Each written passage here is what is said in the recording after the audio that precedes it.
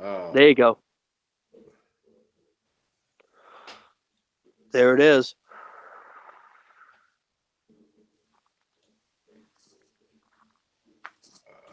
Good evening, everyone.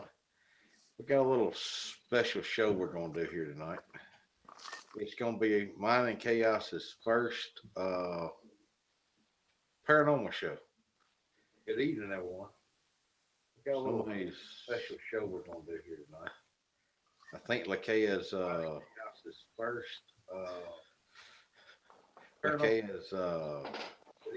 YouTube side's lit up. I think Lakea's I got a special treat for y'all. YouTube side's lit up. Let everybody get settled. Let everybody get in. Well, look at that. I'm already seeing Chris and Cat M in there. How you doing, guys? YB the King. What's going on, guys? Paul G, how you doing? Look at that. Well, look at that. I'm already seeing Chris and Cat M in there. How you doing, guys? YB the King. What's going on, guys? Paul G, how you doing? Look at that. Hold on one second. I'll be right back. I'm already seeing Chris and Cat M in there. How you doing? Look, it's me. Paul G, how you doing? Look at that. Hold on one second. I'll be right back. I'm already seeing Chris and Cat M in there. How you doing? Look, it's me. Russell's in there. Black Magic Gaming. Hey guys. Rad Love. How you doing, honey? Roland, how you doing, buddy? I hope you guys are ready for something tonight because we're going to have some good stuff for you. At least I think we will anyway. I'm kind of in here by myself, so it's a good thing I can babble like a champ. So, hey, I was thinking of something. If you guys are game, okay? But I live in New England, so I was thinking that maybe, if y'all can still hear me, give me ones. But if y'all can still hear me. I'm back now. Is the reverb gone? I can't hear it now. So, okay. But I was thinking, I live in New England, and I'm out here in my yard, got a fire going. I'm trying to get a fire going anyway. But, how about I give you guys a little bit of haunted stuff from where I am, some paranormal stuff from where I am. Yeah, and I also got some stories that maybe we can spurn some really good chat. And I'm also looking for the chat to give us your paranormal stuff too. You know what I mean? So maybe we can have a nice little setup. Hey, before we get to doing that, I'd like to mess with chat just a little bit. Oh, that would be awesome. How would y'all like a sneak peek of the vault? Give me a 2 if you want a sneak peek of the Vault Keeper. Oh, there's my little sister in there. Come on, people, give us a 2.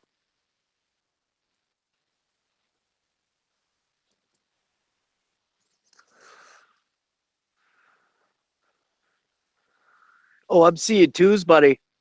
I don't see any yet. Oh, I see them. I got chat rolling on me. Plenty of 2s. I got a please. Vamp's going crazy on the 2s. Oh, yeah. All right. Hold on just a second, y'all. You ready? Hey, everybody. Can you see me? Can y'all see me? I can't see chat, so. I can see chat. Hey, everybody, give us a 3 if you can see. If not, hello.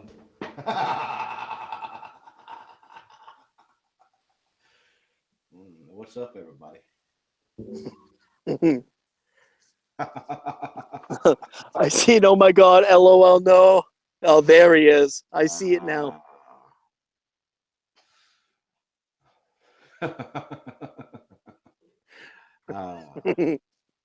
I like messing with chat. Chat's fun. There's your Vault Keeper right there. The one and only.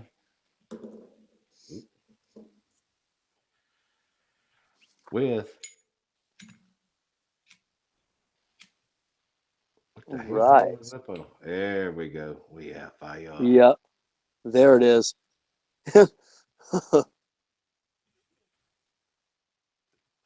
Look at that. That's nice. You're all seeing a world exclusive. Yeah, this The ain't gonna be Zippo. seen. You're seeing the Zippo. You're seeing the Vault Keeper and the Zippo. Oh, look at that. Oh, that's terrifying even from where I am, and I'm the co-host. Thanks.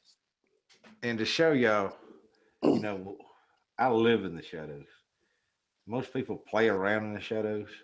You know, something doesn't want to be seen. It won't.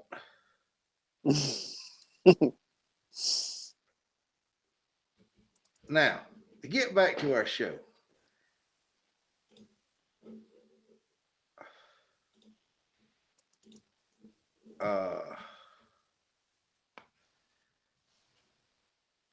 Where's the first place you're going to take us to? Well, right now I'm off a chat, so I hope you can see it, brother. But I'm off. how about Bucksport, Maine? That sounds like Does anybody know anything about Bucksport, Maine? I don't know that much about it. Well, I'll tell you. They're calling Bucksport, Maine, the most haunted town in the entire state. I can believe it, considering all the things that have gone on in this town. I guess I can see it. So let's see, where can we start? Looking at. Wherever you want to start at, bro. All right, let me take a look right here. Take over for just a few minutes. Start talking about whatever you want. I'll be right back. All righty, kids. Let's get into it. All right, Bucksport, Maine. One of Bucksport's most notorious eerie stories. Second to the Buck Tomb. When Bucksport was mentioned, you often hear about murder that still haunts the town. And again, the stories vary, but here's the general plot. Sarah was a divorced woman who vanished from the busiest part of Bucksport one evening in 1898. As a generous mother,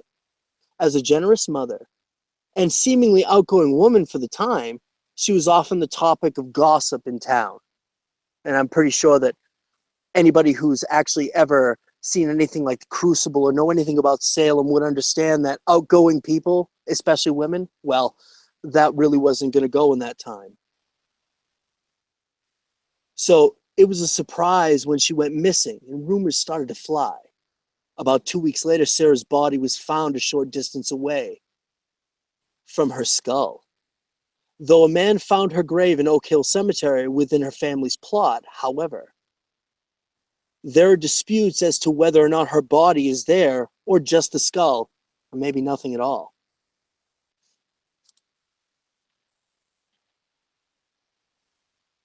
So, there is a tomb in Bucksport.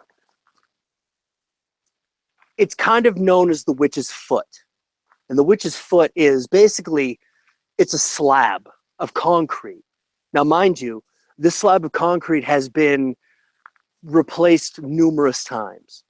Every single time, there is always this type of shadow. And anybody who's a stonemason or knows anything about that type of thing, it almost looks like it's like a water drip, but it's in the shape of a witch's foot. This is kind of, I guess you could say, the witch that haunts Bucksport. Is it Sarah? We really don't know. It's almost kind of an anonymous type of figure. But we do know that a man named, I believe his name is Jonathan Buck. I have to scroll down a little bit here. My text is really small. Yeah, my text is not keeping up for some reason. Lakea's having issues with her stuff. For some reason, when I started up the live stream, it booted her. Really? Yeah, I don't know why, but it'll be all right. All right, she'll get right back on there. Sooner or later. If not, tomorrow night, I think she's doing a live stream. So,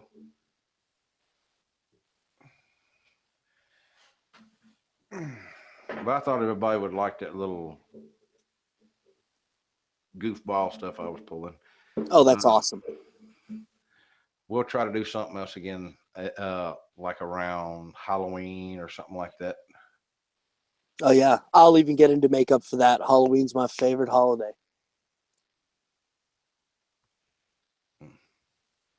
You know, my stuff is failing me here.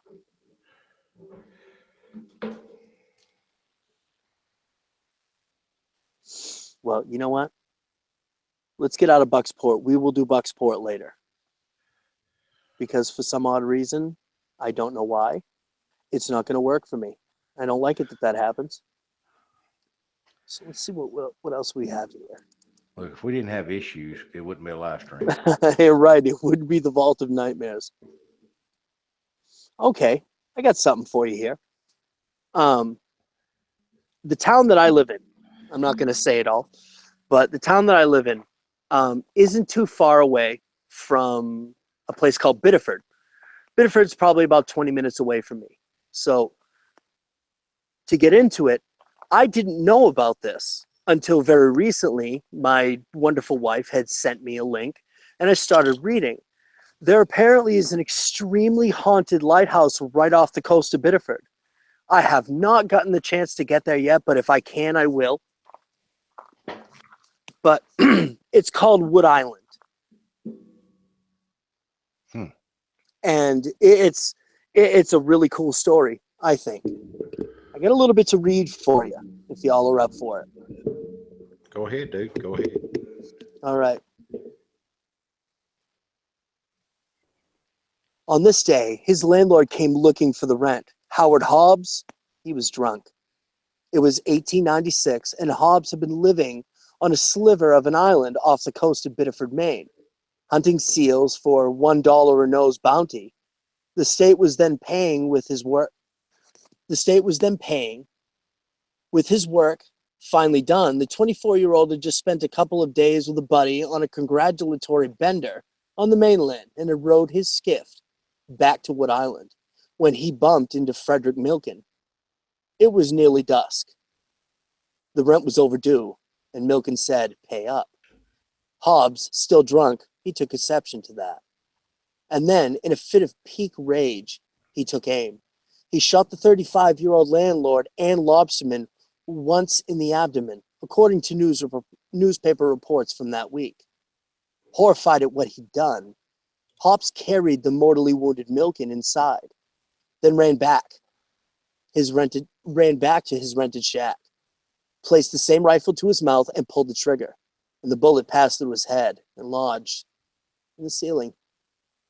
The police called it a murder-suicide, and the papers called it a tragedy, but the folks around Biddeford just called it the beginning. If you're quiet enough, they will tell you, and you stand very still, you will hear the ghost of Hobbs and Milken. Strange voices carried in the wind, footsteps echoing where there are no feet, apparitions, quite literally, that go bump in the night. Witness, Teresa Lowell said the spirits are here. The wife of a lighthouse keeper, she lived on the island from 1984 to 1986 with her husband and believes she bumped into the ghost in her bedroom closet. Now fast forward to 2005. The lighthouse keepers have been gone for 19 years.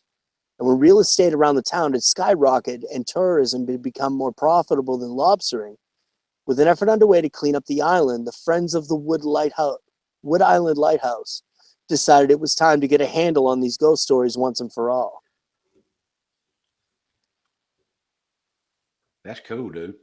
You know, excuse me. Within that, in reading the rest of the story, that was just the intro of it. The rest of the story that's written down as a little boring. But quite a few tours have actually gone through to this lighthouse. I've seen pictures of this place. If there was a way that I could post them, I would. And I think maybe in the future, I will probably do a little thing on the CTP page to actually show the pictures of it. But this place is creepy. It really is. It's one of those places that it's just there. It's supercharged. It's in the air. I started asking people a while back, a couple of months ago was when I got this, and I started asking people, and I do know some people in Biddeford. I do have some family that live around the area. And of course, word of mouth goes through. And you end up hearing stories that come back to you, people that have visited the island. And the biggest thing that always comes back to me is they say you can just feel it. People have reported being shoved. People have reported being touched. Disembodied voices. It literally is like these ghosts, these spirits, apparitions, whatever you want to call them, don't take any time off. They just keep going. It's like they don't even recognize us or notice us. So, in the sense that if you're there, you're literally living in that one time period, constantly replaying time after time after time. The goosebumps, the hair standing up on the back of your neck. Can you just literally imagine something like that happening to you? I mean, truthfully, if you think about it. It sounds like a residual haunting. It does. It does in that sense. It really does.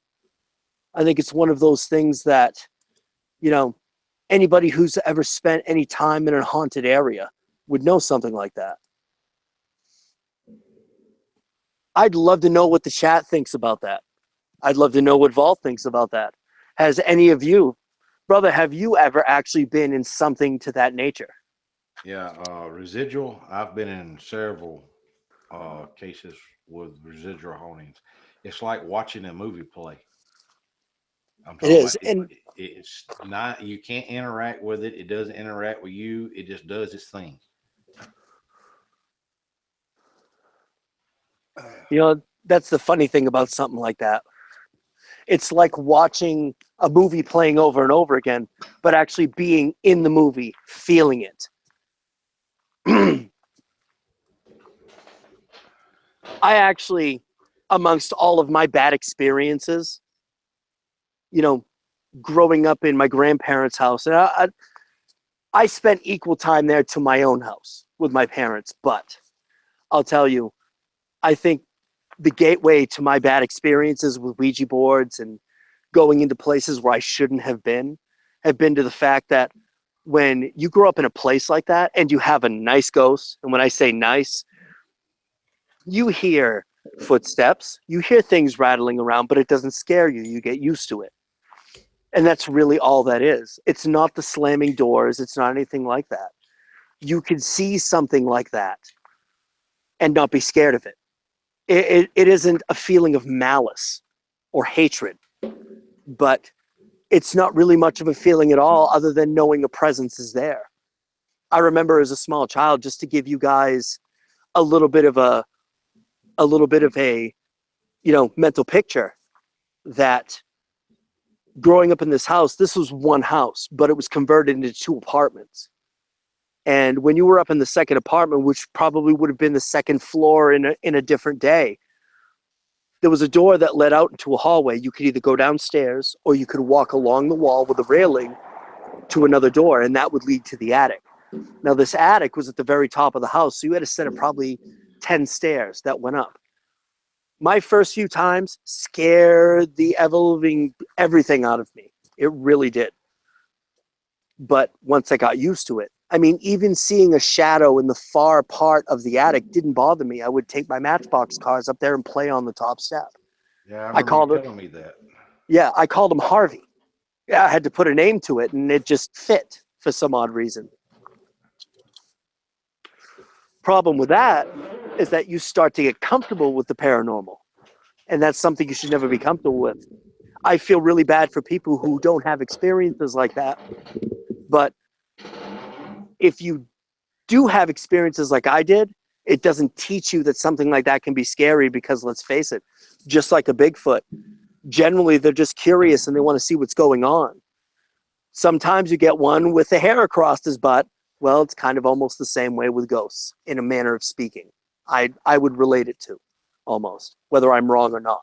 But that being said, I had further experiences with the same entity later in life. Lakea's last live show, I had told a story about somebody I'd met. We had gone to Kennebunk and so on and so forth. Well, before that actually happened, as I was trying to build a friendship with this person, he had told me there's this strange smell in a back bedroom. There's these weird footsteps that we can actually hear on the first floor. Well, I told him it was Harvey. As odd as that sounds, I'm like, that's just the ghost that lives in the attic. For someone who was Wiccan, I don't think he really believed me. So when you walk up these stairs into the attic, as weird as it is, to your immediate right, there's a door. And when you open that door, it's like a finished bedroom. It's almost like somebody was living up there. And I literally couldn't imagine that one.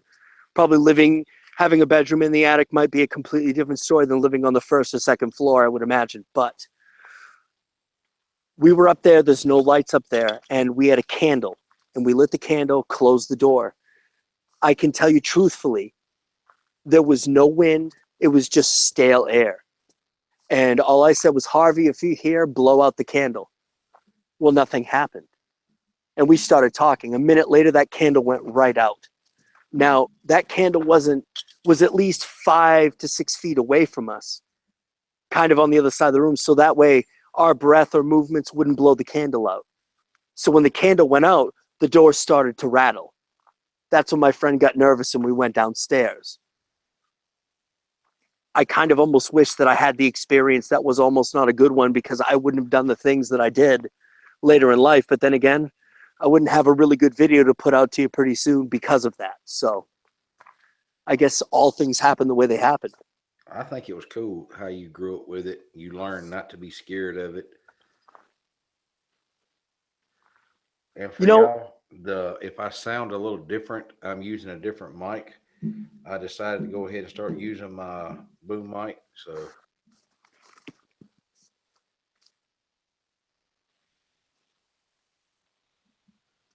so I want to know what some of you guys think. I really want to know. I've got an eye on chat. I want to know what you guys think. What was your experiences? What would your thing? Because I've got some more stuff, but we can get into that a little bit later. You know what I mean? I want to know what Balt thinks. He's had experiences with the paranormal that he can't explain. no, and the more you get into the paranormal, the weirder it gets. So I'm talking about it's like with the cryptids. As soon as you think you've got something figured out, something else happens and it throws all that out the window. It's funny. I always thought there were two different things. The connection between cryptids and the paranormal are actually a rather close connection when they're close together. Well, see, I've had a couple of ghostly encounters during a cryptid investigation, and usually it's always this hag-looking lady. Is the easiest way I can describe her. It's an older-looking lady. She's got white, long, salt and pepper hair, and it, I don't know how other to describe it than just spooky. I'm talking about I've had this thing cackle at me. Uh, speak sounds like she's speaking right into one of your, like, the left or excuse me, the right side of your ear, and you turn and there's nobody there. That's the Uh, scariest part of a paranormal experience right there. yeah, I'm talking about. I've had experiences like that. I've had the residual where, like I said, it plays just like a movie. And the first time it happened, I'm like, "What in the heck?" Because it started playing, and I was on the phone actually with Achaia. I'm like, "You're not going to believe what think I'm looking at." And it got a little closer, and it's, like in the back in the '80s or whatever, the when your TV wasn't tuned in just right, right before cable got real big, and it would be like a picture, but it had this fuzz to it. That's what it looked like. Like it Wow. wasn't quite coming in, but it was there. It's not where you can make out, like, distinguish it. I couldn't make out distinguishing, tell what color her eyes were or anything like that, because it was a lady in an antebellum dress. And like I said, you could tell it was a lady. You could tell the style of dress, but you couldn't make out, like I said, real big detail, like, if there were flowers or whatever on her dress. And then all of a sudden, this horse and buggy comes rolling through, and she gets in, and it goes a little ways, and it's just like it goes behind this, into behind something, and it's out in the open. It's nothing there. It just disappeared. Yeah. Wow. And I was not drinking and I was not smoking nothing but a cigarette. And I just stood there with my mouth open, like, That was my very first residual. I've had Wow, a that's couple crazy. others. I've had a couple others since then, but that was I probably wasn't 30 yards away from where this was going on at. So, like I said, it's not like I was far enough away that I wasn't seeing it appeared out of nowhere, and there was no sound. The wind slightly was blowing, and like I said, you're expecting to see when you see the horses but pulling the buggy, you can hear clomp clomp because it's an asphalt area. You're expecting to hear clomp, you don't hear nothing. That's crazy. You know, it's funny. I actually saw something in the chat. Stimulate asked a question, and I don't quite remember what the question was, but Dark Battle Mage had said that a neighbor had made like a homemade sword out of pipes and duct tape. Battle Mage, was the pipes made of iron? That's what I want to know. So you get a chance to type that in the chat. If they were made of iron, that might have something to do with it. That might. I remember because whether you guys know it or not, and actually, as a matter of fact, I think Vault Lakea and Vamp are the only ones who actually know this at the moment. Was that I actually have an issue at my house right now, and it's not really an issue, but um, I talked to Lakea about it one day, and not too long ago, and I had said that in the place where we live, um, a previous tenant, I don't believe it was the lady that lived there, but a previous tenant before that was a heroin dealer. And now I didn't think there were any ghosts in the apartment at all. But if you're dealing something like that and people are going through that type of thing, and I think anybody in chat can relate to the fact that that's just some bad juju, and that's what I kind of looked at it was. Well, um, it just so happened that I decided to ask my landlord, had anybody died in in the apartment? You know what I mean? And he asked me why, and I kind of told him what was going on a little bit. I'm like, it's not really a big deal, but I'd kind of like to know. And he told me that the people that live above us had been living here for 40 years. Well, the lady's husband had passed away in the apartment when they lived on the top floor. Now I know that a spirit won't recognize floors so much as the fact is the whole house. And it kind of made sense because, Miss Chaos had told me one night, and I kind of forgot about it until she had brought it to me more recently, that she'd been laying in the bedroom with the baby, putting him down, and she had heard almost, and if anybody can relate to this, because I've heard this in a lot of different stories that people have told, that you would hear a hey, hey you, that type of thing whispered in her ear. Now I know that the back part of my apartment is the ceilings are a little thin, but we've got some um, heavy ceilings in the bedroom, so it wasn't anything you would hear from the upstairs neighbor, and it kind of made sense. I didn't know what his name was other than his last name. But I was sitting here about a week ago, and I addressed him directly. This is my house. This is my space. Your family lives upstairs. Stay upstairs.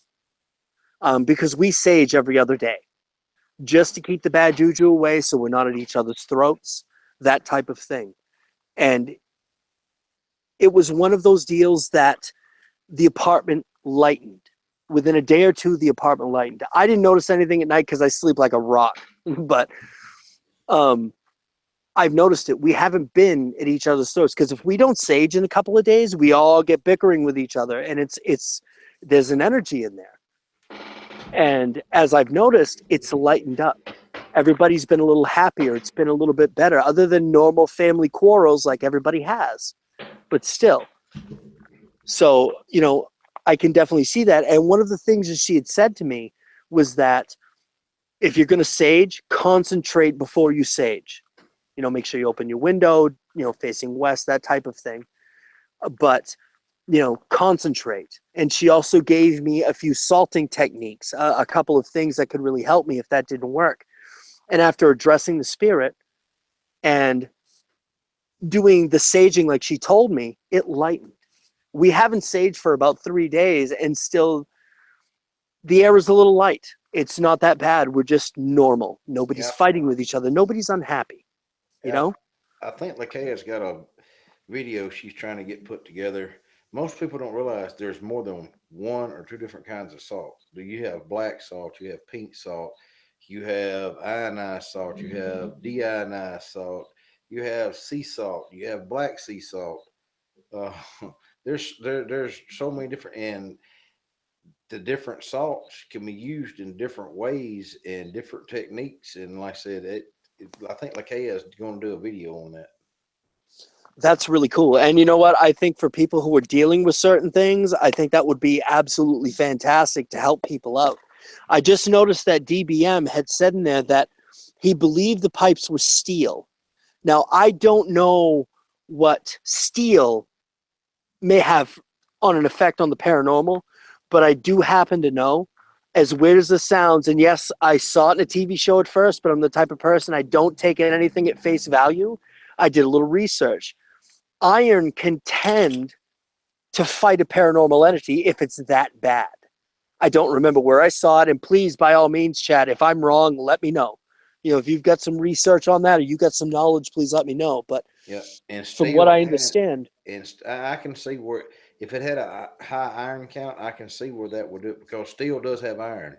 Iron is one of the main ingredients to make steel. You take iron and it's iron, sulfur, uh, crap, uh, coal, and it's a couple other ingredients that actually make your steel, your basic steel content.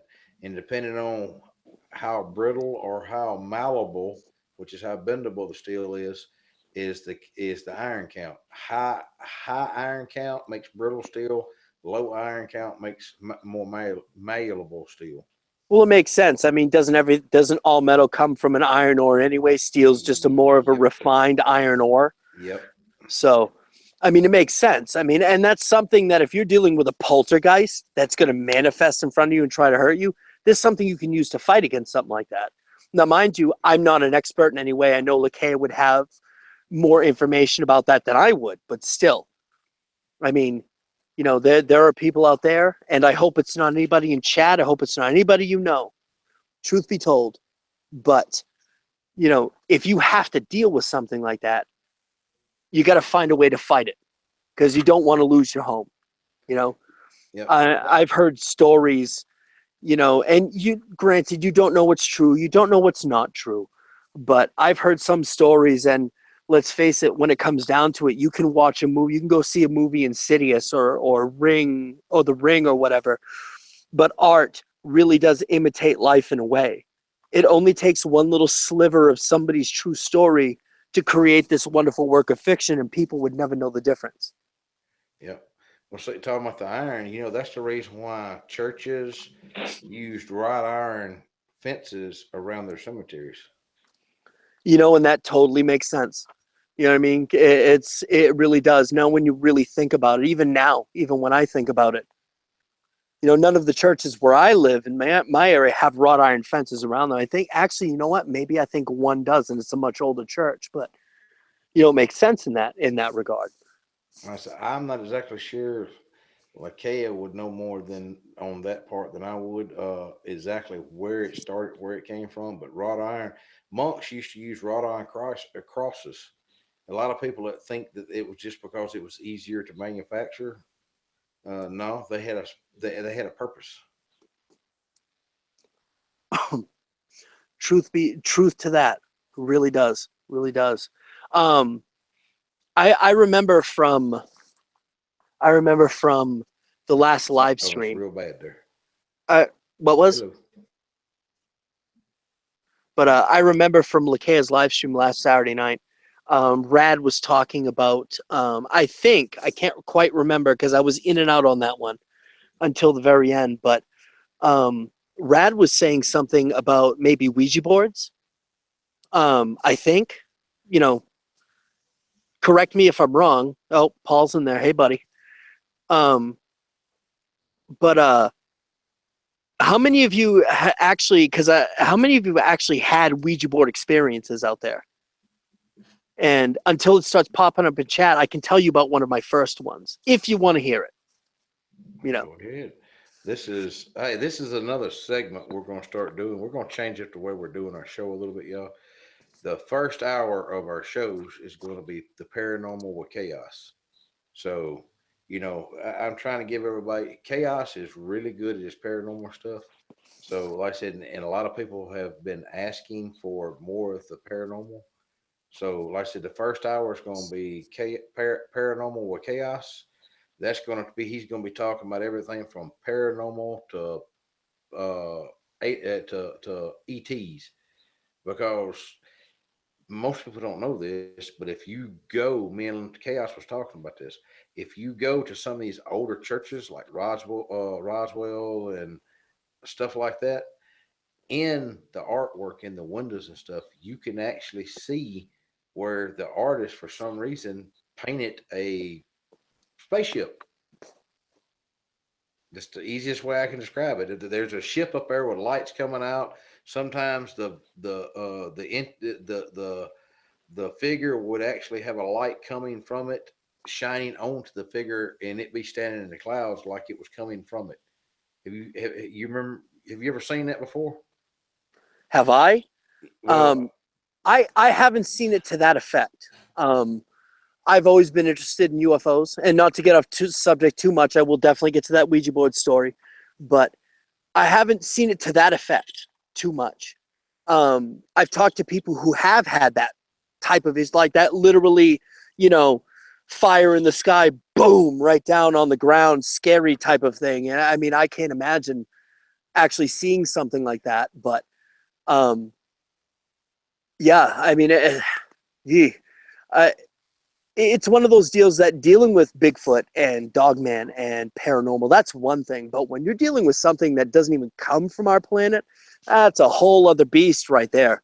well, Terrifying in its own sense. You know what it's I funny. mean? It's funny you should say Bigfoot because, dude, you would not believe how many encounters and stories that I've talked to, seen. Well, I haven't seen it myself, but the talking to the people and the stories that have been sent in to me, they talk about having these UFOs keep coming back to their area and stuff.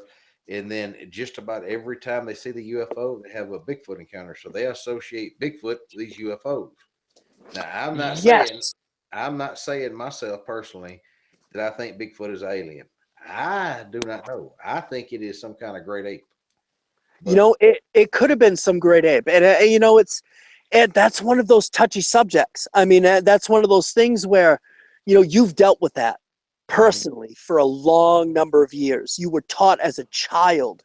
You know what I mean? And you've literally, like, as you've told me before, you've been within 10 to 15 feet of one of these things, looking straight at it. It's looking at you. You know what I mean? I'm looking at him. He's looking at me. You don't know whether yeah, to poop or run or do whatever. You know what I mean? It's one of those deals. But, it's a weird thing. It's like, you know, I remember watching a documentary on El Giganto. And I imagine somebody in the chat's got to know something like that. But El Giganto was considered to be, a myth until the early to mid 1920s when an American, I think it was a British explorer, had ventured deep into places of Asia that had never been before, and he's encountering these 8 to 9 foot tall apes. You know what I mean? And it's like, wow. I mean, you see the pictures of them now, the black and white pictures. It's like you're not going to fake stuff like that back then. They didn't have that type of technology, not even the gorilla suits they had, if they had them at all. So yeah, that's one of those deals where it's like, okay, that lends credence to the fact that, okay, could Bigfoot be a more advanced cousin to this? Or at one point in time, if you look really deep into history, and I'm not trying to offend anybody, but, you look deep into history, there literally is an ancient alien history of Earth. All you have to do is watch a history channel thing. All you have to do is to read into the Bible in a certain way, and you can see that, you know, things aren't quite. And mind you, people, I respect everybody's beliefs and wishes 100%. You know what I mean? Complete respect 100%. I'm only looking at it from my point of view. But if you really dig into certain things and you read, you know, the world kind of reads like aliens were here. Is it a possibility that was Bigfoot here long before that? You know what I mean? Is that quote unquote the missing link? Or is this a creature that was brought here or created in some way so many thousands of years ago and they've just grown into what we know today? I mean, there's a lot of questions to that, and there's a billion different answers that you can come up with. It's a great topic. I mean, I remember when you had Wes on so long ago here, and I had asked a question what the correlation between UFOs and Bigfoot was. And I think I remember him saying, because LeKay had asked him the question, that he wasn't sure about that. And that's totally cool. I mean, Wes has got such a knowledge, it's crazy. But, you know, I remember seeing stories on documentaries and reading about stories that in a lot of cases, you know, people would see a UFO, and then next thing you know, you've got this, you know, monstrous hairy beast coming out of the woods coming at them, and they're like, oh my God, you know, type of thing. Yep.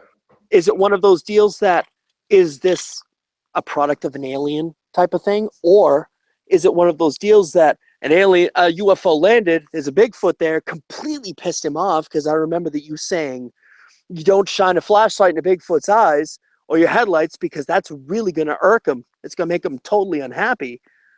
You know, is that one of those deals? And that's yet another topic of conversation. It's like, you know, it's the what if game, you know? Yep. Well, like I said, there's so many unknowns I'm talking about, and that actually is one of the things that keeps me interested in it because I like learning. I like the what ifs and I just love that part.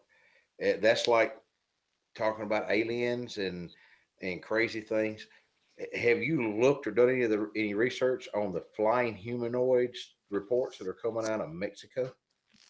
Yeah, yeah. And for some odd reason, I don't know why, U.S. military bases, or not U.S., but military bases in general, areas that have a high concentration of scientific, what's the word I'm looking for? Scientific, like research. Like for instance, the particle accelerator, I believe, is over in Middle Europe. They have a lot of UFO sightings around there. Yeah, that Um, that thing covers two continents. yeah, I mean it's massive. You know what I mean? And who knows? Maybe they're just watching us to see how our progress is. But you know, certain areas tend to have this huge concentration of UFO activity. Thank Why? you. You Hold on. know, Thank you, why Miss New New York. Mexico? Oh, Maritza, that's awesome. That is awesome. Speaking of Maritza, she put in something in the chat that she believes the black-eyed kids are a product of aliens. You Uh, know, I wouldn't doubt it. you I'm know, glad I I, ain't never had no experience with them suckers. that I haven't either, and I'm really happy about that. Considering the fact that I'm outside right now, I don't want to run into one of those on the Vault of Nightmares. But wouldn't that be a nice twist in the live stream, huh? But considering that, I never believed something like that. I was like, no, dude, that's got to be a product of, you know, spirits and all that stuff. But the more stories I've heard, the more of people's encounters, true or not true, each one is a little different each way, but they all have the same moniker in the way that they act. They don't act like normal spirits to me anyway. I'm only going it from my personal standpoint. They don't act like normal spirits to me, you know, like what you would consider a demon or anything like that. They're very coercive. I mean, most times a demon is just going to be like poof, punch it through, you know what I mean? Rah, your mind type of thing. I'm And coming in your house. what's odd is you have to invite these things in. Right. Whether I've gotten reports of, I don't do the black eyed kid things because I don't know that much about them. So it's kind of like I, until I find out more about them, I don't do stories on them because, like I said, I don't have enough information. But the information I do have is people that have reported them walking up to their car, knocking on their car, the window can be even down, and they can't reach in the window. They can't open the door. You have to invite them in. They want you to invite them in your car, your house, whatever. I've even had a guy tell me that he had some kids. He was out in the middle of nowhere camping, and these two little kids. He said about maybe they couldn't have been more than 13 years old. A little girl and a little boy walked up and was talking to him through his tent. He kept asking, "Can we come in? Can we come in?" He's like, "No, you don't need to be in here." And they just kept insisting that he invite them in. And So that's the crazy thing. And I've never heard of any lights in the sky or any type of encounter before you see these entities, but that doesn't necessarily mean that they're not what they are. You know what I mean? They could be a product of an alien. The way they act and the awkward, funny movements, I mean, it makes you wonder. Really, it does. and the other thing is they almost they talk in unison. Yeah. Now, I don't know. I've never heard any stories about demons or ghosts that can do that type of thing. I'm not saying they can't, I'm but with you. Like I said, I don't know enough about them, so I don't know what makes them come around you or nothing else. So I'm one of these ones until I learn enough about something, I leave it the hell alone. well, I'll tell you one thing. If you remember the UFO story that I put out on your channel with the collab with, DW and Swamp and Lakay and whatnot, I don't see my little friend in the sky tonight. It's completely clear where I am. I can see all kinds of stars all over, but I don't see my little friend in the sky. What does that tell you? You know what I mean? It could be because of my neighbor. You know what I mean? He's really into that. Now, yes, I'm trying to get him to come onto the I stream would eventually. love to talk to him. I would love to learn more about what he's only told me an nth. Honestly, I don't even know if that's a word, but he's only told me just a little sliver of what he knows. And I've known this guy since the middle 90s. You know what I mean? And he's been really doing some digging. He knows a lot of people. I don't know if I can get him on, but I would actually love to. And if that's the case, if I can't actually get him to come live, then I'll do a conference call between me, you, and him and record it. With his permission, of course. And he's talked about, yeah, dude, I'll do that, rock and roll. But we all lead busy lives, so. But that Dick would be said, cool. Dick, are you talking to me? You said wait till you see one, then we'll talk. I'm gonna tell you right now. I don't know what anybody else will do, but if I see you come to my door, knocking on my door, talking like like that, and keep asking to come in, yeah, I'm gonna find out what you are because me, and a 45 is gonna have a long speech. Yeah, I got a 45 too. So, you know what I mean? I don't play around. I'm just I got saying, you. that's weird. I'm talking about two. I'm gonna tell you right now, if two kids show up at the vault like that, something bad wrong has went on because there ain't no houses around me for miles and miles, and you insisting on coming in, hell to the no. Yeah, exactly. I mean, I've dealt with many different kinds of paranormal. Do not want to deal with something like that. I mean, I'd like to think of myself as a fairly fearless type of person, especially when my babies are in the house with me. But nah, do not want to deal with that in any way, shape, or form. There's no need for something like that as far as I'm concerned. Oh, two things that don't need to knock on my door: people with black eyes and the clowns. Yep. I don't like clowns either, y'all. They something about a grown person dressing up like a damn clown just don't sit right. Yeah. And if you show up at the vault or my house for that matter, and when you weren't invited or you're not holding a pizza, there's going to be an issue. I'm just saying, I'm a chubby guy. I love pizza, but that's beside the point. Hey, And I don't got. nobody in the chat get any ideas. I'm just saying. Yeah. I'm gonna do something else for the audience tonight. This is for Vamp. Let's see it. How do y'all like this? I do too. So I know we strayed off topic, but let me get into this little experience I had. It was like, well, I'm not going to say it was my first. It wasn't my first Ouija board experience. You're going to hear that on the upcoming video between myself, Vamp, and Lakea. 3 true Ouija board tales. It's going to be epic. Shameless plug. Sorry, folks, but it's going to be really good. I know these ladies. I know they're very talented, and so do you guys. I know anybody who's seen Cooking with Chaos, anybody who's watched any of Lakea's videos on Vault's channel or her own channel, super talented. It's going to be fun. It really will. I've heard a little bit of what was sent to me, and that's just intros and outros, and I'm completely pumped. But aside from that, one of the people that I'm trying to get to come onto the vault, and it's because his schedule hasn't switched over. Once his schedule does, I'm going to work him through on getting him live with us, which will be really fun to watch. Would be really fun.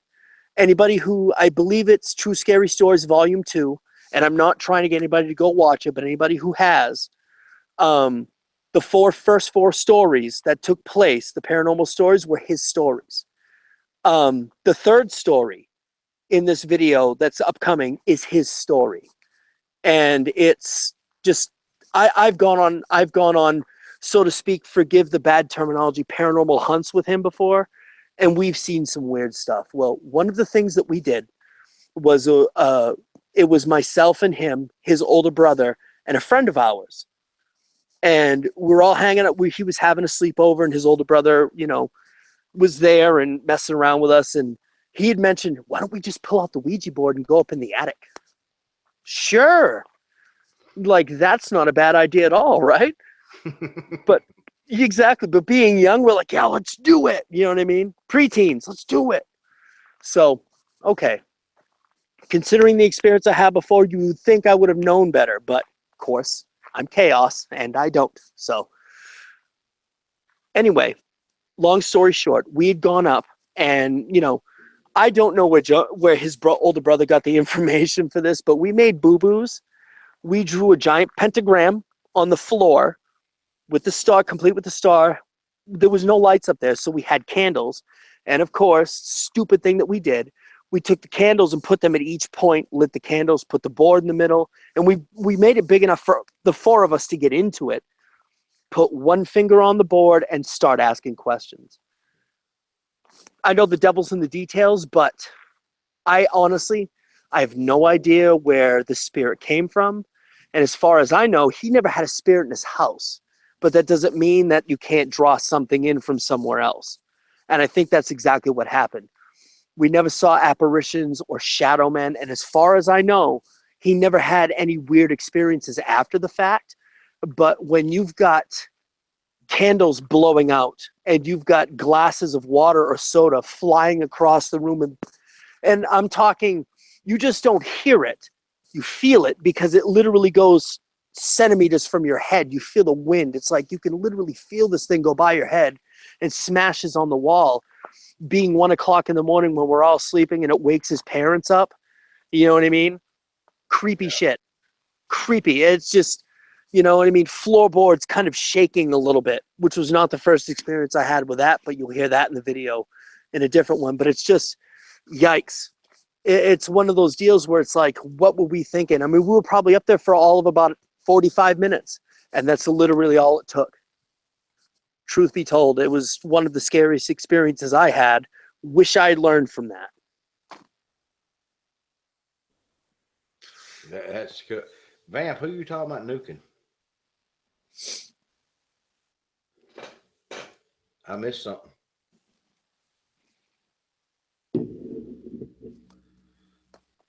I'll try to go back and chat to see, but hey everybody. Yep. I didn't see what happened or who did what. I'm sorry. Yeah, I didn't either. I'm walking around here just talking, and I've been totally ignoring chat, so sorry about that, everybody. Wow, Jamie, the house I grew up in, when I was grabbed one night around when I was maybe 5. Can't even imagine. It would scare me now being over 40, never mind being a little boy. That's crazy. I think they've done learn their lesson vamping here. They come in here, they get to say one thing.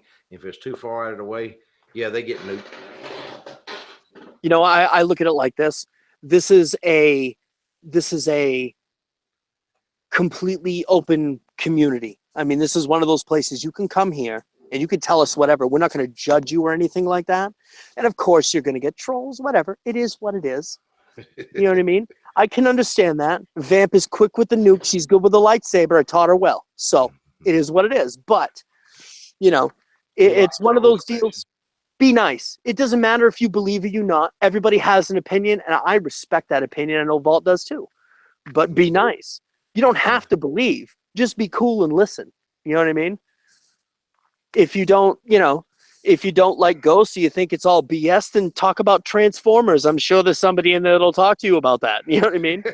I like Transformers, rock Yeah. on. But I can't wait till the new Transformer movie comes out.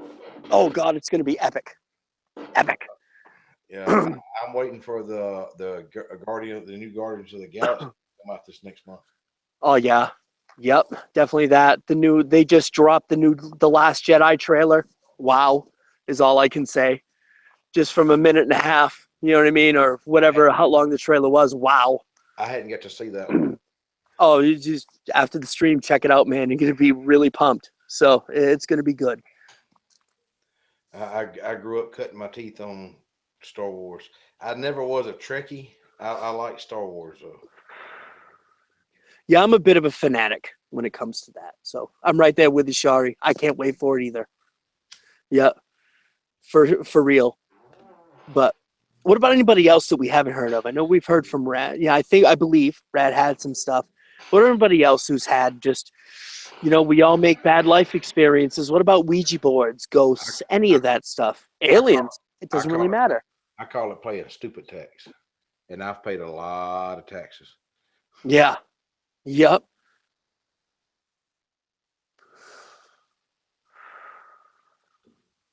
Uh, like I said, the paranormal thing. I've had my experiences. I've dealt with a bunch of stuff, but like I said, this is more chaos's forte. He's the go to guy when and Lakea and Vamp and all. Like I said, this is more their area expertise, and he's teaching me a little bit more than what he knows about the paranormal, and I'm trying to teach him what I know about the cryptid side. Right, Anybody that exactly. tell anybody that tells you they can't learn anything, they're stupid. Yep. It's either you can't or you don't want to. I don't believe can't. It's, you know, Well, there is no try, there is only do type of you, thing. And, you get you some of know, these smug people though that think I've been doing this for such and such amount of years. Okay, well, what's up, DW? You know, I still have yet met an expert in the paranormal, the cryptic, or whatever. Because unless you've got one stuck in your basement, you can go down and study every day. There ain't no way you can know everything. right, exactly. Oh, DW's in the chat. Hey, big guy, how you doing? But yeah, exactly. I mean, and I've had quite a few paranormal experiences, but I'm still learning. You know what I mean? I still learn new things every day. Look, hey, it taught me some new stuff not too long ago, like I said earlier. So, it's one of those deals that, when you decide that you're going to stop learning or you think you have a handle on it, that's about the time you make the wrong mistake. I Period. know one thing that aggravates me, and like I said, I did start putting some videos. I'm going to do some more videoing, but you got people that go out here and put these videos out here, and it's like looking for where's Waldo. Yeah. I don't get it. I don't understand why they're doing this, but okay, if that's what they want to do, you know, but if I want to look for Waldo, I'll go buy a book from Walmart. But Right. I've done videos, and in my video, I'll tell you if you see something, let me know because I watched the video probably 30 times before I put it up. And I would rather you say you've seen something than me tell you, all right, right here on frame such and such is that. No, just watch it yourself, look at it, see what you see, because y'all don't get to see or catch a lot of the stuff I do in person. It's hard to catch it on video or audio because it's not like being right there when it's happening. And I think when it comes to cryptids, especially, I guess we'll use Bigfoot as an example because I think that's the most, that's the one cryptid that people will go looking for, Bigfoot and Dogman. Yeah. Well, like I said, that people go looking for the most. I'm gonna do some more video on y'all, but like I said, hopefully I just catch one of these things walking across the field or whatever. But still, if I was 20 feet behind one, let me film it, and that's the other thing. It let me film it. There's gonna be people out there. Oh, that's fake. This is that. You can call it whatever you want. I'm putting, like I said before, I report what I see and I report what I hear. Hey, Vault. Give me a second. I'm gonna pop my headphones out real quick. I think I hear something. Okay, hold on a second. I'll be only a second. You go ahead.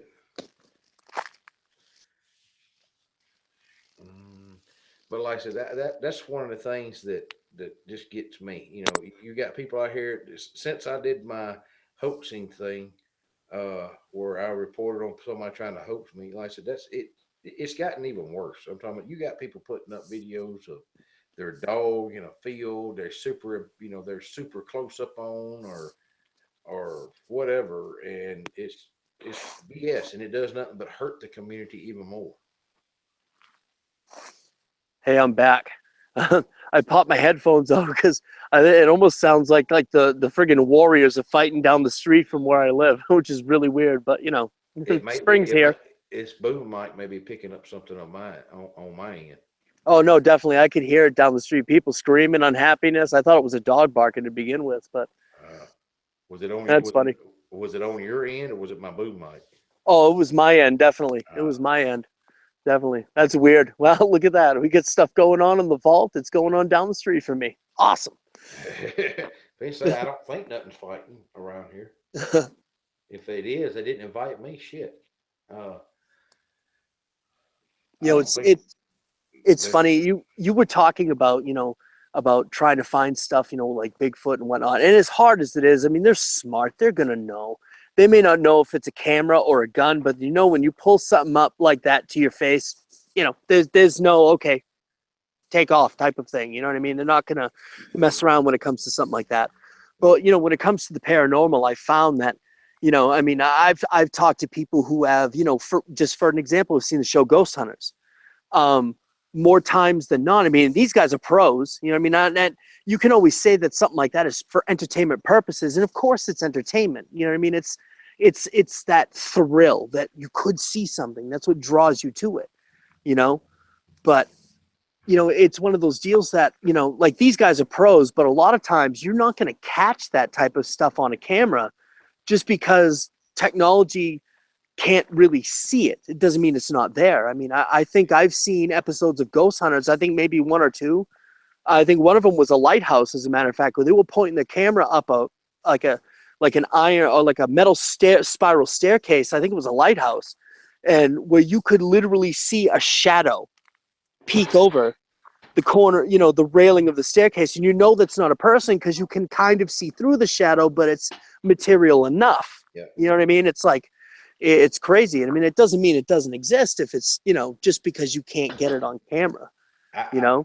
talk when you said something about taps, that reminded me of a show that I seen. And where y'all know it or not, folks, the man that was the head of the taps, Jason Hall, is good friend of our brother here in chat, DW. And I remember an episode where these people tried to hoax Jason Hall and them, and he called out every one of their hoaxes and went back to them and like, dude, he was not happy.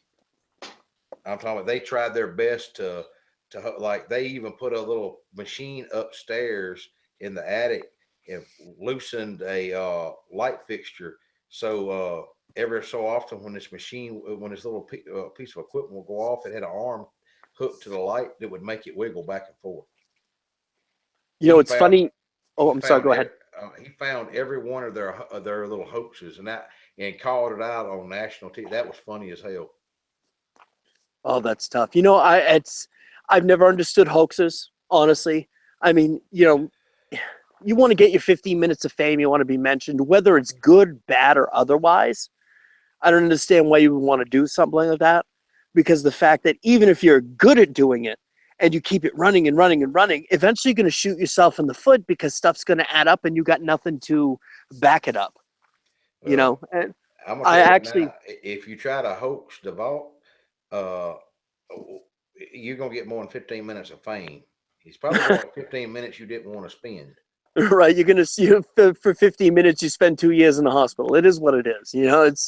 It's crazy, but Well, it it's funny, aggravates me because while you're hoaxing me, I could have been out on a real investigation or trying to help a real person that needs help. right? It's funny that it kind of got on the topic. I had a coworker of mine. I don't know if he's ever going to see this or not, but I remember a couple of months ago at one of our breaks, he was telling me that him and his wife had gone on this. I guess it was a ghost hunt. He didn't give me a whole lot of details. I don't really know. I know it was around. I want to say it was maybe New Hampshire. I'm not sure. He said he'd traveled a little bit to get there, but not very far. And it was in a house, and they actually had to pay. It was a small fee of some kind. It was probably maybe $20 a person or something like that. But he went in there, and he was all about it at the beginning. And making the flat. If there's a spirit here, make this flashlight go out, and that type of thing. Trying to do the EVP thing, and I. I almost had told him, I'm like, well, EVP isn't really an instantaneous thing unless you have really good equipment. You know what I mean? But it's one of those deals where he's standing next to the guy and he happens to look over, and they do the whole flashlight thing in a different part of the area they were in. And he sees the guy mess with the flashlight. He's like, I never, unless I just happened to look over and look at it. It was one of those like, I want to say it was a mag light, one of the big silver mag lights that has the little, um, has like the little screw and bottom on the end. It was a flashlight like that. And he's like, I couldn't even understand it. He was so distraught over the fact. And I'm like, he's like, they just got my money for nothing. And I'm like, well, you dude, a lot of people do that stuff. I mean, Yeah, that really it, teased me off when people do that. it's not like going into Walmart and, buying something. It's when you go into a paranormal situation, you could see something. You probably won't see something. Yeah, You know and what I see, mean? for people to charge for that crap, because like I said, there's no way to know on cue this is going to happen. Anybody tells you that, walk away, because a haunting, things don't happen when you want them to or when somebody else wants. They happen just to be happening. uh, I got a question for chat. Is there anybody near or at the Washington D.C. area? I got a reason behind this. I got a reason behind it. Um, what was that question again? is there anybody in chat that is near or at or around the Washington D.C. area? Okay. Reason why I ask this is because the only time I've ever ventured out of New England, geez, we're talking like eighth grade, and I remember this because it was that type of experience. Um, but we had gone on a class trip. It was, it was probably like 30 students. We were it was when I was in, I'm sorry, junior high school, and we had actually gone on a trip to Washington D.C. And the reason why I'm asking is because if there's anybody around the area or they plan on going to the area, go to Ford's Theater. That was the theater that Abraham Lincoln was assassinated in. And the reason why I say that is because it's not just Abe Lincoln. It's one of those deals where it's that theater is genuinely haunted. And of course, my buddy, well, I'll call him Wild Tempest because that's his screen name. He was the one I was talking about earlier. I want to get on here. It's my paranormal guy, more or less. Him and I had gone on that trip together. And I'll tell you something. All the stuff that you hear about Ford's Theater, 100% true. I'm going to tell you straight up. I know because I've had experiences in that theater that I can't explain. I mean, and I'm talking physical experiences. I mean, you will see apparitions out of the corner of your eye. If you're lucky enough to be staring straight at it, it's not going to last very long. You know what I mean? Maybe a second, but you're going to see things manifesting out of the corner of your eye. And if you're really lucky or unlucky enough, you may have some contact. I remember that we had actually gone around to the backside of the. It's hard.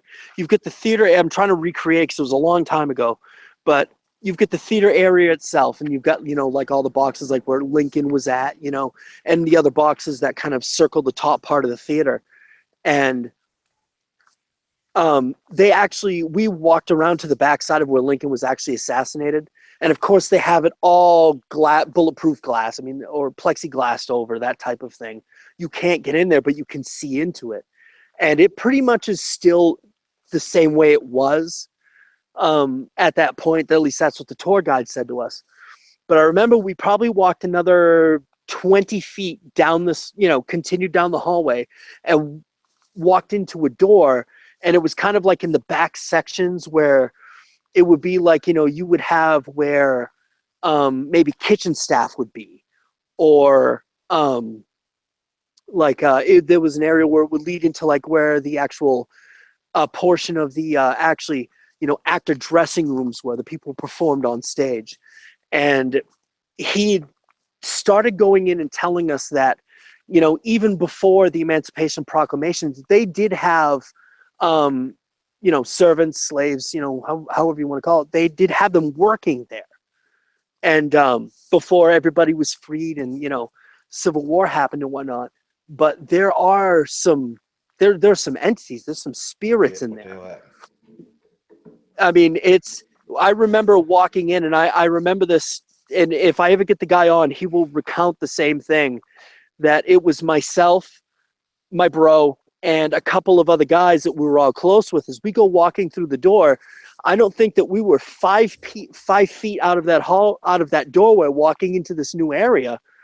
And all four of us literally split like the Red Sea, like Moses himself had just like pushed us right out of the way. And it was like really only one of the real physical experiences that I've ever experienced myself. And it was just one of those deals that it literally kind of just, best way that I can explain it is that if you've ever been outside during a hurricane or really, really high winds, and it literally just almost takes you right off your feet, like a force, boom, it hits you, but it feels like hard wind. That's kind of what it felt like, almost. Because it hit me, but it felt like this just wicked, I don't know, like a whoosh, a breeze, or a really, really hard wind's really the best way that I can explain it, as it went through. And I wasn't the only one who, experienced this. There was, 3 other people around me that did. So it's one of those deals that if you ever get the chance to go there, go there. And if you really want a paranormal experience, there's probably, I'm going to say, go on record, there's probably about an 80% chance you're going to have one. Whether you see it, feel it, or you feel really creepy. And trust me, if you've never felt that, you will. Trust me, you'll know what you're feeling when you feel it, type of deal, What'd you need, VIP? I seen you say something to me. I'm back and forth in 2 different areas. Oh crap! You want to poke, boy? I'm gonna fling a rocket at you. I'm gonna pull a Trump. Uh-oh. Uh-oh. You calling on Trump. Yeah. That's like a spirit. He's going to be in here soon now. You just mentioned him. I'm gonna drop a Moab on you.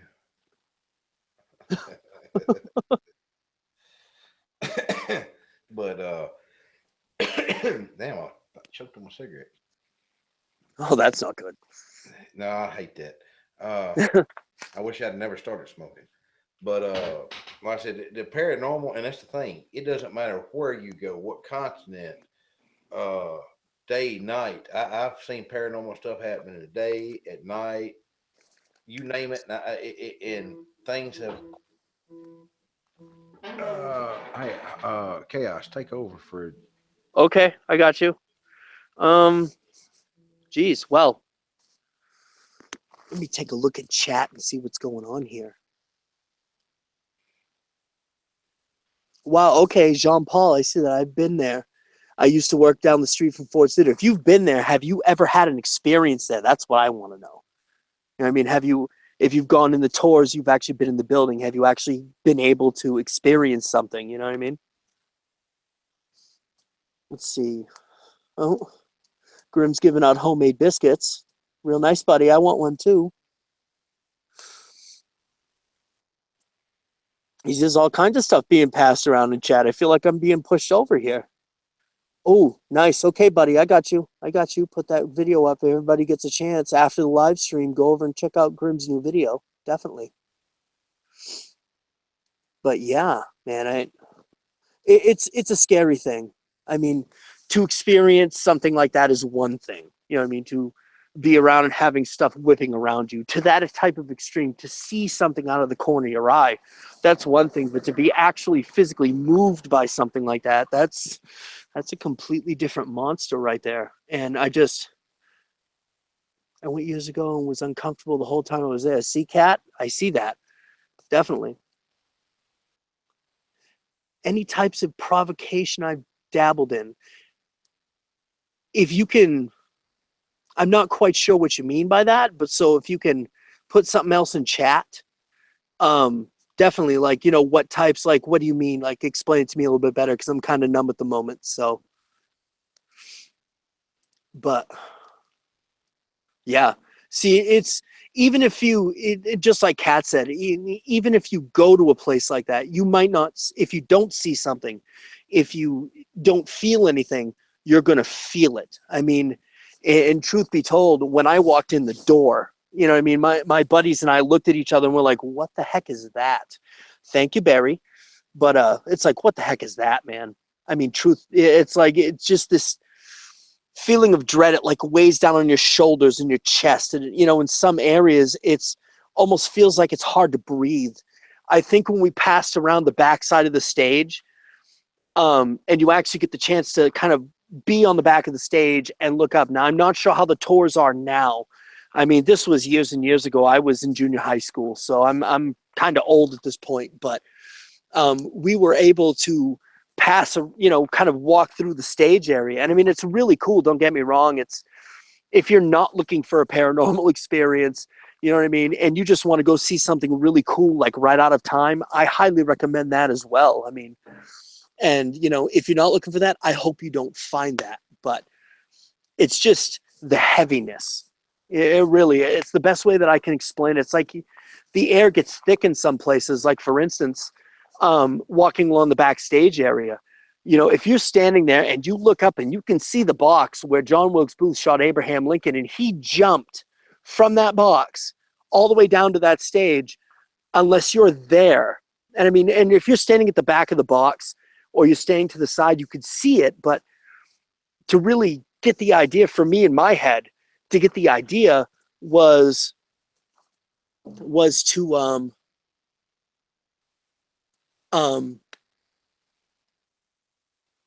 just to see that it's like, wow. I mean, how can a man jump that? You know what I mean? I can understand why he broke his leg. I'm surprised he didn't break his neck with a jump like that. And, you know, I almost want to believe that in some way he left a little piece of himself right there when he did that, getting hurt, because it was such a traumatic experience doing what he did, you know? Jean Paul, you said something here. Let me just go right back up. Civil War battlegrounds. Yeah. You know, I've never been to a Civil War battleground, but I would love to go to a Civil War battleground. And thank you, Kat, for that. I totally appreciate that. It's truth. When you walk in a place like that, that has that type of history, the things that went on, whatever is floating around in that place, you're going to feel it. Even if you don't see it, you're going to feel it. You know there's something there. But to get back to that, I would, you know, me personally, I would love to go to Gettysburg. I've seen the videos, and I mean, I would much rather see a video of somebody who's just a normal person like myself, who brought their camcorder or their phone, and they're just filming this. I mean, I'm very sure most of you, because it's been out for a while now, but I'm very sure most of you have seen that video where a guy, and you can hear a guy and his wife talking, and she's like, "What is that?" And he's like, "Those are ghosts." And what do you think they are?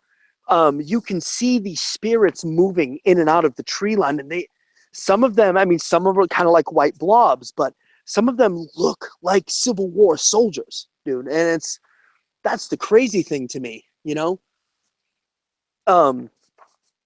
It's like, I would love to be there to feel it, experience it, if I'm lucky enough to see it. To catch it on camera would be like the, you know, piece de resistance. But, you know, sometimes, you know, to get something like that on camera, whether it comes to Bigfoot or ghosts, you've got a better chance of being a bank hostage than have that happen. So, but, you know, I think when it comes down to it, I mean, yeah, exactly. So many tragic deaths there. And you're right, violent, tragic deaths. And you're 100% right, Barry. Negative energies. I mean, like, for instance, it doesn't take much to create a negative energy. You know, it's your wife's sister coming over, having a bad day, drop a big rain cloud on top of your apartment. But not like I've ever had that happen to me. Anyway, but aside from that, I mean, it's a scary thing. It's a very exciting thing, but it's a scary thing. Let's see, one of those saga stories coming out you've been working on. You know, Paul, just to take a little break from that, yeah, pretty soon, man. I've got them in the works. I think I've got like 3 or 4 stories, and I know I completely bunked it last week. You know, we had a couple of 60-degree days over here, and I was outside with the babies. That's the truth, kids. 100%, you know. But they're coming out soon. I've got tomorrow night. I'm going to be doing some heavy recording. So if Lakea does have her stream, I'll be in and out here and there. But I got to do some recording for the next 3 or 4 weeks. So as far as that goes, and I know you got a hand in that, Mr. Silence. All right. Let's see, Dana. I saw something about that. Kind of full circle, New Orleans, Savannah, Gettysburg, Washington. You know what? That's actually a really good idea. I mean, I've never been to Gettysburg. Like I said before, but I would actually love to go to Georgia.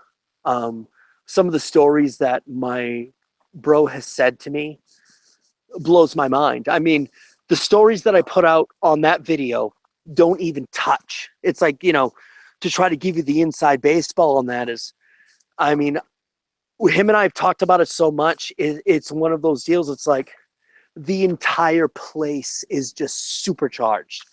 Whether there's a ley line there or not, I don't know.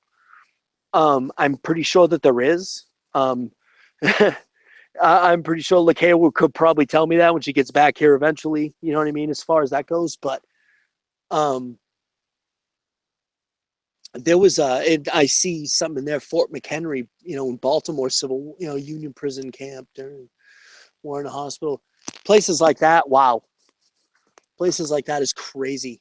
I remember my bro telling me about a old Civil War fort out on Tybee Island in Georgia.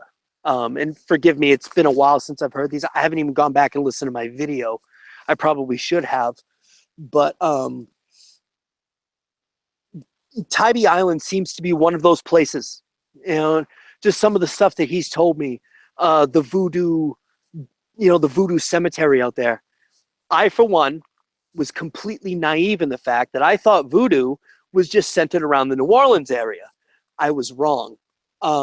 It's literally in some certain areas, Georgia being one of them, apparently, I guess, that Voodoo was really, really big there at one time. So, you know, you go out there and you happen to see this road. You've been out there 100 times, and you happen to see this road out there that you've never seen before. Of course, you're going to take it, you know, and you and a friend of yours, because this story was him and another, you know, I guess, a friend of his that they had gone through boot camp together.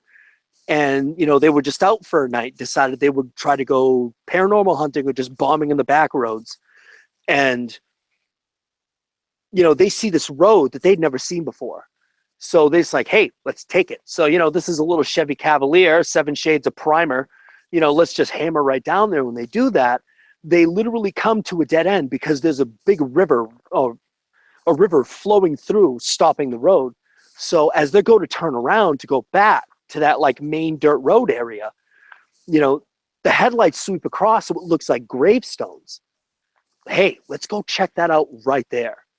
You know, to me, that spells all kinds of trouble, but I would do the same thing. So the long and short of it was they get into the cemetery and they realize that the cemetery is a lot bigger than they've seen before.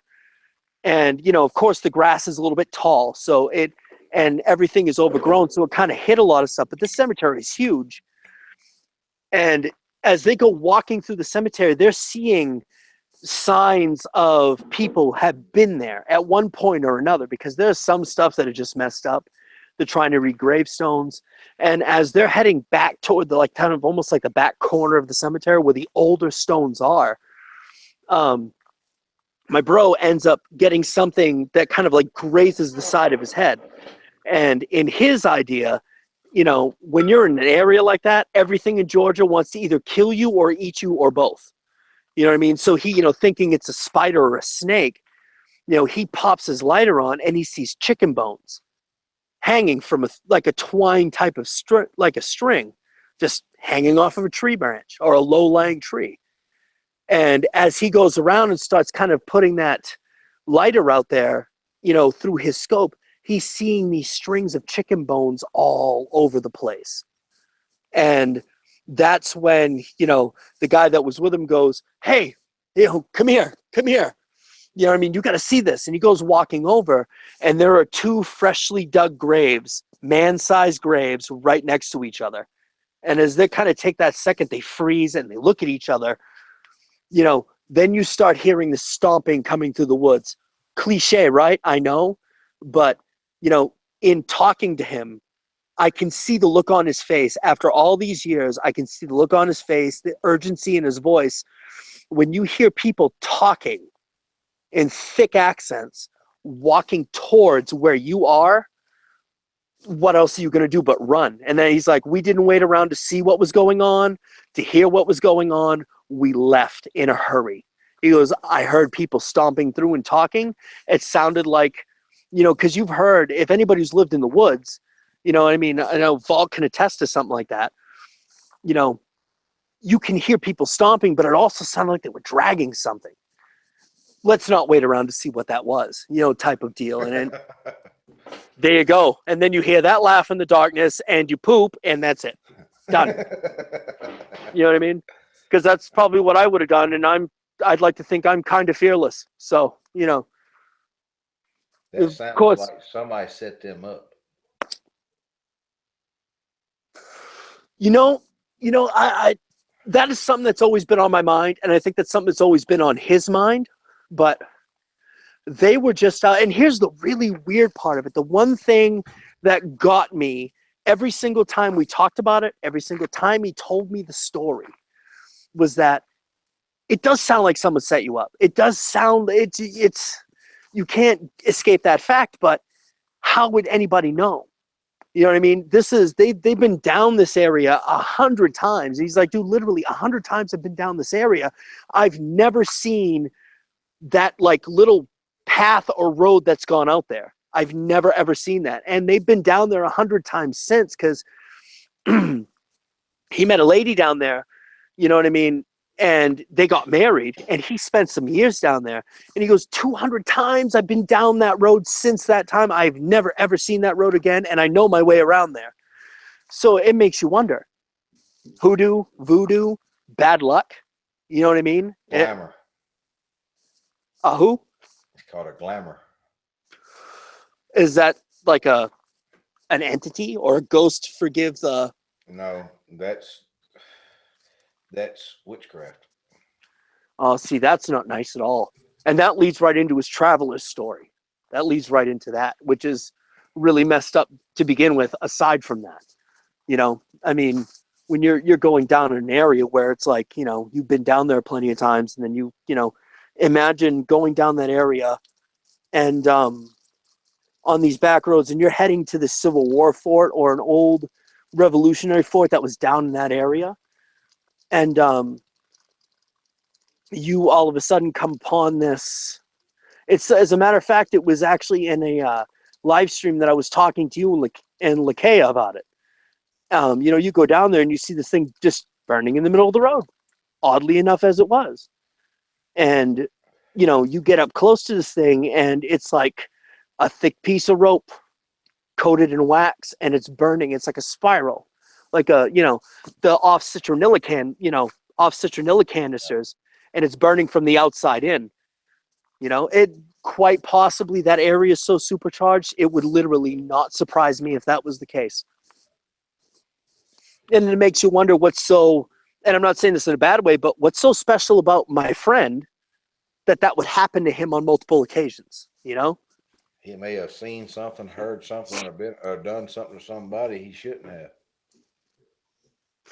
Right? Because just most people don't know. I'm talking about. Just, let's say secret societies. Just use that because most people understand that. Right. You And know, I actually see in the chat, I'm sorry to interrupt, but I see in the chat, Barry, what is a traveler? I don't necessarily know that that's an official name for them. That's just what we call them. And I think Vault just hit the nail on the head that it's like a secret society. The way that it was my friend's ex-wife was a former witch. Oh, I'm sorry. Yeah, she was a witch that doesn't practice. So I don't know if that counts as former witch or not. But as far as you can call terminology her that. goes, She just decided to take a hiatus. right. And I guess at that point in time, she wasn't practicing or anything like that. I've met this woman. I'll get into that after. Aside from that, you know, she said, she asked these questions. Well, how is it burning? Is it burning outside in, inside out? Well, what's going on? What does it look like? And he gives her the details. And she's like, we have to leave right now. Like, literally, like, I'm trying to put the urgency in my voice. Like, you're in a war zone. Go! You know what I mean? Run. Because, they're shooting missiles at you and shit. And sorry about that, but dollar in the swear jar. But it's one of those deals where it's like, we have to go. And he jumps in the back seat. And as they're turn around and they're driving away, he sees two people standing on either side of this thing in the tree lines. They were not there before because they were just him and his former brother-in-law were just standing there. They weren't there. And the way he described it in this area was that it was so thick that a squirrel would have a hard time getting through there.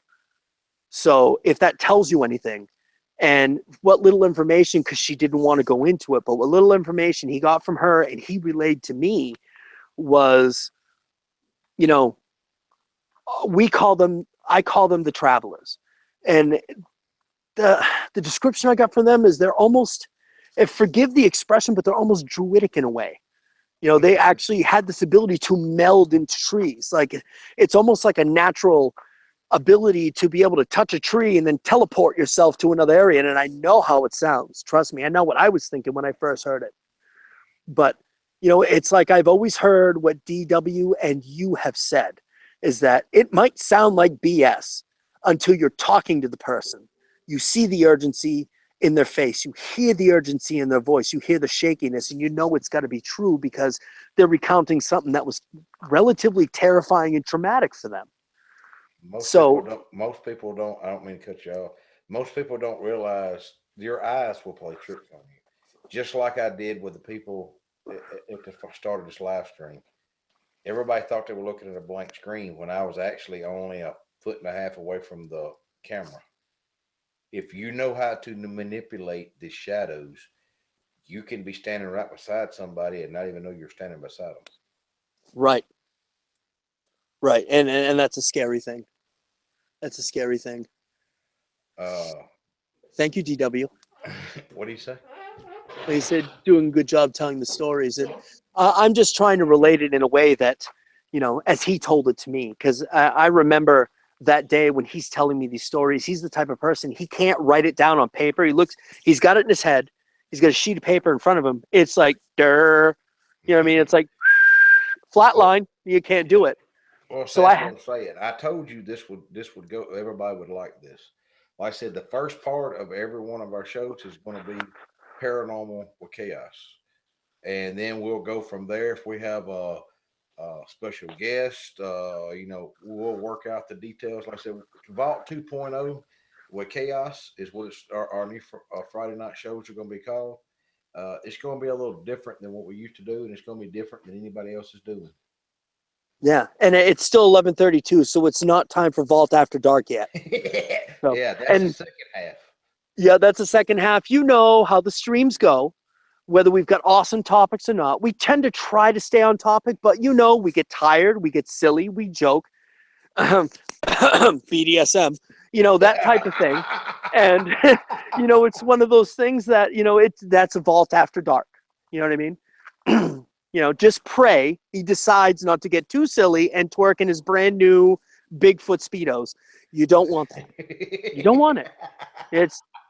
But aside from that, in getting back to it, I guess it's one of those deals. And, he was here in my living room and I set my mic up in between us so we could talk. And I I had like 2 hours worth of stuff that I had to peel through to try to put 4 stories down. And it's crazy. And when I mentioned his ex-wife earlier, good Lord save me. I don't get intimidated by people. I don't care. I mean, I'm a short, chubby white guy with a gnarly beard. I don't get intimidated by people. I don't care how big they are. People are people. No matter how big you are, you're still made of the same thing I am, just, stronger than I am. But Hey, I met this woman. Hey, DW said that my voice is low. Is this better? Can you hear me now? I can hear you good anyway, but that's because I'm on the same setup as you. So Is that better, DW? Rolling. We up here in New England, we got a lobster from Matt's Clam Shack. Or hey, DW, I can always go like this right here. I'm outside in the dark. Okay, I mean, I got a little street light and my fire's dying out. I'm just saying. It was like a puckering moment. I like it, but when I'm inside the house behind locked doors, and I'm not looking around at every little thing because everything's dark out here. But it just adds to the fun. Purposely, frighten you. Oh no, I'm okay. I'll be all right. I feel like I'm gonna try to be a big boy about this. I take that back. I would purposely try to scare you. Fun. Yeah, I know. I got you. I kind of figured. But yeah, I don't get intimidated by people. I try not to. And I met this woman, and she literally was like, I don't think she barely hit 5 feet tall. I mean, I'm like 5'8", 5'9", so I'm taller than she is. But it's just, and if anybody can relate, it's just the way she looked at me. I swear to God, she didn't blink for an hour. And just those big eyes that stare right into your soul, and no matter how tough you are, makes you feel like a very little person. And I actually asked her about the travelers, and she gave me this look. And then she looked at my bro and looked back at me and goes, "We're not going to talk about that." And I'm like, "Yes, ma'am." Normally I'll try to poke somebody. Come on, tell me about it. Let's go. It can't be that bad. And I was just like, okay, I got you. I'm not trying to be a wimp or anything, but it's just, I guess it's one of those deals that, some things just actually need to be left alone. Right. It does. And I mean, people like myself that just want to know. Sometimes you just gotta, okay, let's just put that to bed and leave it there. Type of deal, Let's put it this way. You remember what I was wearing, right? A while ago. Yes. Does that bring back any memories? For me? Of your story you were just telling. Yeah. As a matter of fact, it does. And if you're actually one of them, I know I am completely Benjamin Franklin. So if y'all can read between the lines on that one, Yeah. I don't know what you're talking about. Okay, good. Neither do I. And moving on, how about those Yankees? But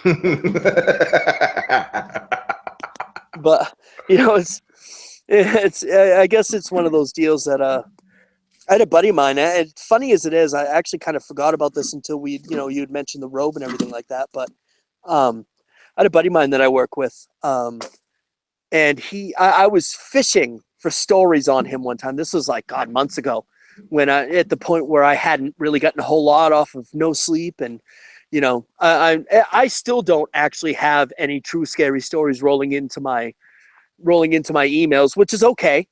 I've got a lot of other cool stuff rolling in, but I'm not big enough at that point. But I was fishing for stories, and he looked at me one time. He goes, I do have something. And knowing this person as long as I have, I kind of believe it. Him and another friend were four-wheeling down off, the best way I can describe it. There's one major U.S. route that comes out of my area that will lead right into New Hampshire. The northernmost tip of New Hampshire, not northernmost tip, but the area that's closest to me. And they were off of that U.S. route now, and that area is a whole lot of deep, dark woods. I mean, I go through there every single day, twice a day, going back and forth to work. And I've even hunted with my ex's brother in that area. And there's a lot of woods back there, and some of it gets really, really thick. And there's more houses there now than there was at the time. Just a few though. And he had said that he was with a friend of his, and they were four-wheeling, and his friend's chain broke, and they were actually out behind somebody's house, so they killed their four-wheelers. He'd hopped off, and he's trying to fix the chain until he heard something. And well, he kind of picked his head up, and he's kind of looking off and see, if you would look maybe about 200 feet in front of you is the back of somebody's house. If you were to kind of go to the left a little bit, maybe, 30-degree angle, if anybody can kind of picture that. It's not much of an angle, but it's just enough, kind of off to the side into the woods, the side of the house. He sees a light out there. And they were back far enough where if they were quiet, there was no lights, they would never have been seen. And they weren't seen, thankfully for them. And he heard something. He goes, I don't know what it was. It was people talking. It was something weird. He goes, I don't necessarily want to say they were chanting, because it sounds like really cliche in that fact, but he heard voices. And, then you hear a couple of people walking through the woods. They were wearing robes. Now, being as dark as it was, he goes, they were dark robes, but I don't know if they were black or brown, because they certainly weren't white, because they would have stuck out like sore thumbs, because there was just a little bit of light, backlight coming off the back of that house. There was like a porch light that was kind of on the side. And they go over to, like, how most houses, I would say around here, most houses actually have like a shed, maybe, 50 feet behind the house, where you would keep your lawnmowers or outdoor equipment, that type of thing. It wasn't very big. And they open up the shed, and they kind of go in for a second, and they pull some out, and they're dragging something. He goes, I don't know what it was. I don't know if it was a person or an animal or whatever. He goes, I don't know. I don't want to know. And that's when I looked at my friend and said, we need to get the flip out of here, like right now. You know what I mean? So he hops on the back of, my buddy's four-wheeler that's still working, fires that thing up, and literally guns right past them. And this is the point, of course, they know they're there now, and they were probably a good 50 feet away from him.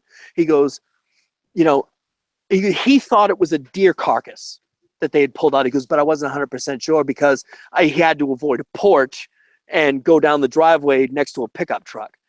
And that was one of those things that he felt like he was saved by the police, because he probably got 100 feet down the road, and he wasn't looking, but his friend had turned around and looked behind them, because he was on the back of the four-wheeler, and had said, they're getting in their truck.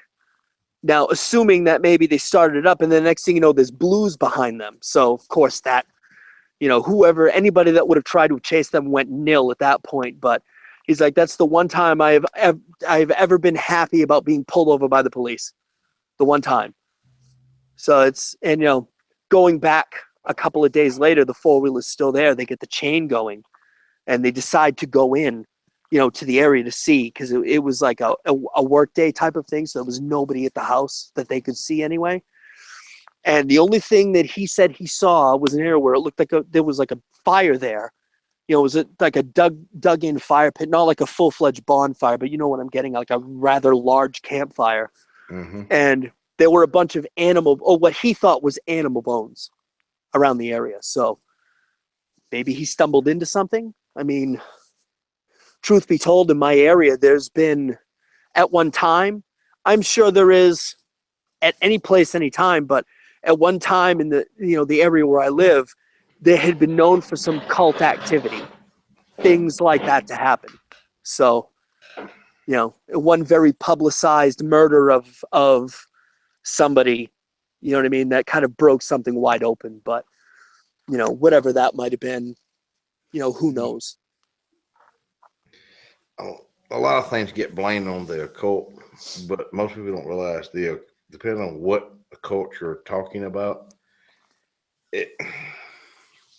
the occult covers a lot of different classes, and just because you're occult does not mean you're a pagan.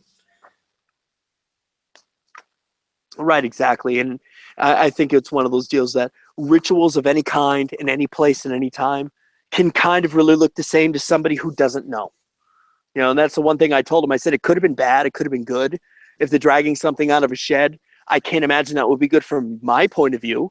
And I kind of have an idea about some stuff like that, but I really don't know. I'm kind of clueless when it comes to something like that. So, you know, we've got a guy that I work with has been there like, and he's been working there since before I was born, who's a Freemason. So I've been trying to poke at him, telling him, and you know, say, hey, listen, what do you guys do? I've seen shows about that stuff, you know, Da Vinci Code, all that stuff. And he's like, dude, none of that's true. And I said something to him just the other day. I said, hey, I'm like, so you ready to talk? I'm like, hey, I'll put it on my YouTube channel. And he just turned around and looked at me and smiled and turned around and walked away. And it was one of those smiles that it was like, shut up type of deal. You know what I mean? And it's like, you don't want to know, and I'm never going to tell you type of deal. So. Well, like I said, it's Dick. What are you talking about? We sure have a lot of friends. Yeah, we got a lot of family members. We do.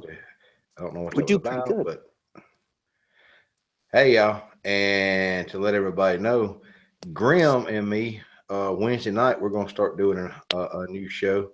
It's going to be called Cryptids with a Vault. And our buddy Grim here is going to be doing a story. I'm going to let the cat out of the bag here, Grim. He's going to be doing a story on Ape Canyon, and then he's going to come on Wednesday night with us and talk about it. I'm pretty excited to hear that myself. I'm pretty Yeah. excited to hear that. I've been fortunate enough to go to Ape Canyon 4 different times. It's a weird, spooky ass place. Yeah, I mean, I'm pretty excited myself because I don't know anything about Oak Canyon, and so when Vault kind of dropped that one on me not too long ago, I was like, really? I'm like, that's sweet because I love to hear about that stuff and new spooky type of things. I'm all about it, definitely. If I can learn something new about that, oh yeah, I'm game. So I can't wait to hear what you got to say about that one, Grimmer. Definitely. No, Vamp, nobody's nuked nobody. I've been going back and forth. So where you been at? She was cooking spicy chicken, I think, and we missed out again. So Yeah, we ain't gonna go on the Masons. yeah, definitely. I just noticed that myself. You're right. They are. I mean, I wish I could describe better the smile that he gave me and the look in his eyes was just kind of like, you know, oh, wicked pissa. All right, Roland. That's right up my alley. But yeah, I would love to know the ins and outs of that, but then again, that's kind of like the double-edged sword. You know, just the look and smile he gave me was just kind of like, come on, chaos. Shut up. You don't really want to know. You do, but you don't, type of thing, you know. What are we having tonight? You know, I don't know if most Masonic halls are haunted. You know, considering the man that said it, I'm pretty sure they are. And honestly, it just from somebody who doesn't know, you know, I would totally assume they were because I mean, you know, the Masons are like God, some of the oldest, you know, out there from my point of view. You know what I mean? So, but you know, it wouldn't surprise me if they were not. Yeah, I've been in a few Mason halls, and just about every one of them have ghost stories tied to them. Wow, you know, I'm looking at the the comment DW just made that his grandfather was the most powerful black Mason in Mississippi when he was a kid. I would love to know more about that. I'm pretty sure you're not going to tell me, but I still, you know, would love to know more about that. That's a show for a different time. Yep, exactly. Oh, Roland, he's a masshole. God bless you. My father's a masshole. Definitely came from the Saugus area. So. Okay. LOL, this Freemason is listening right now. I don't know what to say about that. I meant nothing bad. Yeah, Vault. I mean, yeah, Graham. I told him you were going to be on the Vault of Nightmares Wednesday night. So you better get that story out there, or you're gonna make me look bad. Definitely. Then I have to come shave your head. Oh, geez. Swirly, yeah. Yeah, I'm excited. I'm excited because I know nothing about that, and I mean, it's worth a Google. I know, but I think it's one of those deals that I'm not going to go looking it up at all because I want to hear it from him because that's the most exciting thing. You know what I mean? I'll go look stuff up after, but He's got a aside from lot. that, He's got a lot of information, and he's got accurate information. So, like I nice. said, it's going to be a real good because we talked about it. Like I said, he's doing a good job, y'all. I know from the information he told me that he had on Ape Canyon that it's very, very accurate, and he's even got into some of the backstories most people miss. So just give me a sliver. What is it? Paranormal? Is it cryptid or is it both? I mean, Nope, it's cryptid Bigfoot. ooh, Ape nice. Canyon was named after Bigfoot, Oh, and okay. This ought to definitely be good. Holy cow. and it's not just out of one cryptid tale; it's out of multiple cryptid tales.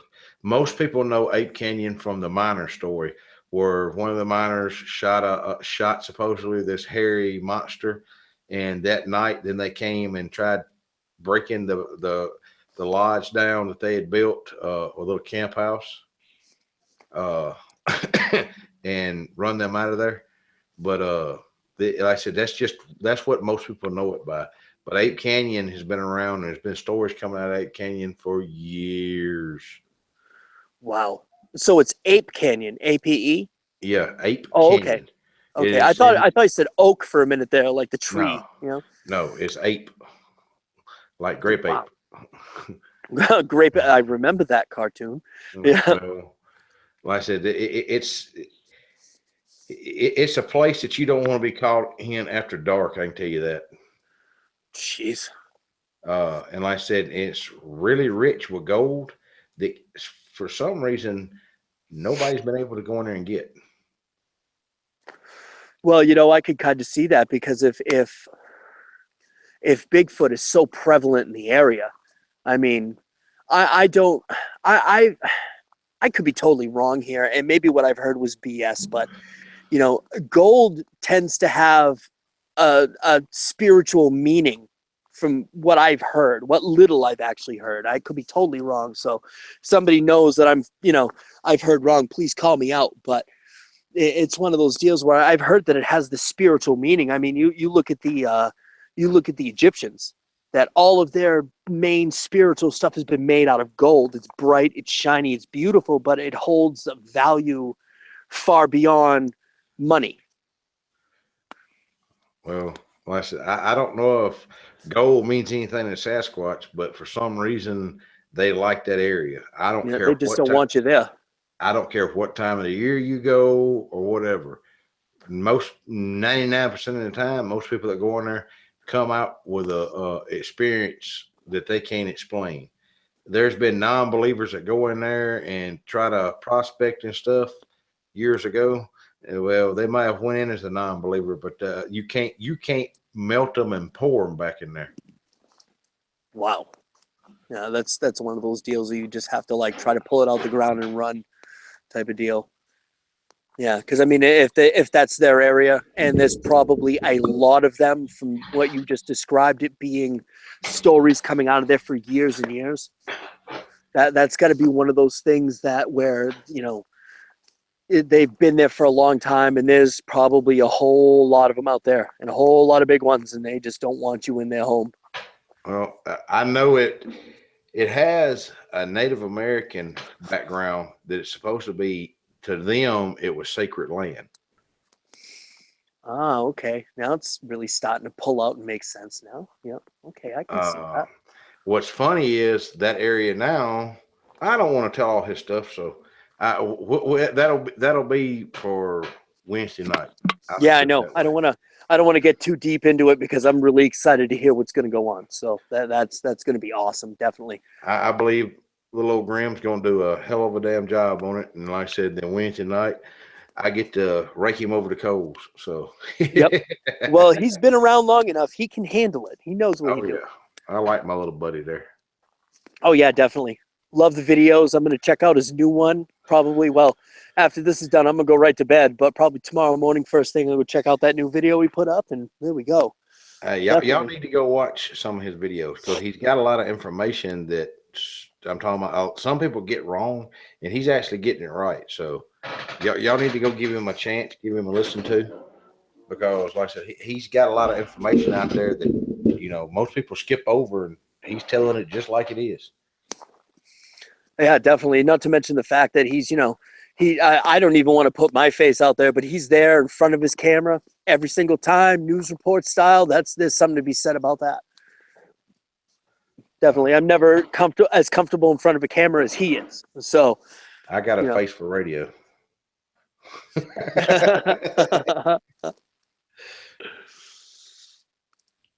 Oh man. Let's see. Hold on. Let's see here. Let me go. I'm gonna drop a link to his channel. I always miss his channel since he's changed his little logo. Where the hell did he go? Oh, there he is.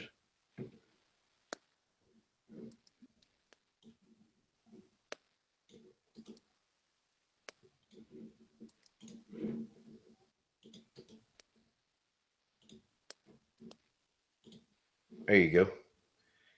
Y'all go check out Graham's channel. Give him some love. Give him some likes. Like I said, he's got a lot of stuff on his channel and talks about a lot of stuff that people kind of look over. And go ahead. And like I said, and he's doing his research. I can give him that. And for those of you who didn't actually see the one that one before that he put out, it was the Mothman one that was done totally narration style. Man, you did a bang up job on that. You read it really well, and that's awesome. Definitely, I really enjoyed that. I love the narration stuff. You know what I mean? And he did a really good job on that. Oh Lord, Vamp, you better run. Oh.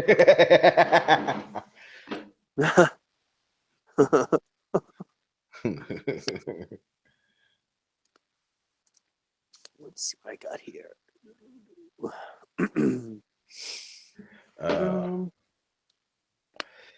Well, we're into the second hour, so well into the second hour. So what are we going to do now? Well, looking at a couple of things here. Let's see. I know we were doing paranormal. I love paranormal, all that type of stuff. But I'm kind of wondering. I've actually heard this story. I've got a little blurb right here, something called the New Jersey Watcher. It's not necessarily paranormal, but it's one of those deals that will strike terror into your hearts because it's, I don't know if anybody in chat, because I'm not looking at chat right now, but I don't know if anybody in chat has ever actually had to deal with like a stalker situation where, you don't see them. I mean, like, I know that people will get messages on social media now, especially is a big thing. You know what I mean? It's so much easier to get into contact with somebody now, but you've got, and I've actually heard the story done by other narrators and whatnot, but, I kind of want to, just as a question to everybody out there, have you ever actually had to deal with something like that where in this situation, and it may not have to be this situation, but this is just one of those weird ones that, let's see, this family purchased a 6-bedroom house in Westfield, New Jersey in 2014. 3 days after they closed it, that dream turned into a nightmare when they received a letter from someone who called himself the Watcher. The first letter read, "My grandfather watched this house in the 1920s. My father watched it in the 1960s. Now it's my time." And, I can understand. And at first cause that, first sight, they'd be like, dude, somebody's just messing with us. It might be a neighbor. Somebody's got a really weird sense of humor. But now you're going on with a series of letters. The Watcher asked whose bedroom faced the street, hinted that he knew the names of the couple's 3 children, and asked, Have they found what's in the walls yet? In time, they will.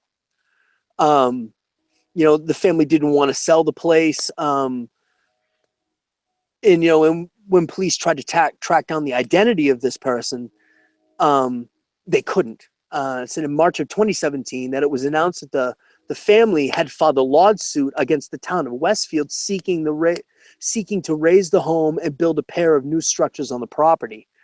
But as weird as it is, as quickly as it started, it stopped. You know what I mean? It's one of those deals that it's like, I'm just kind of wondering if anybody has or knew anybody that had dealt with something like that. It's just Nothing I'd like never, that. I've never dealt with a stalker situation myself, that I know of. I don't understand why anybody would want to watch me.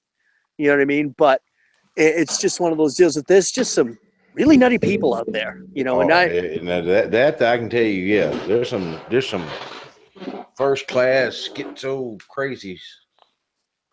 But I've dealt with stalkers, but nothing like that. That right there would, yeah. Me and that person don't need to meet because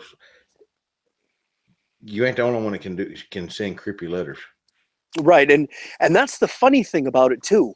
There wasn't anybody knocking on windows. There wasn't anybody looking in windows or trying doors, sending messages on social media. It was one of those deals where they're just sending these letters and they're telling you things about your family that it's like, wow, are you camped out right across the street or next to my house in the woods and doing nothing but watching and telling me about it?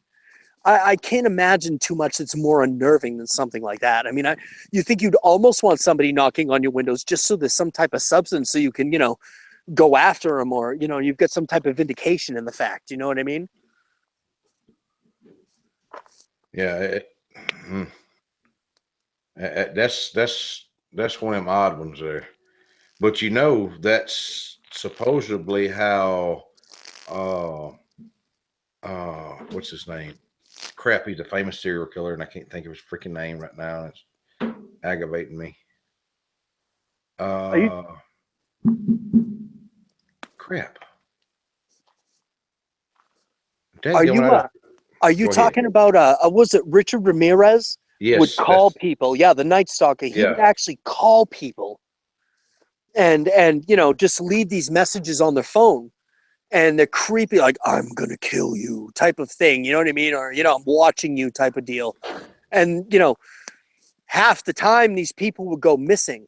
You know what I mean? Half to 3/4 of the time the people he's calling, after we messed with them enough, would go missing. And I think there was quite a few cases where we're hearing it now where he never got him. He just messed with them, and there you go. You know what I mean? It was all over after that, which is, count your lucky stars when it comes to something like that, because that dude was bad news, Yeah, and then let's go the serial killer route then tonight. That's something I don't think I've ever talked about on the chat. It's extremely interesting and incredibly terrifying at the same time. Well, just think of how many were out there that everybody knows about and don't realize they were never caught. I'm talking some of them, were so far back, they're really, even though they wasn't caught for that crime now, they're really not no danger, like the Zodiac killer. Right, exactly. They never ever figured out who the Zodiac killer was. Yeah. And I think that's the terrifying thing in that sense, is that back in that time when all this stuff was going on, they didn't have the technology that we have nowadays. They were kind of running blind. I mean, yeah, they had their people out there that they solved a lot of crimes, but there's just some of those things that, like you said, the Zodiac. You know what I mean? I'm trying to think off the top of my head some more. Hold on just a second. VIP, if you don't behave, I'm gonna have Crowbar come visit you. All right. Yeah, but like I said, the Zodiac wasn't. He was never ever. They never even figured out, had a clue to who he was. And it sending letters the whole night, literally taunting them in the fact. And this guy wore like a bag over his head. You know what I mean? With a gun. I mean, I think there was only like one or two people that actually escaped this guy. You know what I mean? That lived to tell the tale, and what gave us a real insight on what he did and how he did it, type of thing. I don't know, man. That's completely freaky because for instance, look at BTK. They never would have caught him had he not sent that last letter trying to taunt the police. They never would have caught him. They never caught, and they actually pay homage to this killer to this day. They have a festival. Oh crap, what is his name?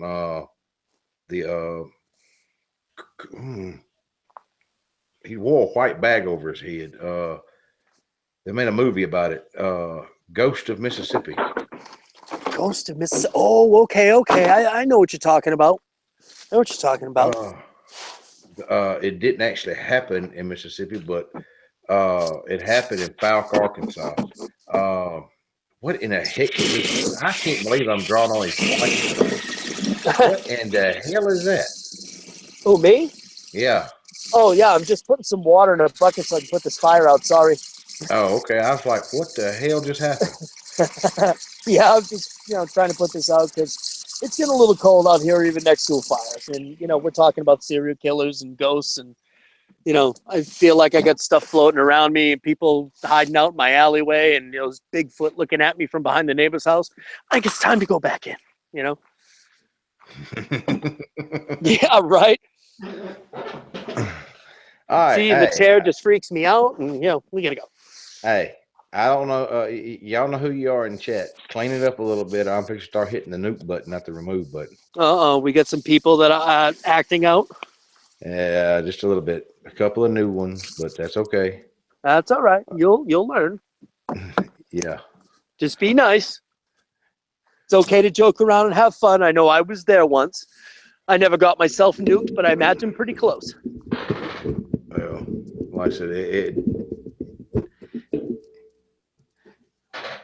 it won't take. Like I said, I got Lakea is kind of doing something else tonight, but Vamp's in here, and I'll be to hit the wrong button on your ass, and you'll be gone forever. Oh, we know Vamp's quick with the nuke. What was she at? What was she at with me? Like 50-1 Saturday night, something like that. And my one was just like whatever. Yeah, it doesn't even count. So I think I got blanked on that one anyway. Donald Trump wins again. Damn,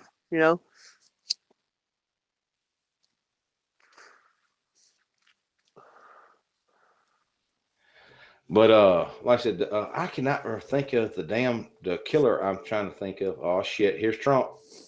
Oh boy, my buddy's in the chat. Nice. What is the name? Like I said, they do a festival every year on him. He wears on the front of the cover. It's he's standing there holding a silenced old style 22 pistol with a white sack tied around his head. I'm the Phantom Killer. The Phantom Killer. Phantom Killer. I don't know if I've ever heard of him, so this one's new to me. Type in Falk, Arkansas, and the Phantom Festival. Like I said, this happened all around that area. I think he killed like 5 or 6 people, and they never did catch him.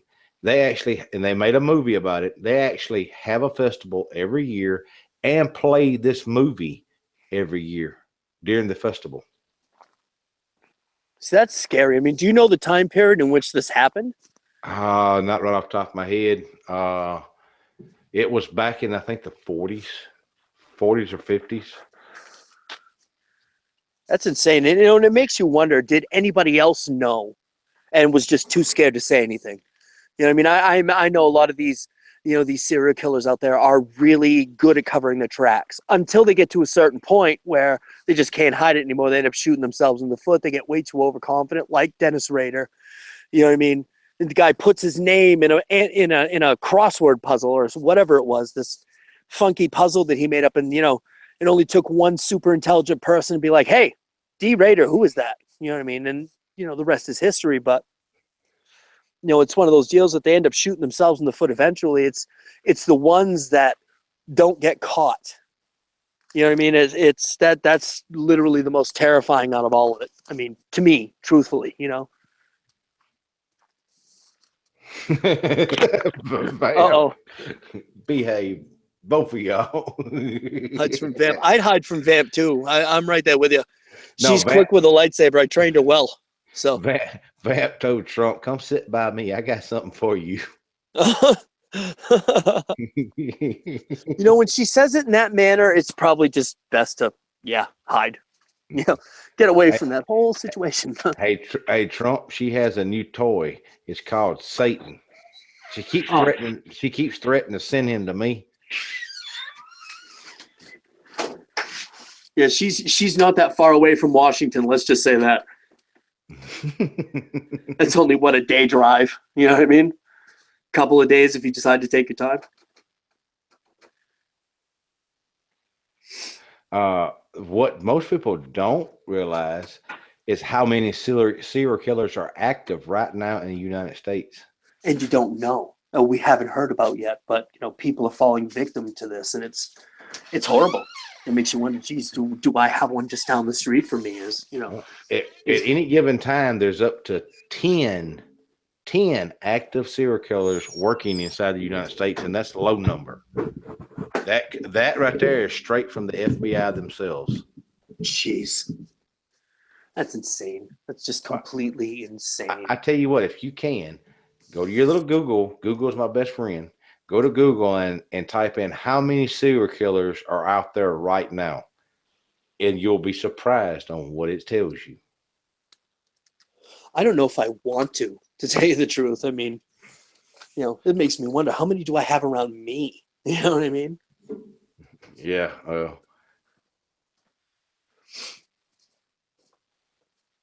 That's crazy. I can't even fathom something like that. I don't want to fathom something like that, you know?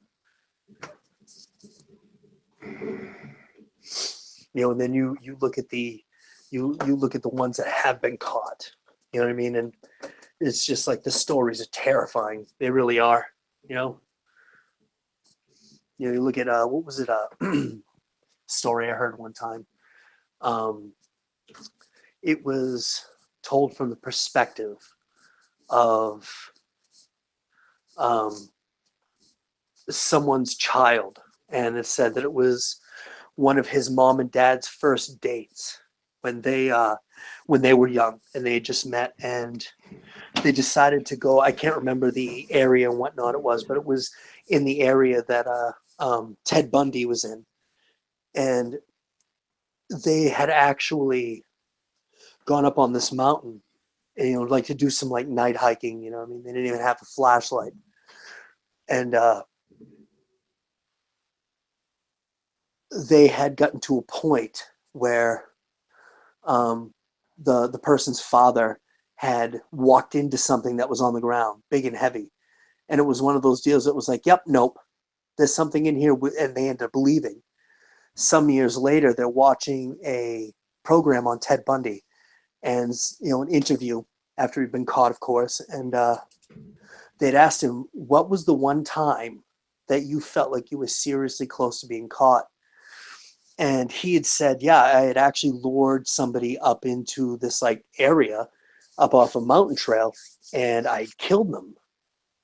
And as I'm trying to drag them away, I hear a couple of people come walking up the trail. So I just dropped the body and hid in the woods right next to it." And they had said that the guy had walked into the body, hit it with like his foot or his leg, turned around, and they both left. And it was like, you know, that's when you get the realization. It's like, oh my God, that was me. You know what I mean? Ted Bundy was literally 20 feet away from me, and I never knew. You know, it's like, wow. Yep, man. Like I said, that's one thing. See, stuff like that should bother people. Not a lot of the ghost stuff and stuff like that. Like I said, a person that, do you realize how much work and effort it takes to be a serial killer? Think about it. You got to figure out, why are you going to kill people. You got to pick your victims. Then you've got to pick the manner in which you're going to dispatch that person, how you're going to get rid of the body. There's a lot of damn work goes into it. Oh yeah, it's like a literal full-time job. I mean, you look at guys like Ted Bundy, but look at John Wayne Gacy. I mean, if anything, and I'm not trying to say this in a sick sort of way, but if you're ever going to do something like that, he literally had the best setup. He was a clown. Mm-hmm. You know what I mean? And he would lure people to his house. You know what I mean? And So that goes to show you can't trust clowns. Oh, never will.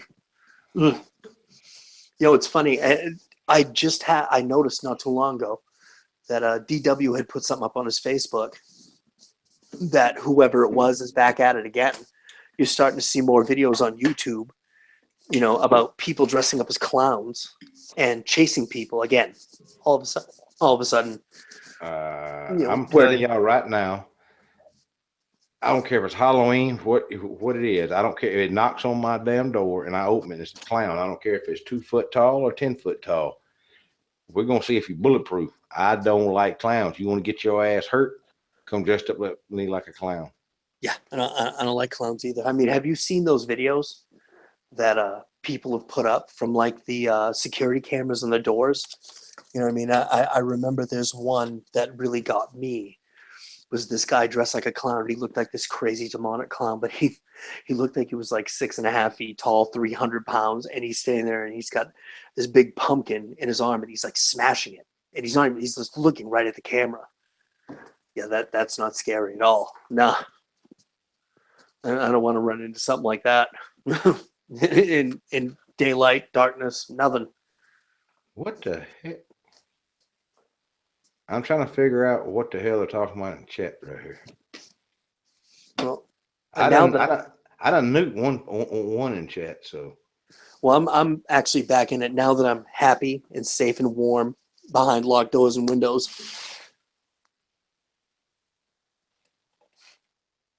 There we go. Nice. Hack that hooligan. We had clowns standing on the side of the freeway. Oh, nice. Yeah, see, I'd run over. The beast would have got the front bumper, would have got a workout. Jeez.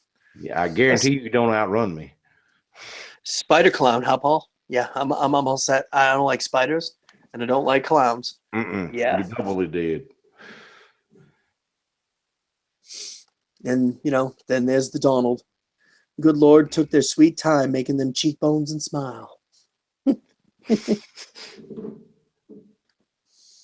Jeremy Barnes, that is awesome. Super nice of you. Thank you. Hello, spider clown. I'm gonna spider clown you. Ugh. I remove spiders with a shotgun. Just put that way. Yeah. You do it the Al Bundy way. Yeah, spider clown. Yeah, he wins. You want to know what his grand prize is?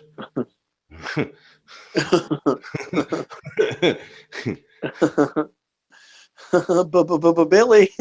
Oh my God. You remember what I'm building for you, Vamp? I'll get to try it out before you get it. Oh my goodness.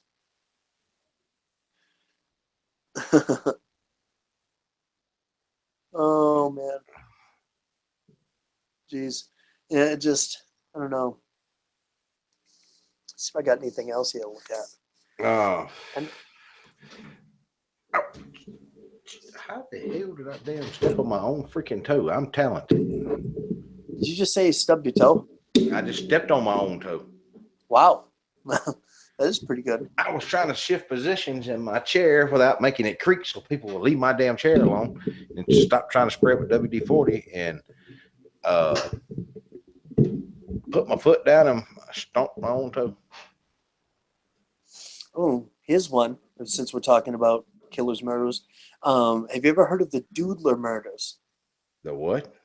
The Doodler, as in it says, who is the Doodler? And to this day, the police don't know. But they believe he may have killed up to 14 men in San Francisco, in the heart of California's gay community between 1974 and between January of 74 and September of 75. The doodler met his victims in bars and restaurants and sketched them on cocktail napkins before going home with them and stabbing them. The murders didn't get much mainstream press at the time, but in 1977, the police had a suspect, as several witnesses thought they had met the doodler, but police couldn't get a confession. And the witnesses refused to testify for fear of being outed, so the suspect walked free. And to this day, the doodler remains unidentified. I don't know him by the doodler, but I wonder if that right there is the one they call the Picasso. The Picasso. Crap! It was. It was something Picasso back in the 70s, where he would leave portraits, hand drawn portraits of his victims. You know, that could be. I mean, I'm very sure a lot of these killers are known by different names in different areas. So, see, most people don't realize the local papers and stuff are the ones that would actually give the nicknames. Only a couple of them gave themselves nicknames, like the Son of Sam.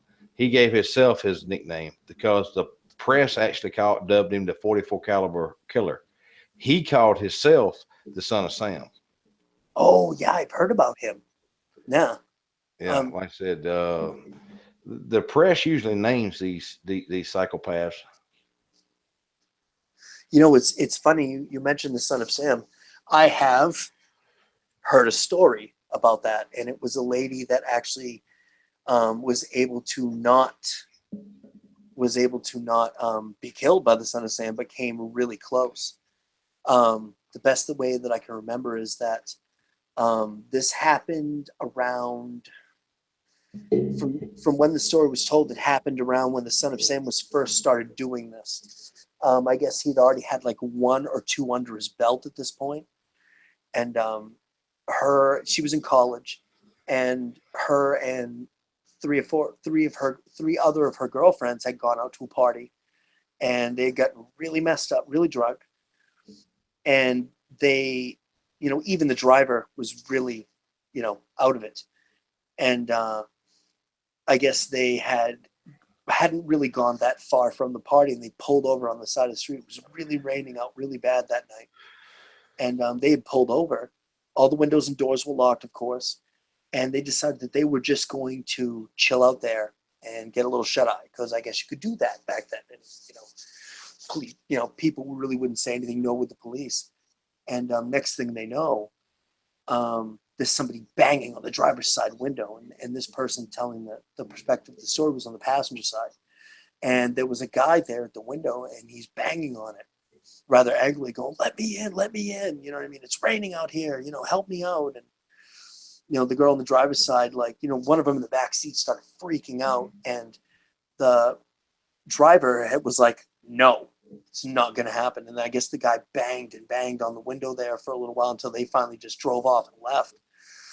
And sometime later, when they caught the Son of Sam and they put his face on the television, this lady instantly recognized him. That was the guy that was banging on the window, and who would have known? And like this, she had said that this was at the beginning of when this had happened. So, you literally could have just, ended up saving their own selves by just being like, you know what, we're just going to drink and drive and call it good, because this is just too much. Yeah, they say that he would have had more victims, but something about some of the people he told the police at the time that he was going to kill, he just changed his mind for whatever reason, because the dude was psychotically freaking crazy in more ways than one. I'm talking about, he thought there was this thing that lived in his wall that talked to him. He thought the neighbor's dog was Satan talking to him. He even shot the dog. Jeez. And it didn't live, so that made him think even more that the dog was possessed by Satan. So that's when he actually started listening to the voice of the dog and going out killing people. Oh, wow, that's insane. And I can what's see where funny they is get the name. he shot the dog with the 44 caliber pistol. The police did an investigation. If they would have took the pistol then, which I don't understand why they didn't, a lot of people probably wouldn't get killed with that pistol. Yeah, exactly. A lot of people could have, gone on and lived, and that's crazy. It really is. Well, I was expecting to get a dislike while ago when I nuked that guy. I guess, he just left. Hmm. Bye-bye. You got 2 warnings, or actually 3, I think. What, dislikes? No, we ain't got no dislikes. Yeah, I know. I see that. I would say, yeah. But like I said, I removed several comments from the dude. I figured he would get the picture, and he just kept on, so he got nuked. Bye-bye. You got to add it to a long list. Yeah, exactly. You will learn sometime. Black Magic, what did I tell you about hugging me? Ow, shit. Ooh, that was like a bass drum, like almost like a gong. Yeah. That was my finger in a drawer. I do that crap every time. I pulled my drawer out to get another pack of cigarettes, and I closed it and didn't move my thumb. So I got something right here. It's a real, well, I'm not going to say nice, but it's a rather interesting, unsolved, mysterious death type of thing. The mysterious deaths of Arnold. I don't even know if I'm going to pronounce this last name right. Arnold Archambault and Ruby Brugler. Said Arnold and his girlfriend Ruby and Ruby's cousin Tracy had all been drinking the night their car crashed into a ditch in Lake Andes, South Dakota in '92. When help arrived, Tracy suddenly realized that she was alone. Both Rudy and Arnold were nowhere to be found. Investigators walked through the ditch multiple times in search of the couple with no luck. 3 months later, a passing motorist saw a body 75 feet from where the crash had occurred. It was Ruby. Not long after, investigators found the body of Arnold too, but they don't think the couple died in the ditch. For one, there was a witness who claimed she saw Arnold at the party 3 weeks after he was reported missing. At a party 3 weeks after he was reported missing. Ruby and Arnold's bodies also appeared to be in different stages of decomposition. The coroner concluded that both died of exposure, but neither investigators nor the victims' families are convinced. Were Arnold and Ruby victims of foul play, or what really happened that night? And why did somebody see this guy 3 weeks after the crash at a party? And that's a little odd. That's odd. That's not. That's a lot odd. Kind of makes you wonder. Yeah, that sounds like some more investigation needs to be done, because that's just that don't fit. No, it doesn't. And it kind of makes you, did somebody lose their mind somewhere along the way? I mean, other than a bit of a hangover, that's really weird. It really is.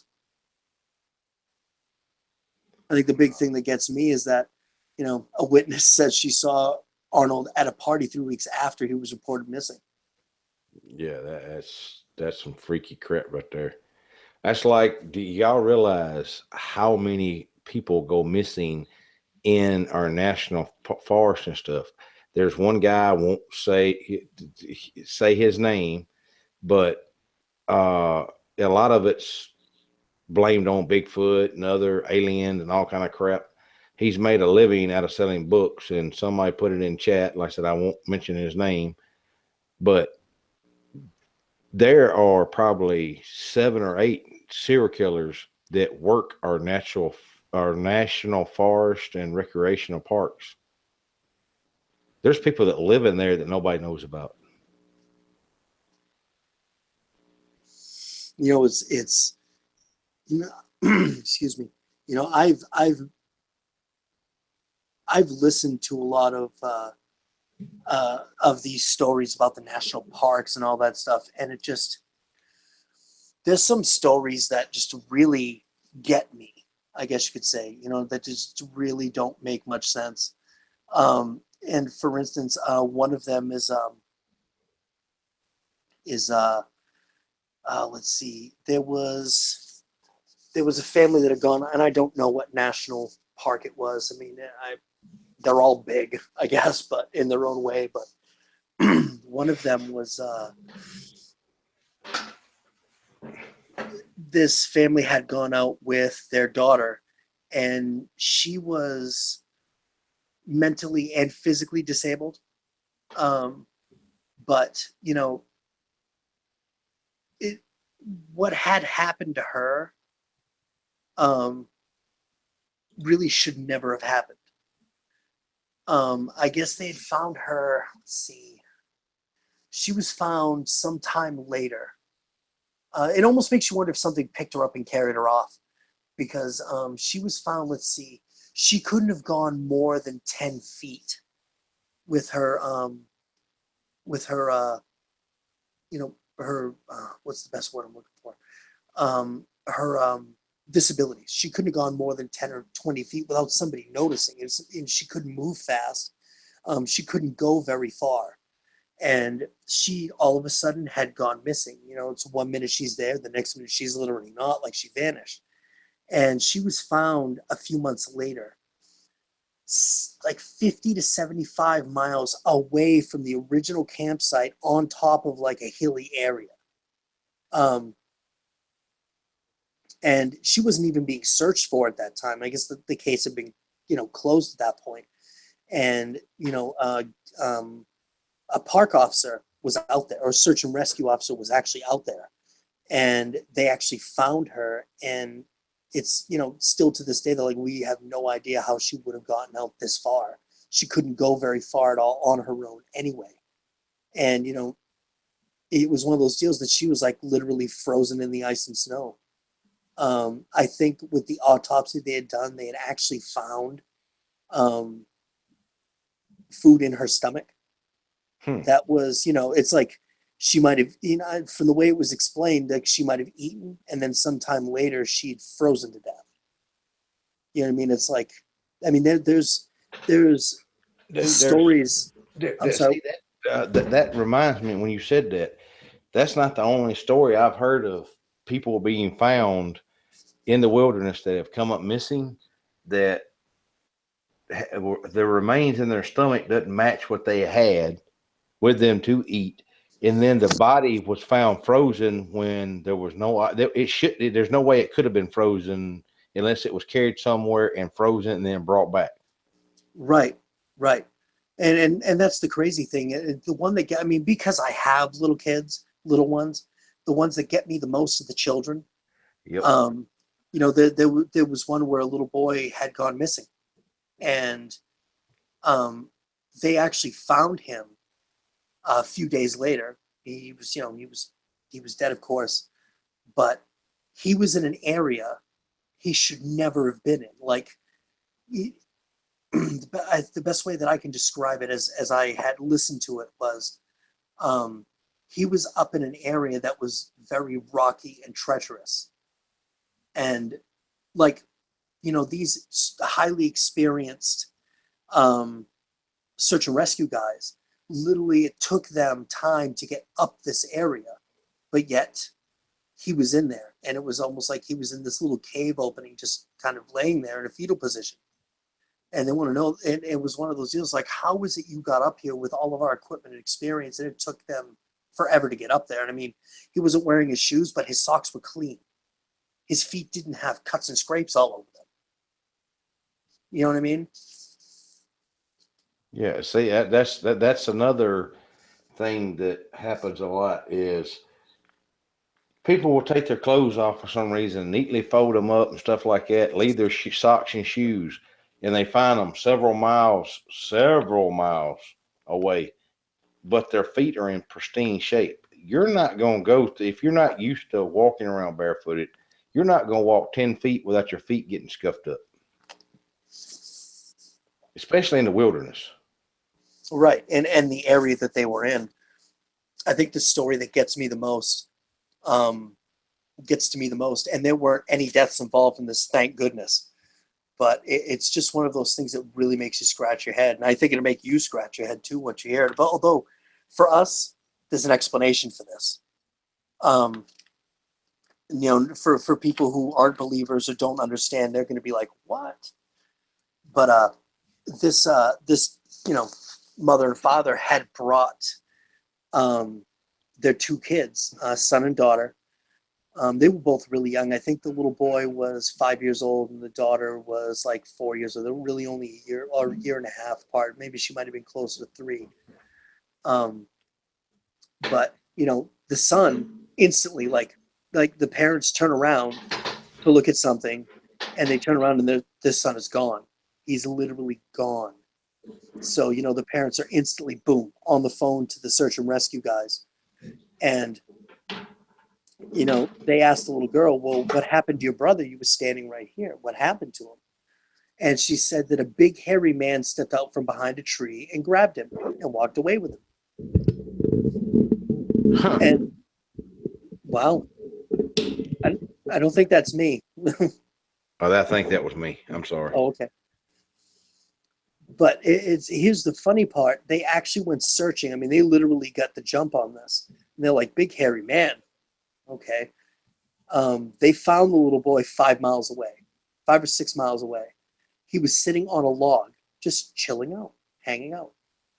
And they found him, and they got him. They brought him back, and when they started to question him, he had said that a very big hairy man picked him up, put him on his shoulder, and just walked away with him, and set him down on this log and gave him stuff to eat, like twigs and berries type of thing. You know what I mean? And that's where they found him. They said, well, where did the big hairy man go? And they said, well, right before you showed up, he just walked away. I see. I've heard thousands of times that happening. Yeah, I mean, to me, that sounds like Bigfoot. Yeah. And it's just like, what was your point of taking the child in the first place? And I'm glad that you didn't eat them. My belief on this is, all right, either the empty nest syndrome or think of a woman that's lost a child, and some women just can't deal with it. Who's to say a Bigfoot's not the same thing? She's lost a little one for some reason or another, or she can't have one, and she sees this kid out there playing, and she just can't help herself. What's to say that humans do it all the time? Why can't it's some people think these things are so close to humans? Why can't they have that same thought process? I'd say that's the only thing. I'm not saying that's what happened. I'm just putting that out there. And it makes sense. I mean, then you hear about those stories where they're out in the national forest, and it's not a Bigfoot or a dogman or anything that we've talked about before. People that have been taken and thankfully found alive. It's something else that's kind of walked away with them. You know what I mean? And I've heard people say things like, describe things like the rake or a Wendigo. You know what I mean? That type of thing. And that to me, I mean, okay, Bigfoot, I can understand. All right. But I mean, you're looking at things like, a Wendigo. Now, those things are just straight up bad news. 100%, no matter whether you are touched by an actual entity or one that has a physical shape, because that's not going to end well for anybody. Straight up. Yeah. And like I said, it's just odd. Like I said, that's one of those things where, like I said, we don't know enough about them. Why do they do anything that they do? Because I've heard probably a couple thousand stories of Bigfoot, tried to come in my house or and hurt me or whatever. And then you get these stories that Bigfoot saved my life. The forest, this I think he was a fire jumper. This was a story that DW did, Yeah, and he I told me remember about it. that. Yeah. And this fire jumper had jumped into, help put out this forest fire, and somehow he got separated and he got surrounded by the fire, and the smoke inhalation, he succumbed to it and passed out. Well, next thing he knows, he woke up and he's being slammed down on the ground and trying to figure out what's going on, and this big hairy thing just walks off from him. He said it had to have been Bigfoot, and it just went off back into the forest. Now, why did this guy get saved? Why didn't he just get left out there?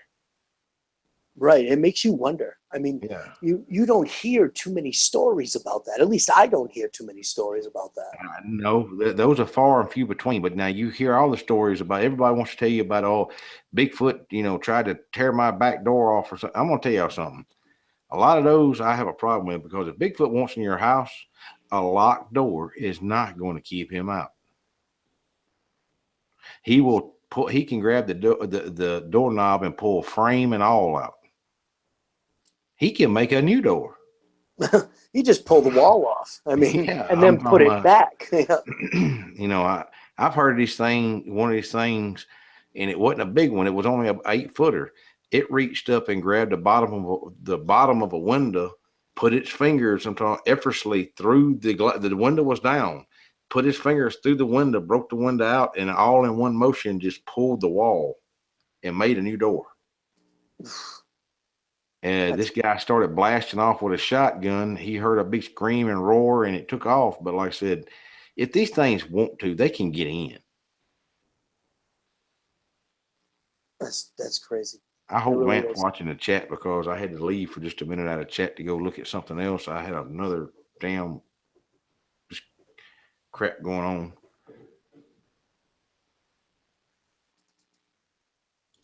on. I think I lost something here, or did I not save it? Don't know. Or maybe I didn't, I might have not saved it, which, oh, wait a minute. Paul. Right there. I got it. Miss New York said that she's looking for a new boyfriend. She named you. Okay, what was that again? I missed that. Miss Maritza is looking for a new boyfriend, and she said Paul is cool. So, Oh, yeah, she likes your voice, buddy. She's done targeted you. Paul is the cool internet boyfriend. Oh, my goodness. Well, think about it. If something's big enough to take a 10-inch tree, and live tree now that's probably 40 foot tall, and just break it off like a matchstick, you don't think he can come in through a freaking house wall? Oh, yeah. And that, to boot, like that wasn't too much as it was. Turn it upside down and hammer it in like it's Yeah. like a friggin' telephone pole in the ground, like it's nothing. Like, really? Yeah. Y'all don't think he can come in? Think again. Jeez, I'm so happy I don't have Yes. that around my area. Bigfoot. There are a lot of sightings out of the Blue Mountain area. That's crazy. Oh. All right, I think we got a problem in here. There is a budding love going on between Maritza and Paul, and now Miss Trump's taking Maritza, off you his might have got glove. you didn't get a sugar daddy, you got a cash machine. Yeah, yeah. Trump's challenging Paul to a duel for her love. Yeah. You Maritza, you better put a ring on that. Yeah. You better put a ring on it. Oh man. Uh-oh. Yep. Paul accepted. Oh boy. It's gonna fly now. It's gonna go. Oh no. Use paper clips so no one get hurt. That's not a bad idea. If you really want to be safe, get like the plastic coated ones. Those aren't too bad. Let's see. Get a bunch of short horror stories right here.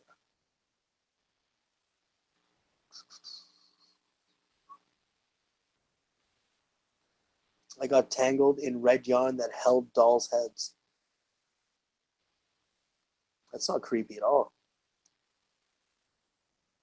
You know what? The wife brought a doll home. I got this problem with dolls. You know what I mean? And maybe it's just because I was, I've seen too many horror movies and they just really creep me out.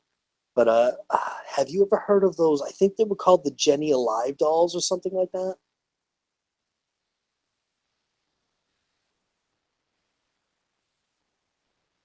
Can you hear me?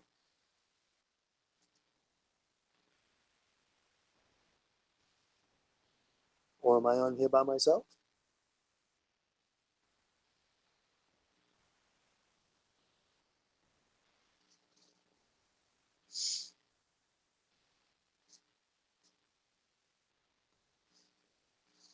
Hey, chat, let me know if you can hear me.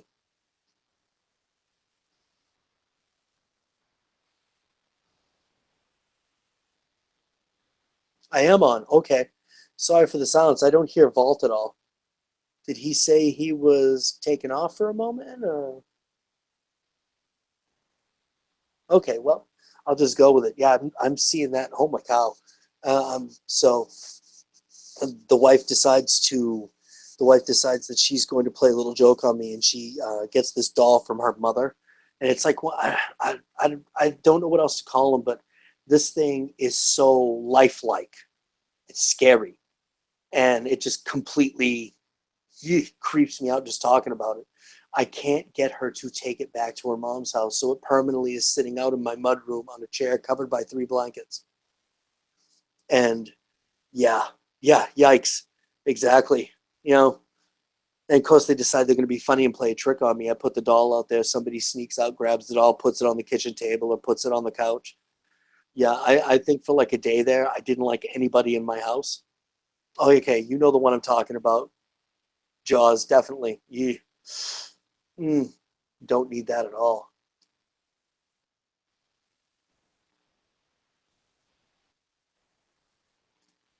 But yeah, well, going through here, there's some cool little horror stories in here.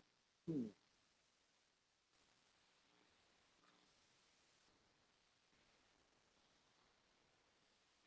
me go back up here, scroll through, find that.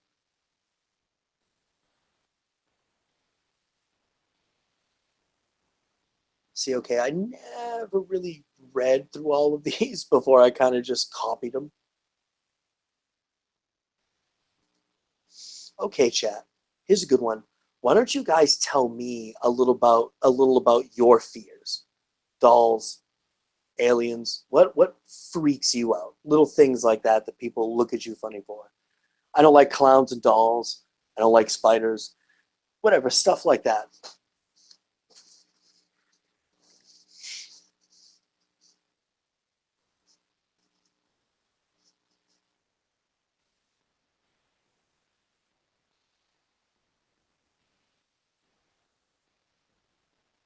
Yeah, I don't like, yeah, clowns and dolls. Definitely. What scares you guys? Oh, snakes. Yeah. Snakes and spiders, rats. Oh yeah. Hey, you know what's funny, Maritza? I actually have a little field mouse living in my house right at the moment. I put a bunch of traps down, but you know, definitely. I named him Javi. It just seemed like a good name for him. I like sharks, but only if I can see him. Yeah, I don't go in the ocean anymore because of Jaws. Yeah, Pop Tarts are a little scary. The brown sugar maple ones terrify the heck out of me. I like the ham and cheese hot pockets as long I, as they don't I, bite me first. I'll be right back. I'm having to change something. Okay. Clouds and sky stuff and these orbs flying around.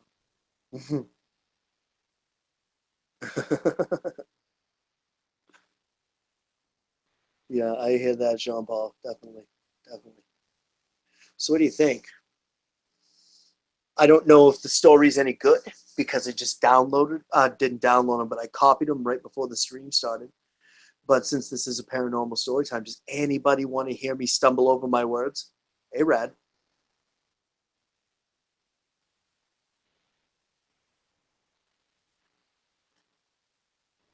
There's Grim hugging everybody. All right, I'm back. Can y'all hear me All now? right. Oh yeah. I couldn't hear y'all. My damn. Apparently, something happened to my my headphones. Yeah, I was talking. I thought it was me for a second, and I'm like, hello, hello. Yeah. No, it was my. I couldn't hear y'all. All Well, right. we can definitely hear you now. You had that problem earlier. Yeah, I thought it was that button again I mashed, but it wasn't that button, so I don't know what the hell it was. Oh, VP likes me. He just gave me a hug. Thanks, buddy. All right. Yeah, so I offered the folks if they wanted, let me, you want to hear me stumble over my words and tell you a story? What story you got? Well, I got a bunch of these. I like copied down. It's like 25 horror stories. Mind Uh, you, I don't know if they're any good. I know they're well, all short, but well, hold on. Let's save that one for another one. Story time with the chaos. okay, we could do that. Sure. Oh, crap. How the hell did I get tied up in this cord? Damn, I'm tying myself up. Look, I'm freaking hanging myself. Uh, it's it, what in the world is going on? Can y'all hear me still? Oh yeah, All yeah, we right. got you. Something's going fishy here. All right. Now, getting back to the serial killer thing, what is your favorite all-time serial killer?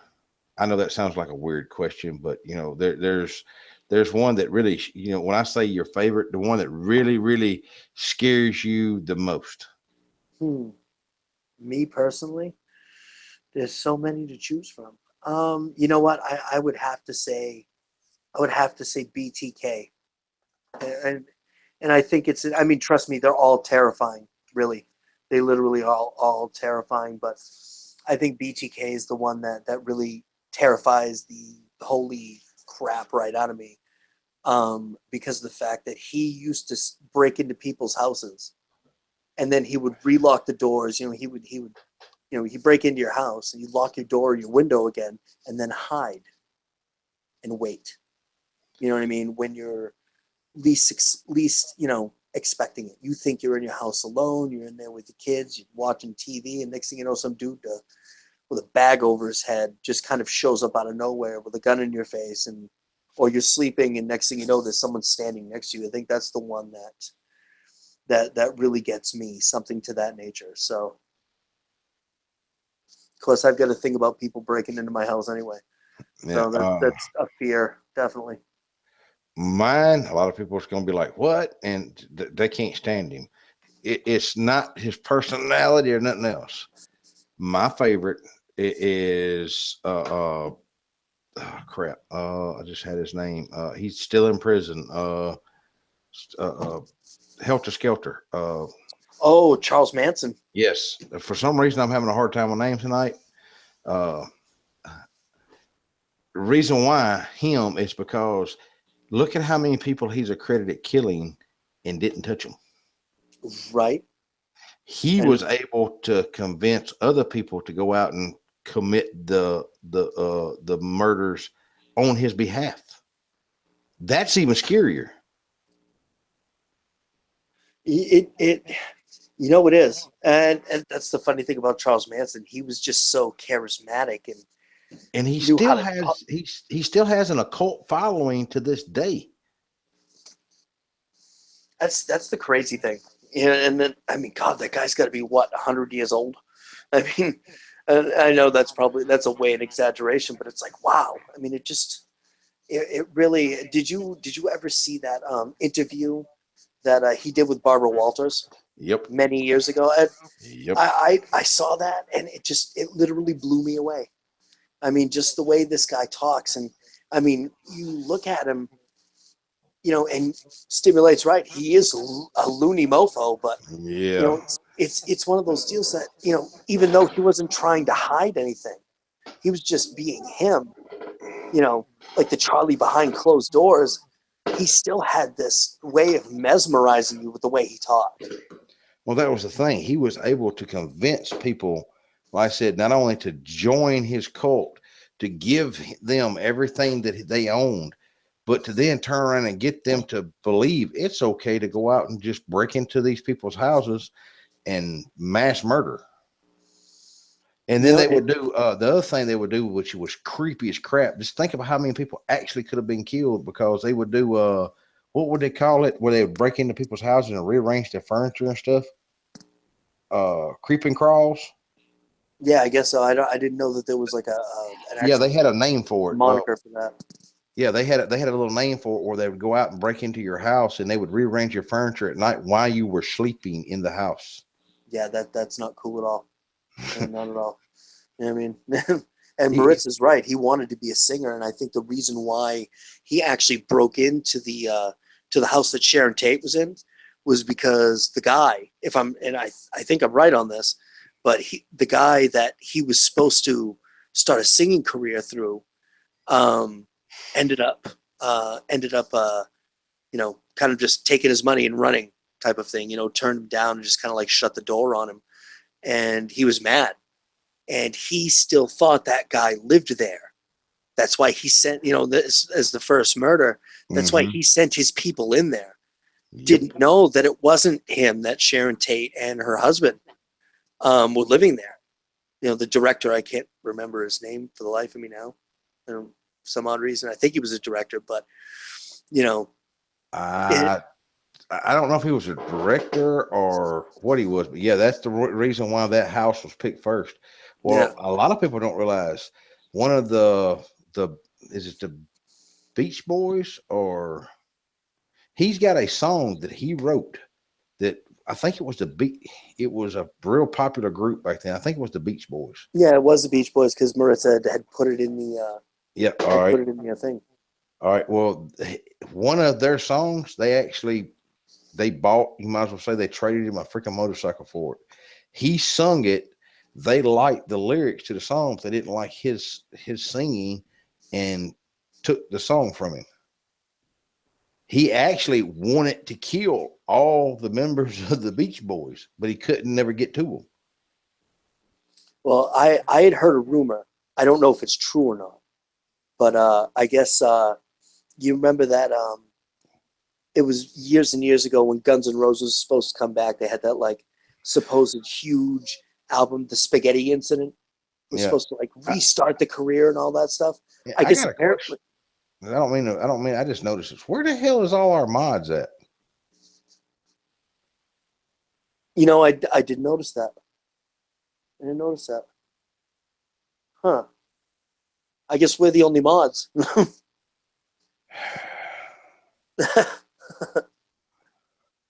gonna have to have a meeting.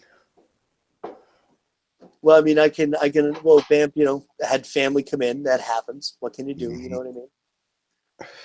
But I guess from what I'd heard, and like I said, I don't know. I know Melody mentioned something about it in there. But I guess they. Oh, look at that! We have a librarian. Wow. I guess they quit because you. Oh, okay. But but I guess apparently a couple of songs that Charles Manson had written went into the album. You know what I mean? I don't know if that's true or not. That's just what I heard. You know what I mean? I hadn't heard that one. I could be totally wrong on that one. But I mean, even if that's the truth, that's definitely an interesting thing. Yeah, what is the world coming to now that Axl Rose is the lead singer of AC/DC? Like I said, I hadn't heard that one. That's a good one. Yeah, and I seriously don't remember where I heard that. I think I want to say MTV, but I'm really not sure to tell you the truth. I don't. Like I said, I hadn't heard that one, so I don't know. So let me ask you, since we're on the subject of Charles Manson, serial killers. So do you think that with Manson kind of being the exception, because in this type of rule where he was a cult leader, he actually pushed his people to kind of like did the brainwashing thing, and then pushes people to go out to do this type of stuff. Do you think that other cult leaders like Jim Jones and that guy from the Heaven's Gate cult, who actually convinced their people to, commit ritual suicide or made them, do you think they could be considered serial killers? Uh, I I I know don't it's know. See, I would consider them mass murderers. yeah, okay, I can see that. I can see that. I mean, that guy from the Heaven's Gate cult, I mean, I don't know how he did it, but he actually got his people to willingly, quote unquote willingly ingest, ingest poison. Um, as far as that goes, but like with Jim Jones, um, he, made people do it. Some people just did it willingly, but he made people do it because I've heard the audio from that, and it's chilling. I mean, it's like wow, and it just makes you wonder, And then you look at, you know, on the other side of the coin, you look at places like Scientology and all that type of thing, and it's just like wow, and it just makes you wonder, My what the shit keeps mindset of cutting. something like that is.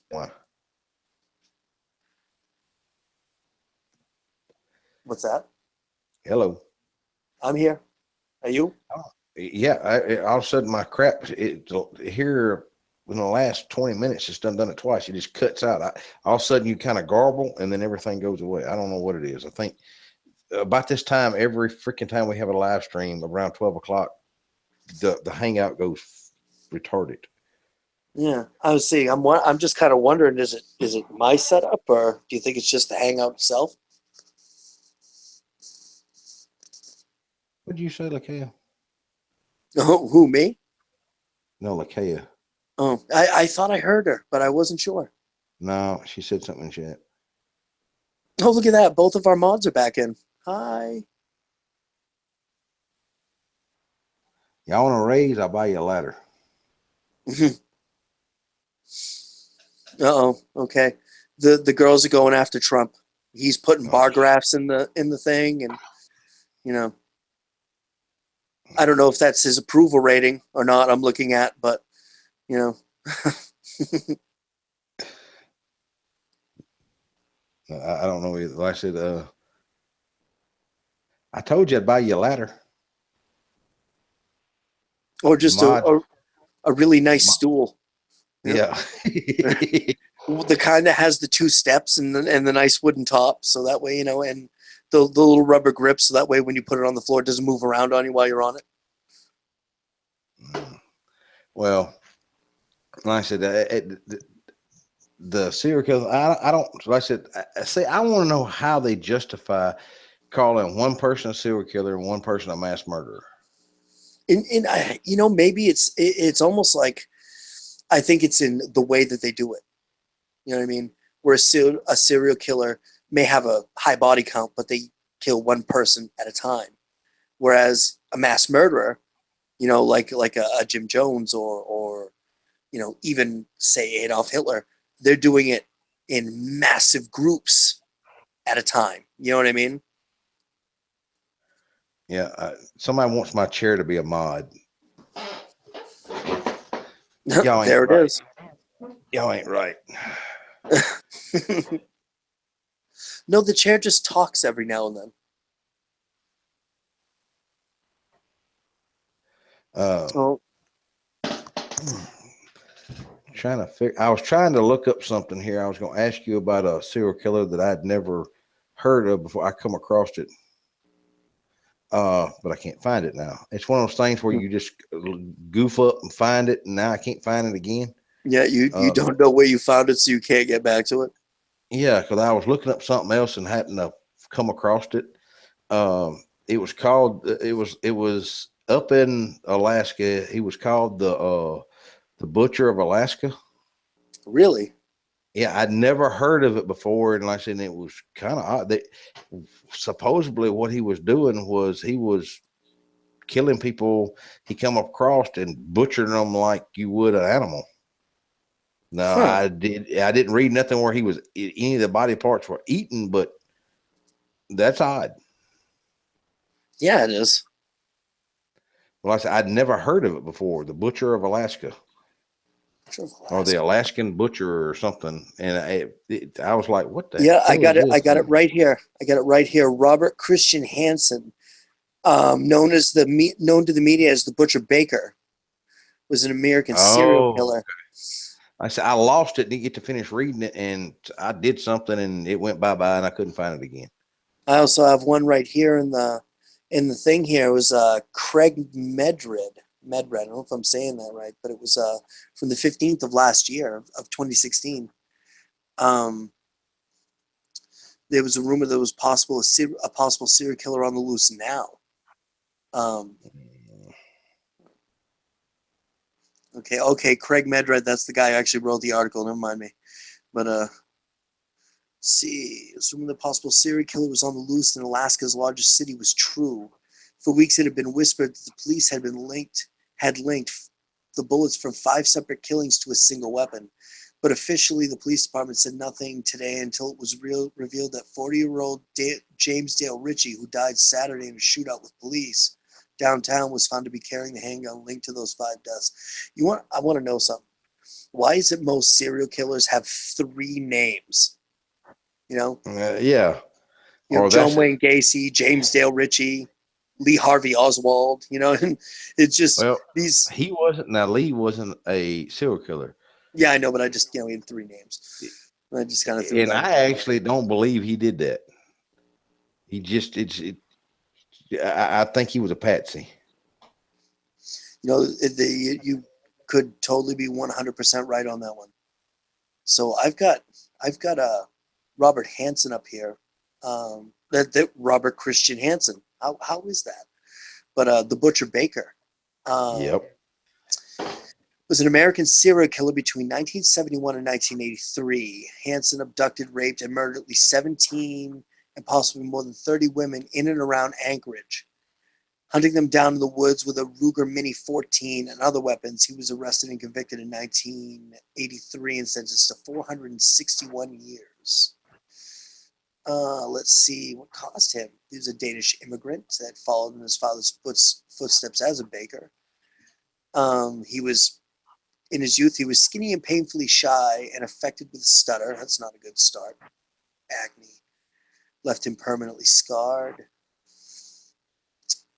Throughout childhood and adolescence, Hansen was described as being quiet and a loner and had a dysfunctional relationship with his domineering father.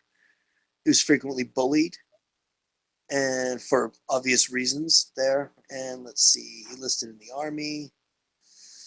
He was a drill instructor. He later worked as an assistant drill instructor at the police academy in Pocahontas, Iowa. See, that's odd. And see, that's what I'm talking about. Those people like that can fly under the radar. Mm. Look at the Unabomber. Look how long he was out there before somebody stumbled across him. Oh yeah, and they just kind of found him by accident. We actually, it's funny that you mentioned the Unabomber because when I remember when they had put the sketch of him with the hood and the glasses and whatnot out on the news, and I was over at my buddy Jay's house and we're watching, and I'm like, wow, dude, they actually have a sketch from him. Like, kind of makes you wonder how good was the sketch. And my buddy Jay gets a knock at the door, and there was this guy Steve that we know. We called him Stevie Vikes. He used to be a really good guitar player. He comes walking in, man, with the same hood and glasses and disheveled hair. And my buddy Jay grabs him and pulls him. He's like, dude, you can't do that.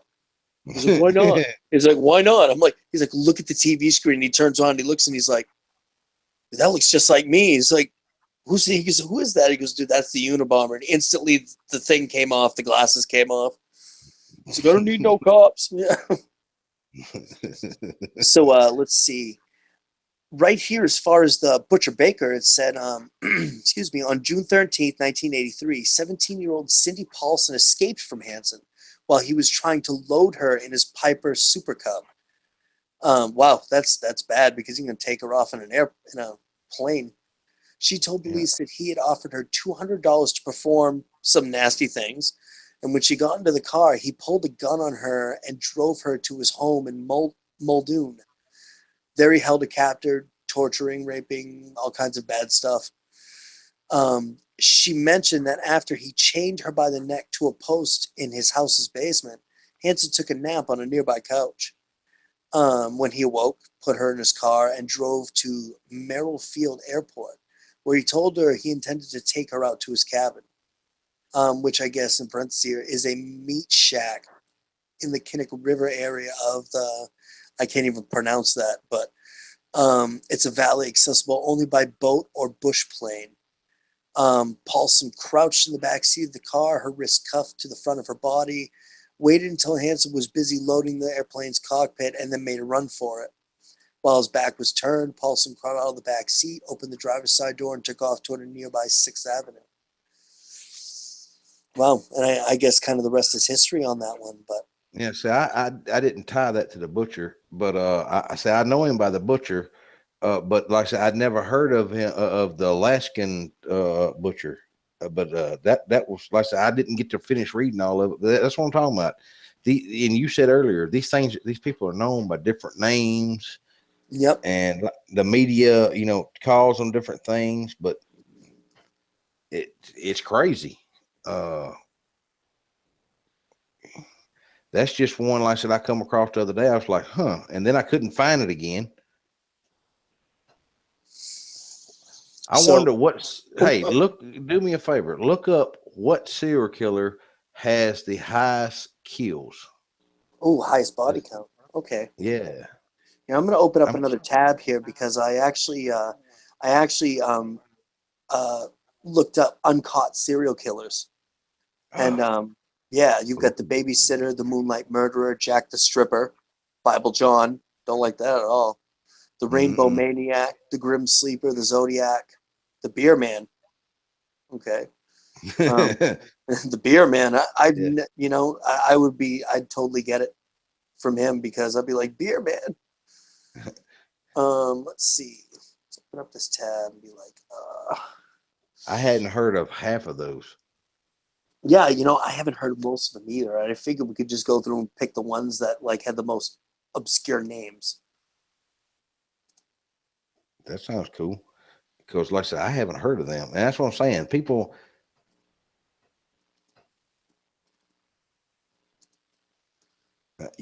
people, you don't realize how many serial killers are out there because most people don't, especially now, you don't read the media. There was people that did not even know about the bombing over in Afghanistan for till the next day. I'm like, how did you not hear that? It was as soon as it happened, it was all over the freaking news. That's crazy. Oh, let's see. I don't want to talk about that so we don't get demonetized or took off because they'll hit you because talking about that. So let's see. There's an initial list right here in front of me. I'll click onto it, but you've got the first two on the list here. Andrei Shila. I can't Russian names. I cannot pronounce them, but they're like standing at like 1 and 2 with 53 and 52 proven victims. And then you've got Gary Ridgway at 49. Ooh. Yeah. So what I'll do here is, because it's not going to let me click on that. So what I'll do is I'll hit the. I forgot about him. I also that just reminded me of another one I forgot. Ed. Ed Gain. You know, yeah. He's famous for they actually monitor they modeled a movie and a character off of him, which Yeah. was the Texas Chainsaw Massacre, and Leatherface Yeah, was that's right. out of Ed Gain. I'd almost forgot about him. Yeah, When you said that other guy, he didn't actually have, I think he only killed like a couple of people, but it's in the fact that, you know, the way he killed these people was just gruesome beyond, you know, well, even they our found over 20 pairs of women's shoes in his kill shed. right. They And could it only makes, prove that he killed, I think it was 4 or 5, but yeah, there was 20 pairs of women's shoes found. but they as well, they had also said that he was like a notorious grave robber. So it Mm. makes you wonder, I mean, how many of those shoes were, you know, from people he had, murdered, or how many did he take out of, the casket seat broken. The night companion said Ed Gein killed hundreds. That's a rumor, but like you said, like Chaos said, he was a known grave robber, so we don't know. Okay, hey, can you? I will be right back, real quick. I just have to cut out real quick. I'll be gone just a minute. I'll be right back. Go ahead. But yeah, that's who they based Leatherface off of. Let's see here. There was another one that they based a movie off of was the Green River Killer. That was a movie based loosely off him. Trump has a queen. What the hell? Question. What?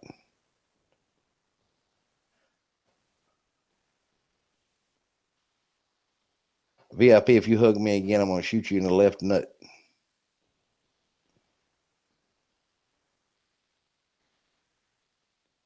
Oh, Lord.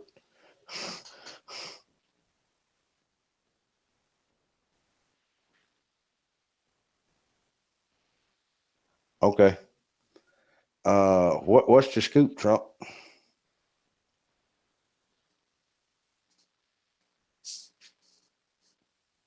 I may know it. He's a fraud. All right, I am back. Sorry about that.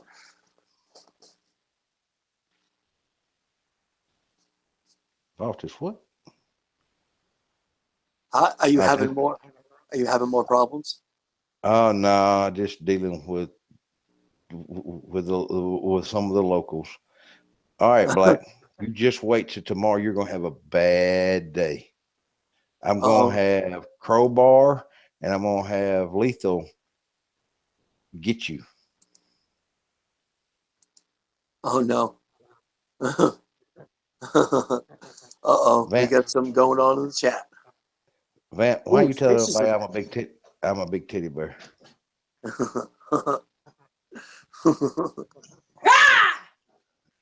Wow. All right, Lakaya. That's a good way to get shot. That kind of scared me. Holy.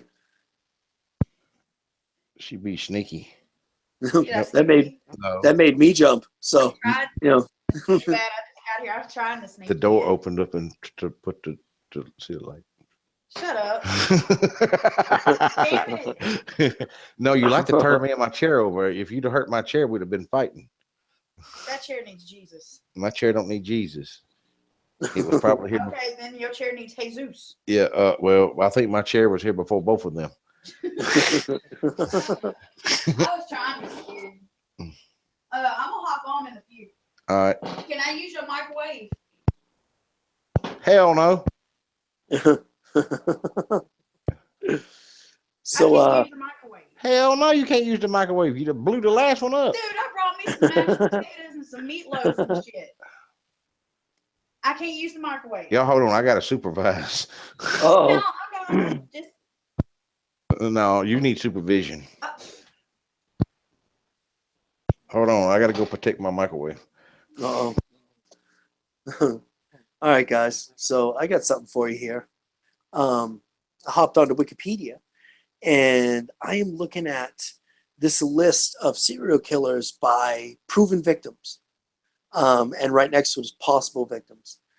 And you've got and you know what's weird is that the first few on the list aren't even from the United States. Gary Ridgway, he's probably like 1, 2, 3, 4, 5, 6, 7, 8 down before you get to, you know, someone from our country. You've got China, Brazil, Ecuador, you know, Ted Bundy, John. Okay, so we start getting into the ones that we know most of all. But, you know, you've got Luis, I don't even know if I'm going to pronounce this right, but Luis Gravato from Colombia, years active in the 1990s, proven victims 138, possible 172 to 300.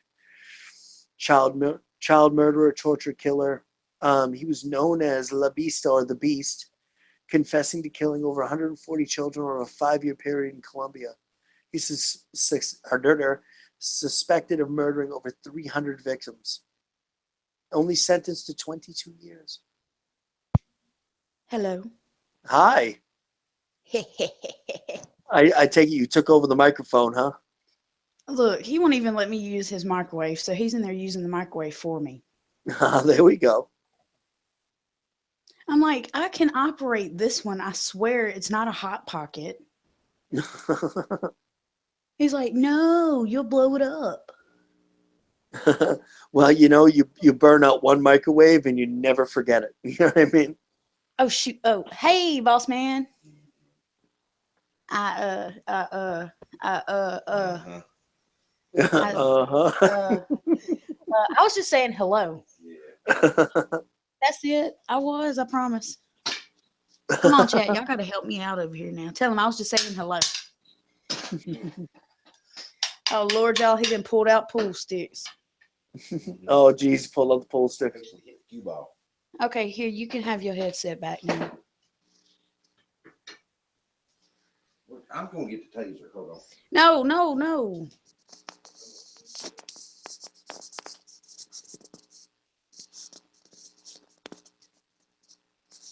What is up with this Trump character? Man. You pervert. P-vert. That's what I'm saying.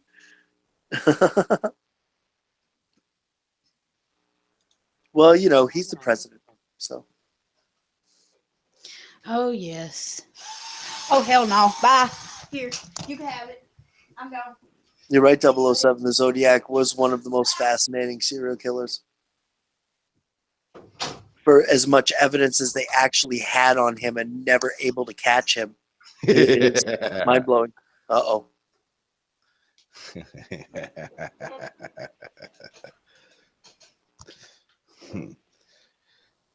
Yeah, I leave to get me a cup of coffee. I come back. She's supposed to be fixing her food, and she's playing on my computer. Hey, Rad, I see that. If I had to put a face to your voice, you know what? If if you could hop in on a private Hangouts chat with us sometime, I'll show you what I look like. Because I actually took down the You gotta vines that go. I had. You gotta go put the hairdo in, dude. Oh yeah, of course. I'd put if you can. Geez, I don't know how to describe myself. I've got the haircut I have has kind of like a troll ponytail on top of my head and a gnarly beard. The best way I can describe it. So plus I want to see what you look like too without the makeup. So if that is your picture right there. So Hey, wow. hey, Look at Lakaya? that. DW just took out Trump.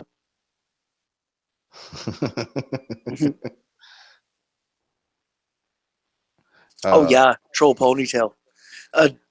Does Lakaya have Rad's phone? Don't know. Hey, Lakaya, you still there? I got your little friend here. Oh boy. You know, she tried to leave a fork on the plate for the microwave again. Oh no. Are you talking about me, Vamp? You can't be talking about me.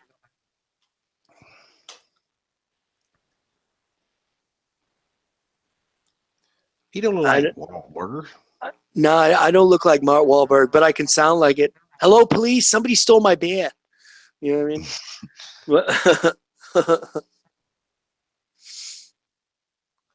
But so, hey, I've got a list right here of list of serial killers by numbers. Oh, cool. Yeah, I like that. Come on. So I mean, I imagine there's other lists somewhere else. You know what I mean? But I popped on to Wiki, and the top of the list is Luis Gravado, known as La Bista or the Beast. Yeah. I was going to say I know that name. 138 proven victims, possible victims 300 plus, mostly all street children. Damn it! My shit cut out again. Are you back? Oh yeah, I'm here. Okay, my shit cut out again. Damn it! Where? Oh yeah, you cut out on you right in the middle of saying something. Son of a. All right, I got a drill here. I'll beat the shit out of you with a drill. Only sentenced to 22 years for that. for all that. I understand. It really bugs me. Why kids? I imagine they're probably the easiest, but then you've got Pedro Lopez, known as the Monster of the Andes, targeted young girls between the ages of 8 and 12. That's like Richard Ramon. Like who? Richard Ramon. Who was that? I cannot remember what he went by, but I'm talking. He looked like a freaking serial killer. I don't see how the hell he even got out of his teens and they didn't lock him up. He was the one that actually, when they caught him, he had a young black boy hanging in his closet.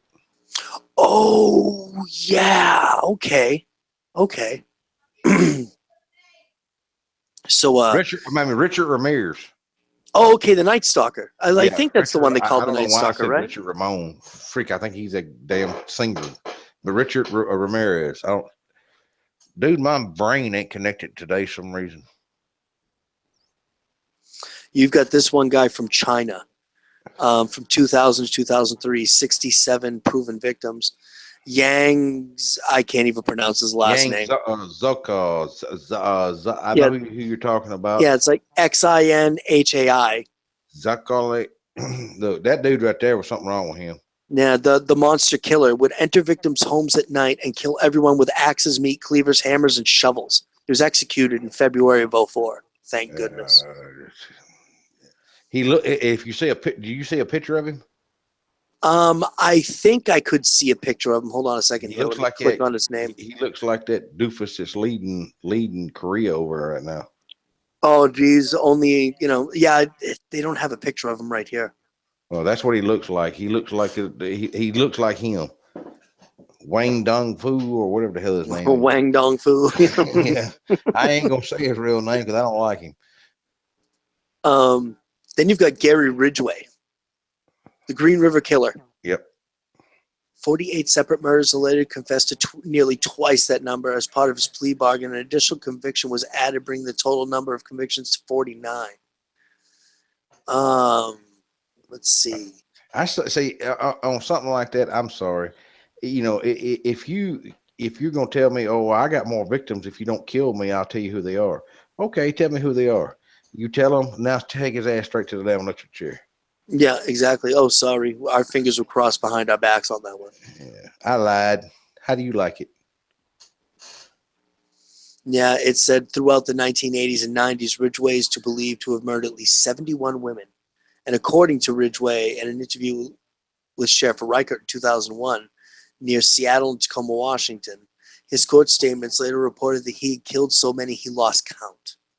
Yes, and you're gonna let him live? Nah, that's somebody breathing my air that shouldn't even be here. He's polluting place.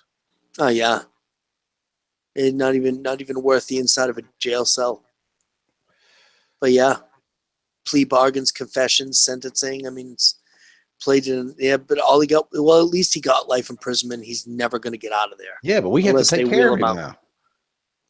Yeah, unfortunately. We're paying to keep a piece of trash like that, his heart breathing when he didn't think twice about killing an innocent person that he just come across. See who else? It's a lot of the serial killers in this list are not American. Nope. I mean, you've only got the only Americans in here like Ridgway. Well, Bundy, you know that movie they put up about the killer hotel thing. What is the name of that? I think it's called Hotel. It was in London or somewhere like that. Where? Oh, are you talking about Hostel? Yeah, Hostel. That's it. That was actually that it didn't happen exactly like that, but there was a place over in Germany that crap was happening. It was like a Sweeney Todd like deal. Right, yeah.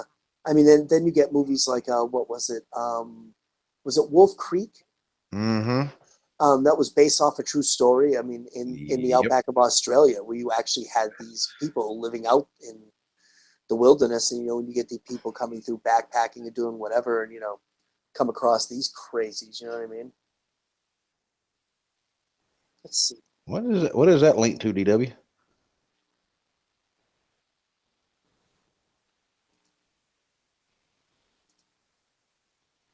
"45 miles from me."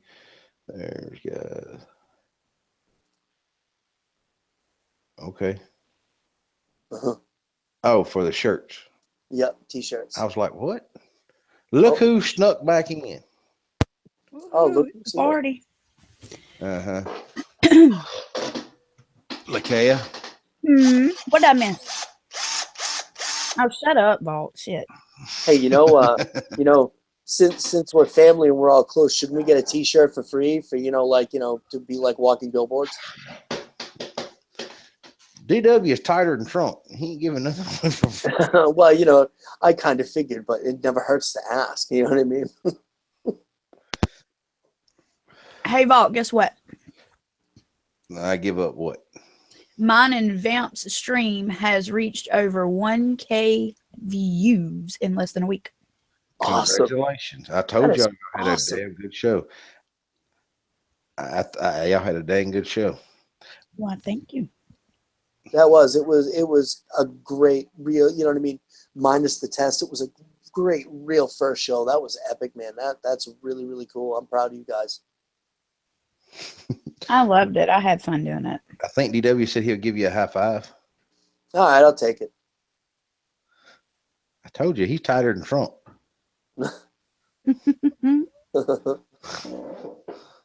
I heard y'all talking about serial killers earlier. Yep. We're We're still still kind of, yeah. Eileen Wuornos. Oh, yes. Was that the one they made the movie of Monster? Yes, she is my. Oh. That was a true story. Besides, if you want to go with the whole Bonnie Parker and Clyde Barrow thing, Eileen's my favorite. Under her would have to be Charles Manson, of course. Yeah, I actually remember watching a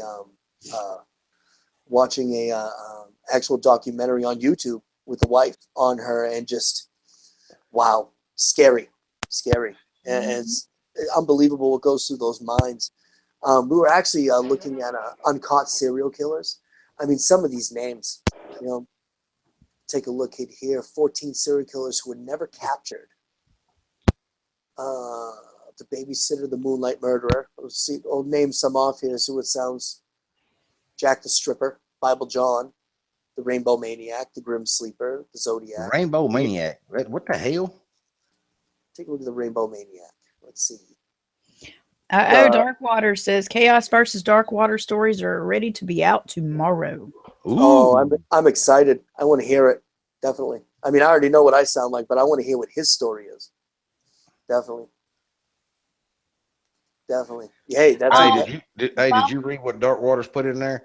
The person that dropped on y'all only got 500 views. Oh, suck it. Bone Kiss has been saying, what about Edward Edwards?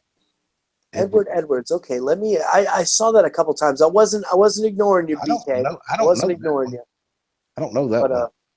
Let me Why's Vamp not on panel? I don't know. Where'd she look? Everything got screwed up tonight. Mm-hmm. I know. Everybody missed my face.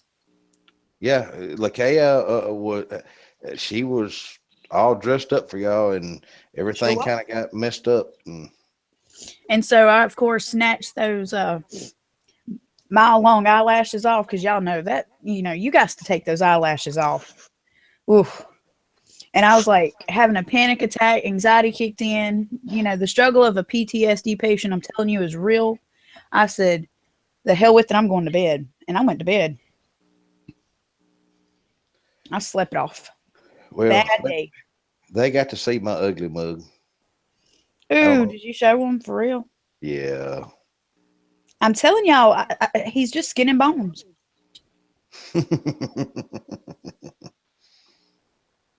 Wow, BK was right.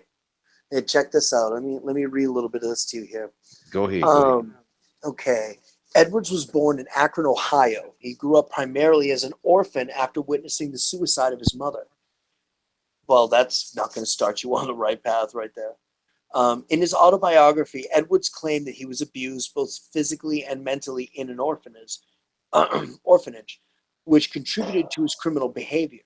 He was allowed to get out of juvenile detention to join the U.S. Marines, went AWOL, and was subsequently dishonorably discharged.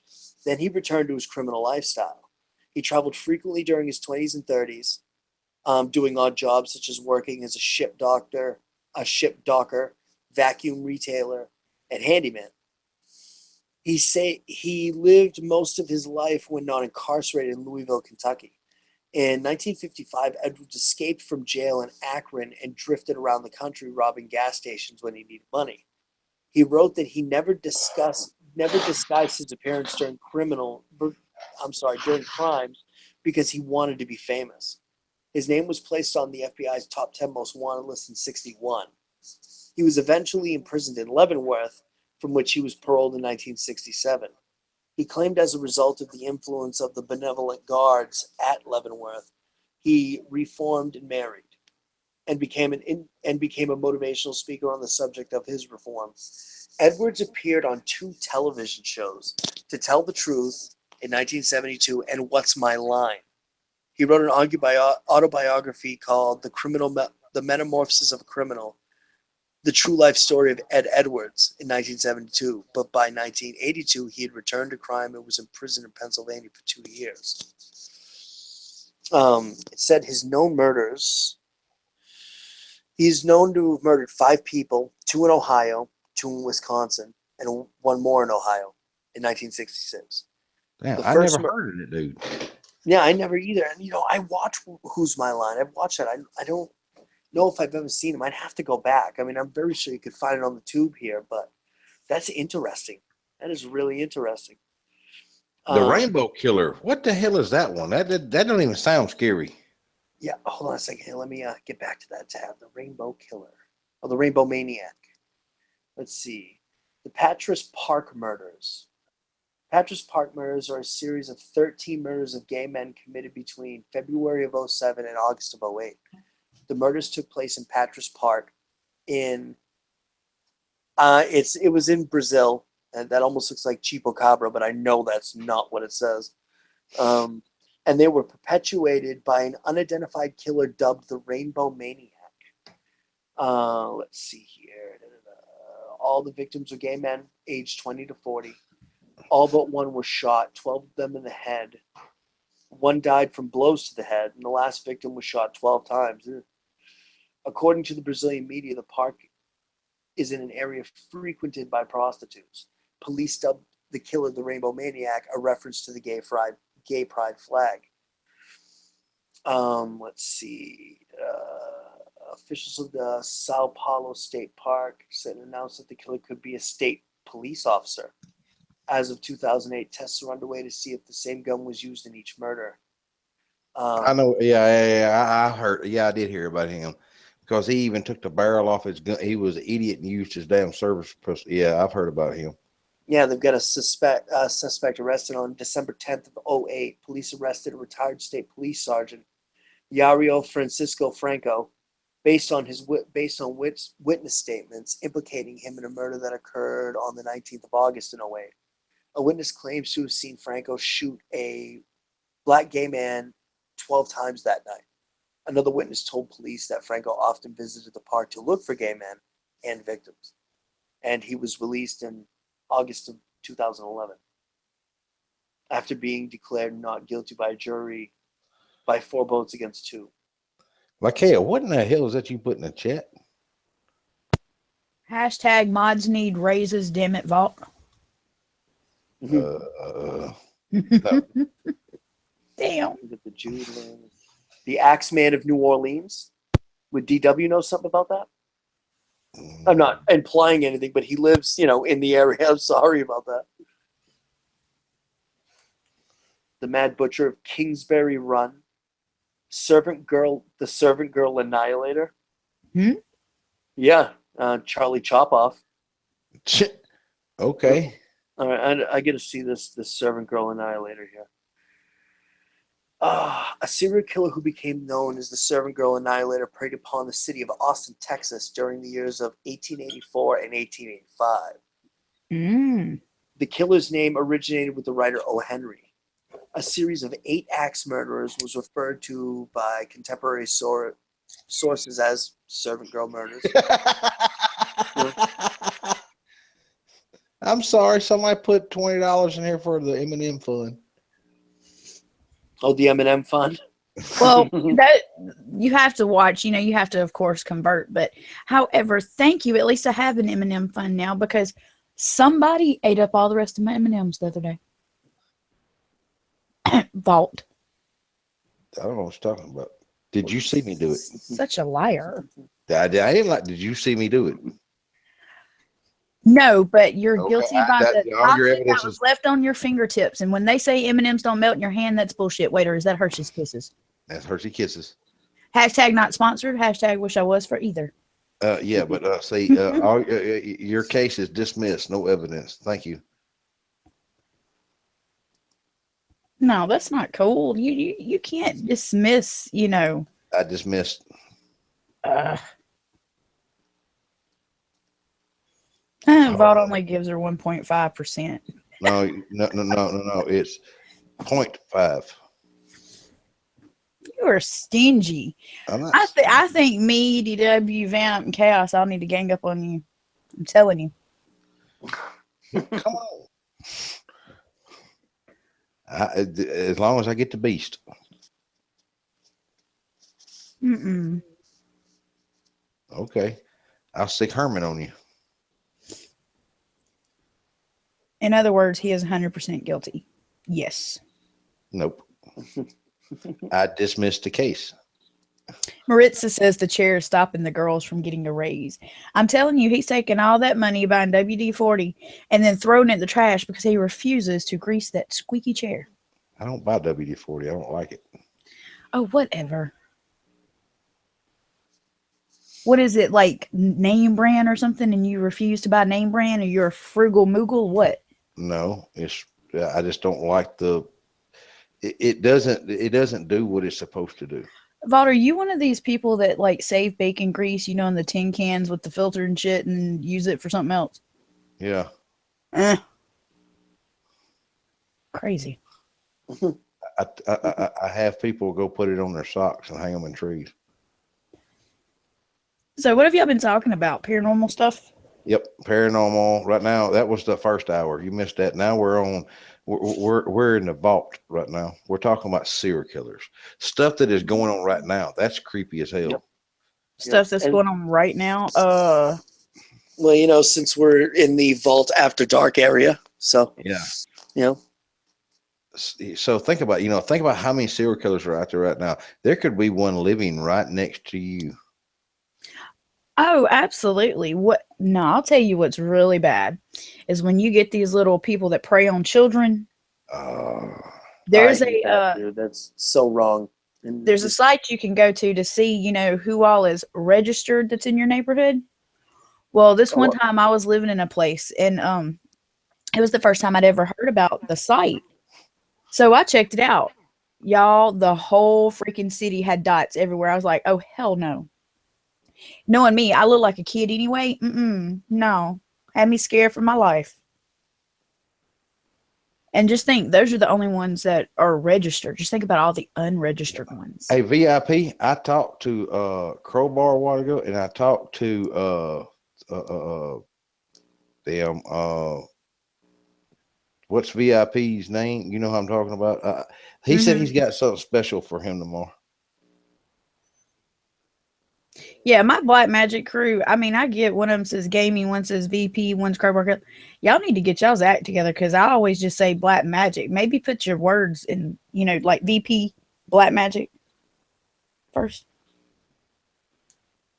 Yeah, I don't like I don't like the short eyes people. DW said there's a special place in hell for them, and I absolutely agree.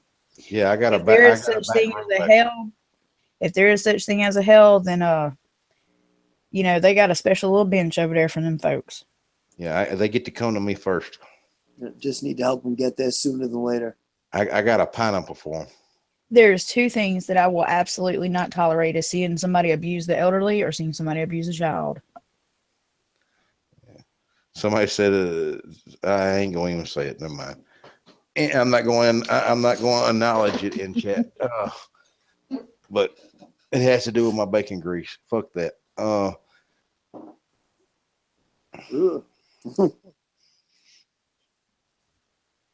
But yeah, these people, the serial killers that go after kids, serial killers, like I said, that's a crazy ass thing anyway. But why go after a kid? You're that big of a chicken shit. Not only are you gonna you be a serial killer, jump people from behind and surprise them and stuff like that, but now you're gonna go after somebody that can't even defend themselves when they see you coming. What was the one that went after the couples? That was the 44 caliber. Well, you got Son of Sam, and That's then who. No, it's Son of Sam that I'm thinking of. I think. Is that the one that heard the dog talking? Yep. That's the one I'm thinking of. He had multiple things wrong with him. So he was schizophrenic, he was psychotic, he was And you know what though? People cannot help if they have a mental illness. And I've read in an article somewhere that majority of the serial killers had some form of untreated mental illness. Except for the one that they're always looking at his brain because they can't figure him out, but I can't remember which one that is. There's like a scientist or somebody, they've got like his brain and they keep dissecting it every couple of years to run new tests or something.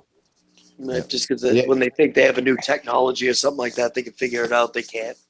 Hey, I'll be right back. I hear baby Absol in here squealing like she's dying for some reason. Yeah, the Zodiac killer, he did go after couples too, and what was funky about his ass is he didn't use a gun most of the time. I think a couple of times he would actually make them roll over and he'd tie them up, and usually he started with a man first, and he would actually get on top of them and stab them multiple times while the other person could hear him doing it, and then he would go to them. So I pulled up this webpage, and it's the top 8 serial killers still at large around the world. My name's not on there, is it? Nope, nothing about a vault. Okay, good. Let's see. Because I do like cereal, so VP, right. VP Black Magic. It is now instead of Black Magic via VP. And if Black Magic Gaming gets on to you about that, tell him I told you to change it.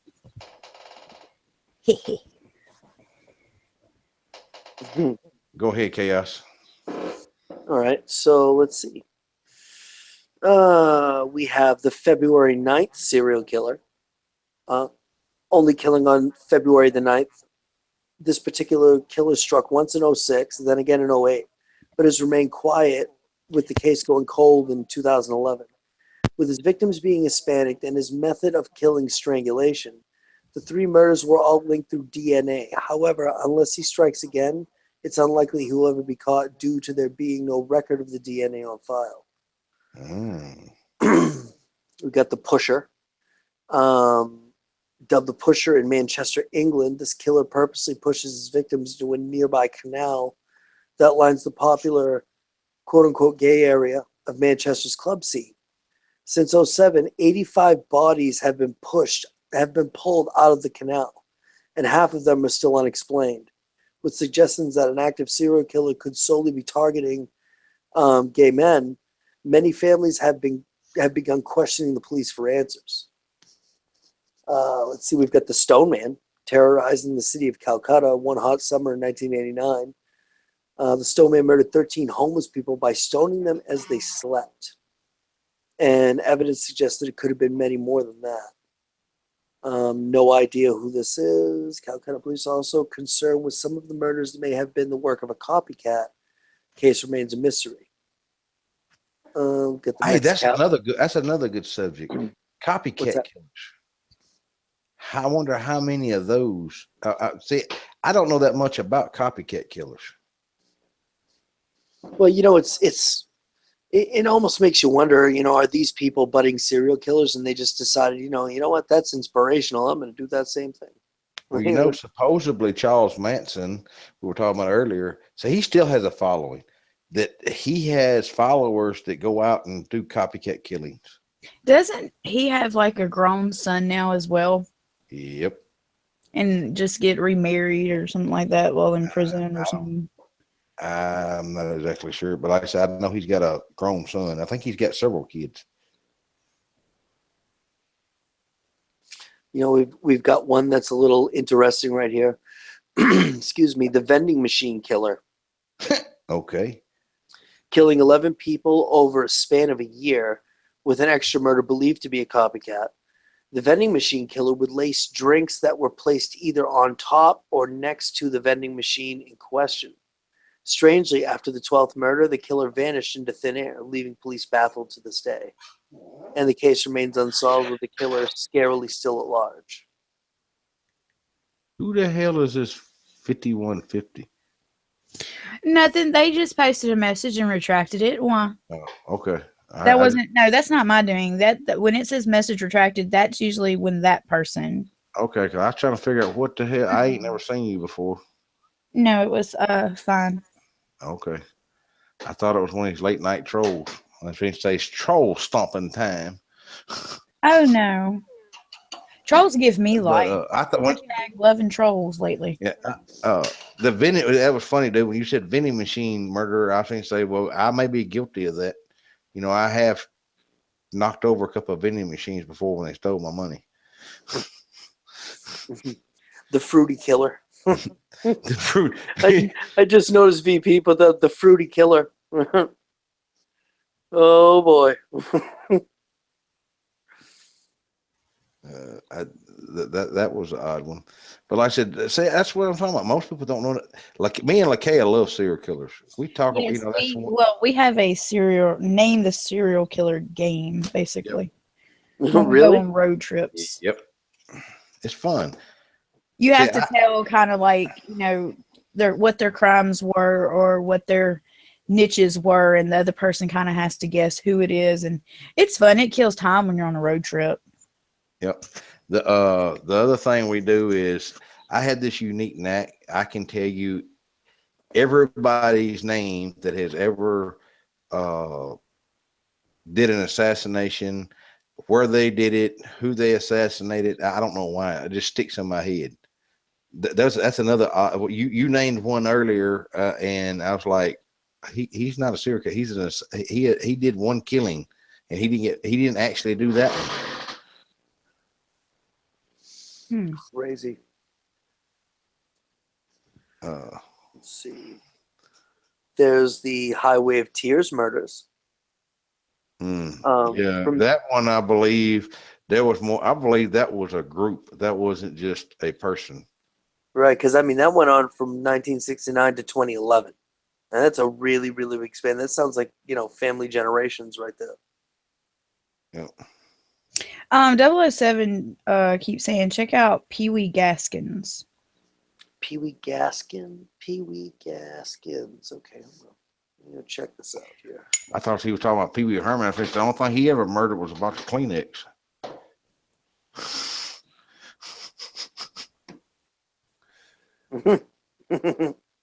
I just caught that one. Pee Wee Gaskins. What do you tell me, Google? Donald Henry Gaskins. Wow. That's an old mugshot. Let's see. Donald Henry Gaskins, March 13, was an American serial killer. Let me see. Florence County, South Carolina. He was the last. Hey, hold on a second. Somebody's in chat that Memphis, Sasquatch. Yep. He's about to say hello. 007 asked me, had I heard about Pee Wee Gaskins? If he went by a different alias, maybe, but not that name. Memphis, you need to send me a way to contact you in my email.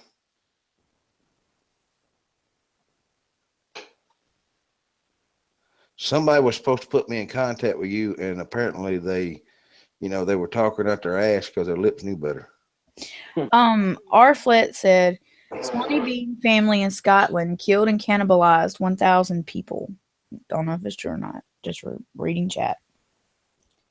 Lakaya, the movie Sweeney Todd, the guy that Sweeney Todd was made after. Oh, what is with people and not getting names right tonight? Hold on. I don't know. I've had that block all night. I'm telling you.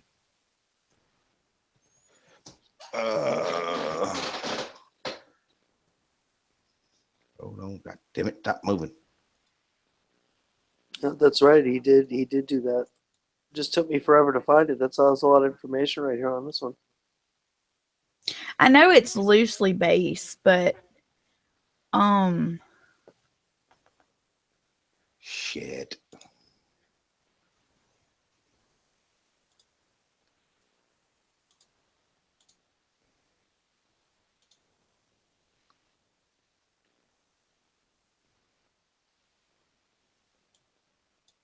God damn it.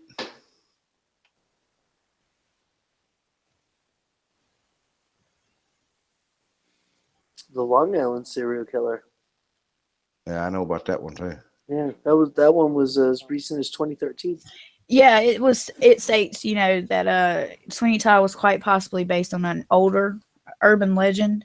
But there's somewhere else, I cannot find the site now, that stated a person's name that they thought it was, you know, loosely based on.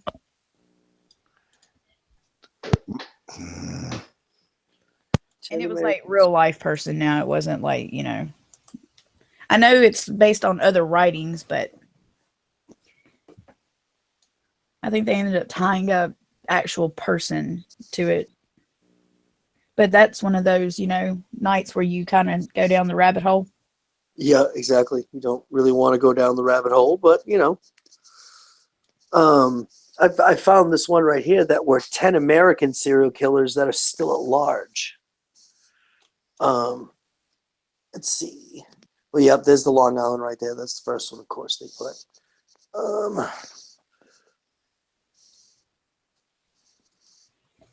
Is DW over here talking about Porky's? Ain't no Porky's, like the movie? That's what I was wondering. Yeah, I think so. Ain't no telling what DW's talking about. Do you know I've never seen that movie? Shit. It's not bad, I guess, for an older movie.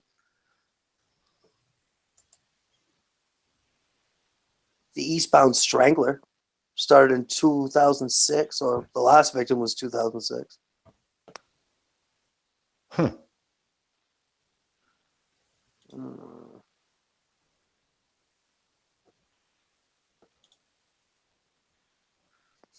Why does that police chief's name sound familiar? Because there was a Michael Chitwood in Portland.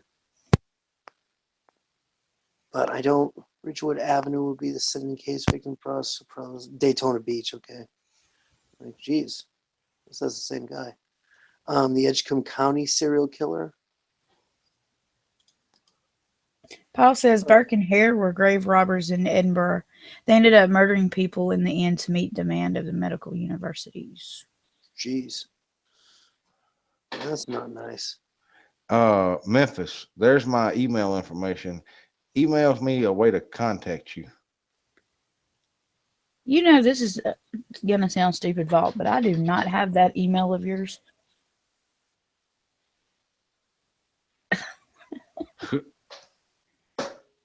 I have the other one.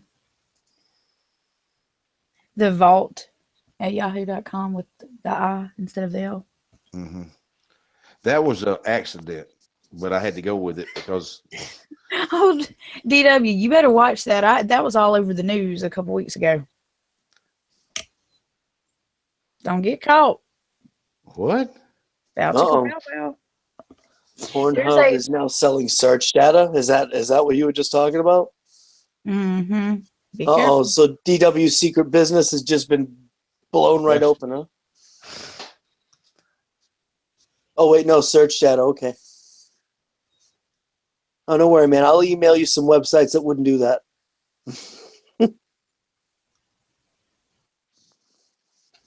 Okay. Bad joke. Sounded better in my head. No, it cut out on me. I actually missed the joke. Oh, okay, that's all. Darn it.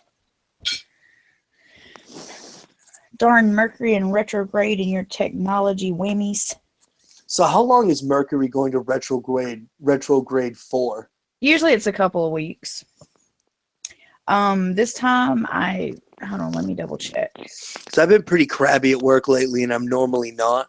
So, Well, the thing I about wonder- it is this time it's 4 planets that are in retrograde. It's not just Mercury.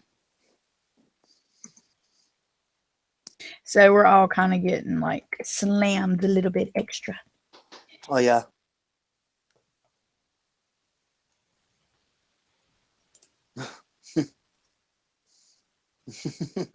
And that's only if you believe in it. If you don't believe in it, don't send me no hate mail because you're not gonna like what you're getting back. Let's see. Oh, this time it's from April the 9th to May the 3rd.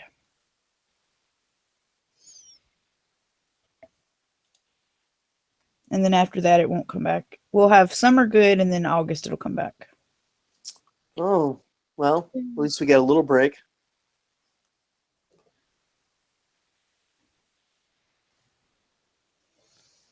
Paul says apparently Google has all your history stored along with video recordings through your webcam. Ooh, my webcam's taped up. They can hear me, but they can't see me. Yeah, I got a piece of tape over mine. Don't need them watching me doing the nasty. Well, I move mine once a week just for good measure. Oh, Val, you so crazy. And that'd be something you would totally do too. Well, I wouldn't tell you I was doing it if I wasn't doing it. So if you want to watch that, go ahead, Fred. Maritza want to know, when will ladies' night happen again? I was planning on doing a stream tomorrow night, actually. I don't know. I was going to, and then I was not going to, and then I was going to and not going to. So I really don't know. Memphis, I sent you an email. Did you get it? Well, hey, just to let you know that if you do have a live stream tomorrow night, I'll probably be in and out. You know what I mean, as far as chat goes, because I need to do some recording tomorrow night. So, that's my thing. Is I've been working so hard for the last couple of days on recording and editing and et cetera, that trying to get some of my lost content back and redone. And I haven't really talked to Vamp this evening. Excuse me, to see if she wanted to, do streaming tomorrow night, if she can or whatever. If I can, I'll do it. If I can't, I'll just have to do it, drop it in the middle of the week or something next week. Hey, I hold her at drill point. Look, Lakea the librarian needs a day off every once in a while. I understand that I missed several days when I was sick with the flu for the 3rd, 4th, and 5th time. However, when you're sick, you don't really get a vacation. You know what I mean? Yeah. Well, hey, if you're sick, you're sick. I mean, you got to get better. It's like being sick is like a job in itself. Hard work to get over it. I just lay on the couch and whine a little bit and eat chicken soup. Lakea needs a day. That's a myth. She doesn't need a day off. That's an urban myth. Let me tell y'all. Today, though, I woke up. Day started out good. Started getting a little rougher and a little rougher. And about the 3rd hour in of me being awake, I said, the hell with this. I grabbed every sage bundle I had and literally lit them and threw them in a bowl in each room. In my house, I went and blessed my whole house, cleansed my whole house, cleaned my whole house. I'm talking about, it was one of those times where you could feel it in the air that it just didn't feel right. But it happens. Yep. Sometimes it does. Y'all know now at Chad, this is not like meet a date, meet a mate, or meet a serial killer. Who said that? No, I'm telling them that. All I'm saying is adult content mentioned. Ooh. DW, I don't know if Art Bell's dead or not.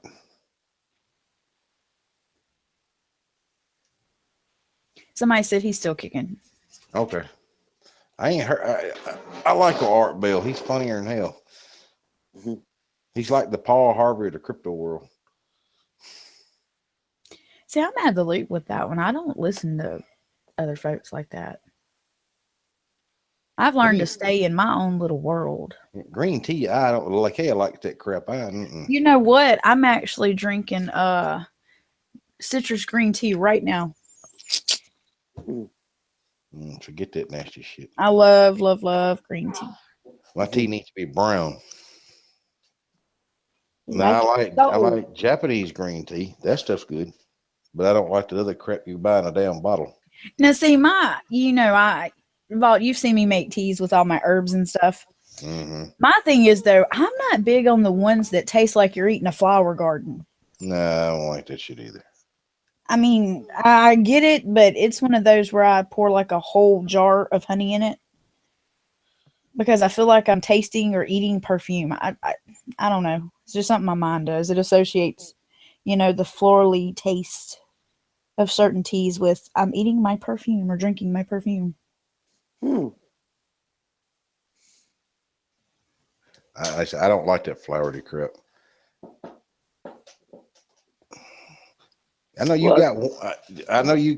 I messed up one time, y'all, and I got Lakea's little herb stash. I thought I knew what I was doing, and was gonna make me some herbal tea because my throat was bothering me, and I grabbed the wrong herb.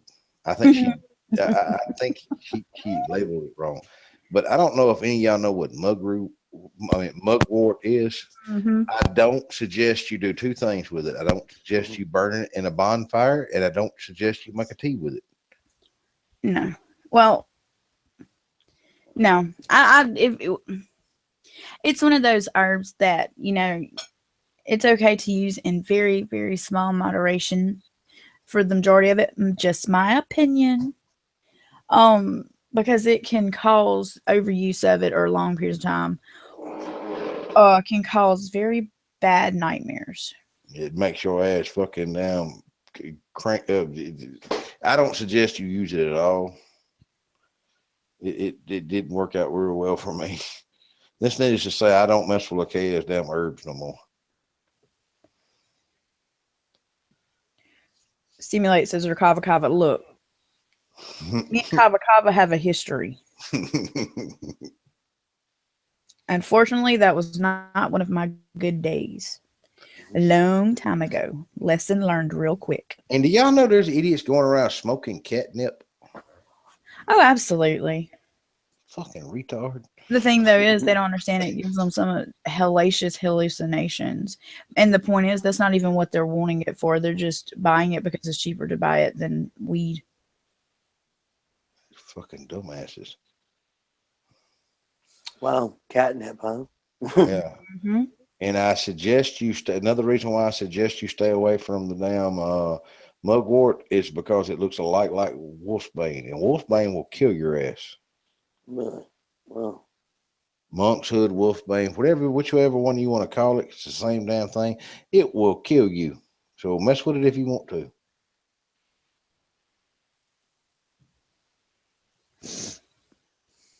Whoa. I'm talking about it's almost as deadly as oleander. You know what? I really like that movie. Yeah. I was just thinking, they made a movie by that name. Mm-hmm. It was a good movie, too.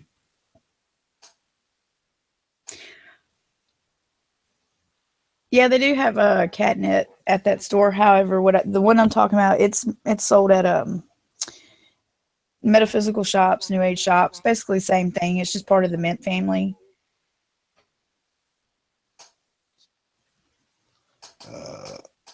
That and these idiots going around smoking this spice. That's a retard. Well, it's like the whole bath salt craze. I mean, come on now. I like my face too much. You come after me trying to eat my face off, we got problems. I'm shooting you twice for good measure.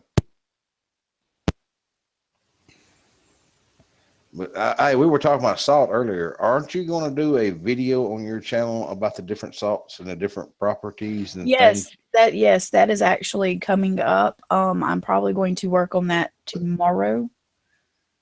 about the different types of, salts and their purposes and the intent you can use them for. And then some of the things that I'm going to tell you about that you can do with them, it's sort of like little recipes that I'll make in a separate video.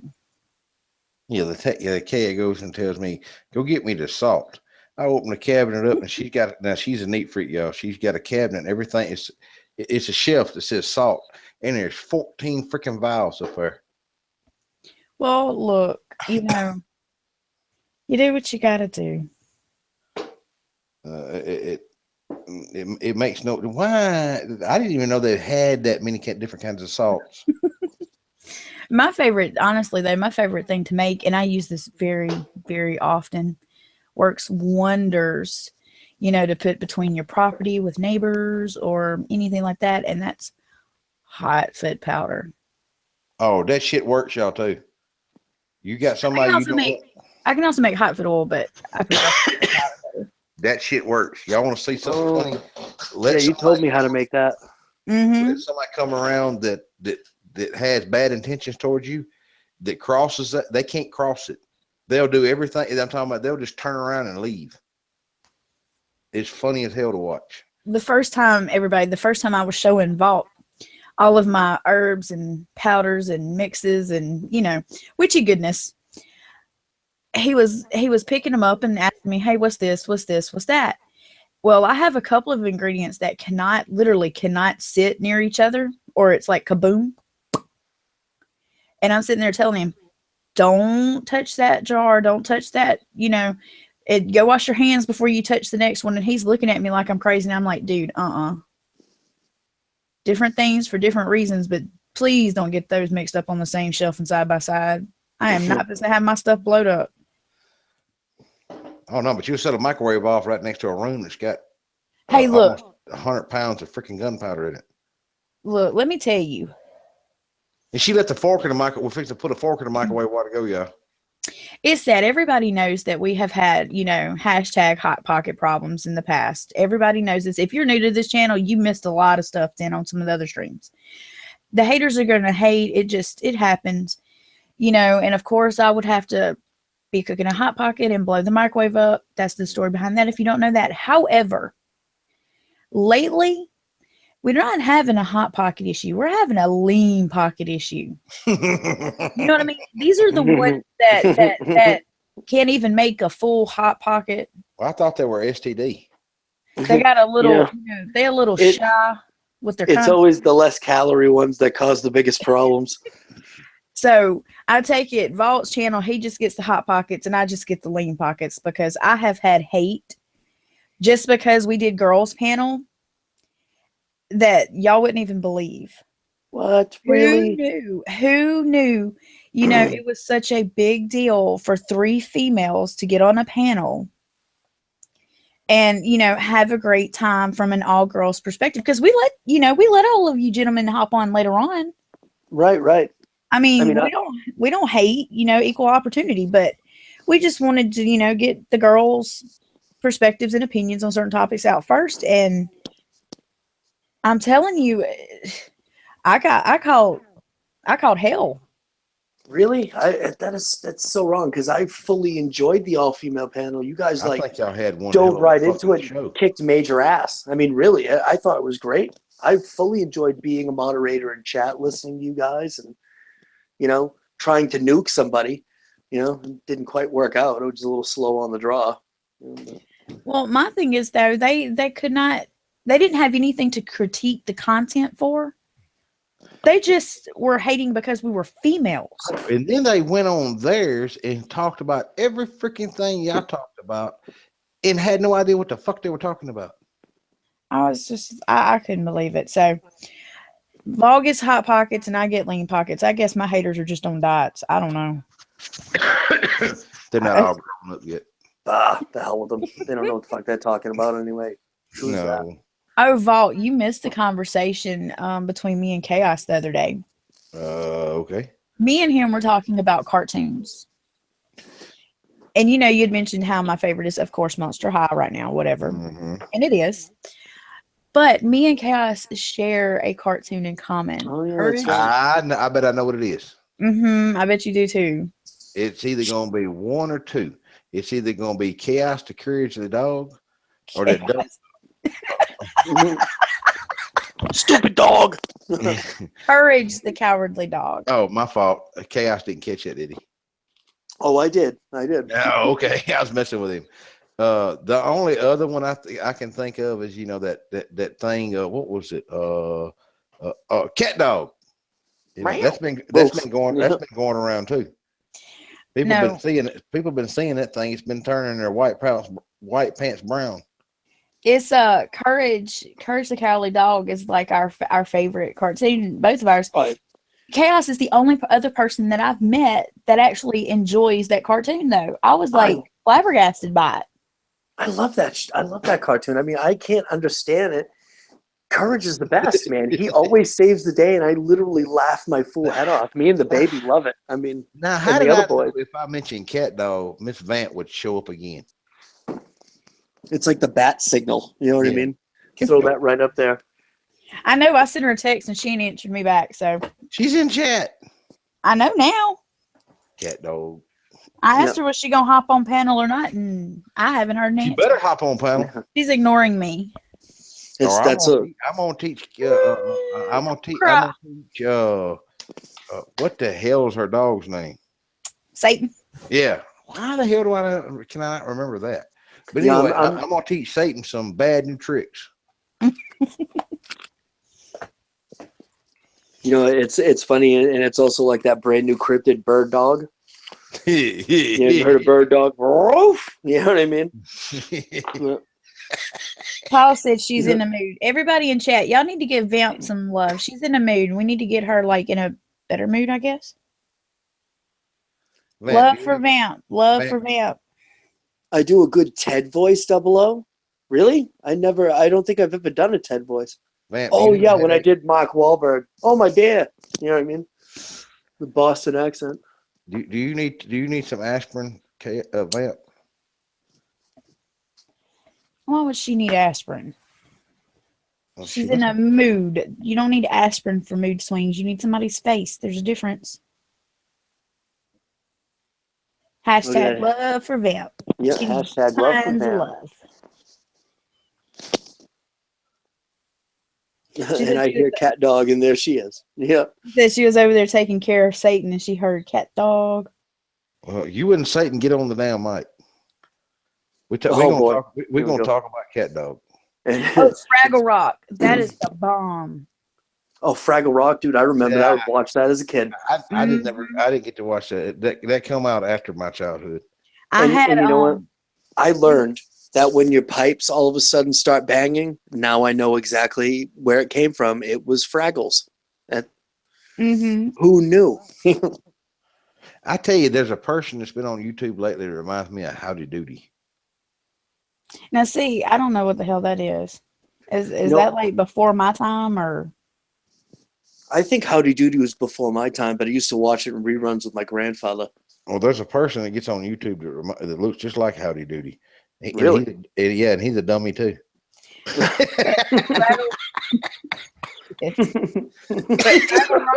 Be my favorite growing up.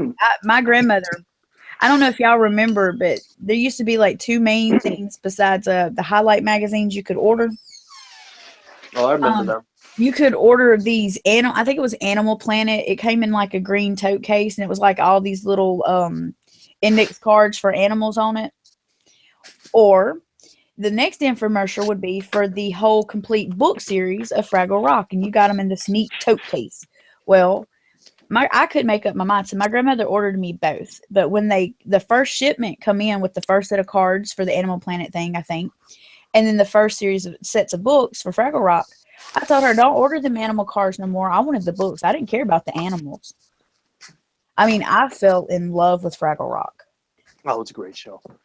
I got to tell you, though, my personal, I mean, I love Courage. I've loved it ever since it came out. Yeah, hold on just a second. Oh, you shouldn't mute it, Vault. I want to hear if that's your new girlfriend or not. Y'all, I think Vault has a girlfriend. You think so? I think so. I really, really do. It might be Oh. Marianne. Marianne Oh. Mellons. Trump is back. Uh-oh. Hi, Trump. I gotta tell you, if we're talking about favorite cartoons, man, I grew up absolutely in love with Voltron. Love Oh, Voltron. yeah. Voltron, Defender of the Universe. Yeah. I was And now always a Thundercat. I do have a Thundercats t-shirt, so, you know, oh. Love the Thundercats. I remember when I would get home, every afternoon, it was, you know, the three cartoons I would watch, and then, you know, I would go do whatever it was. It was always Gargoyles, Pirates of Dark Water, and Thundercats. Oh, I love gargoyles. DW said He-Man and the Masters of the Universe. I used to have a He-Man and a Yep. She-Ra. Yep. She-Ra action figures. I had both of them, and of course, as you know, as a female, they had to date, and he had to take her out, and then she would like kick him in the dirt and bury him up to his neck and whatever. But Boy, He-Man. I had a real childhood where women rule. Oh, I used to watch a lot of G.I. Joe too. I was neck and see what happens. Actually, I think.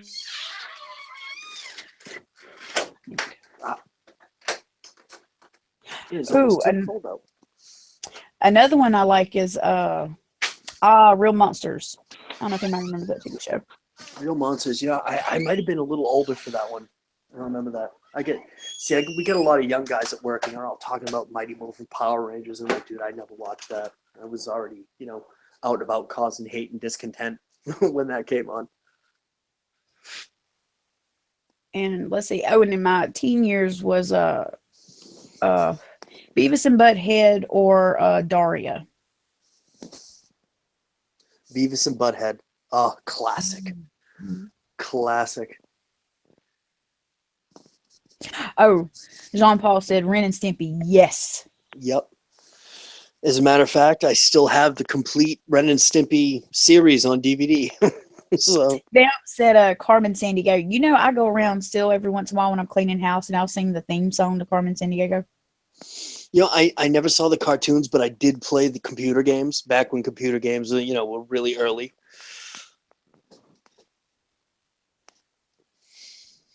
Rad said, did anyone ever see Spike and Mike's Sick and Twisted animation festivals? I don't think I've ever heard of it. I don't think I have either. But if it's Twisted Animation, hey, VP said Ed, Ed, and Eddie. I tried to get into that, but one of the Eds would get on my nerves in it, and I was just like, nah. Personal preference. I actually, as a matter of fact, earlier today, I was watching Phineas and Ferb with the baby. So, SWAT Cats. I remember that one.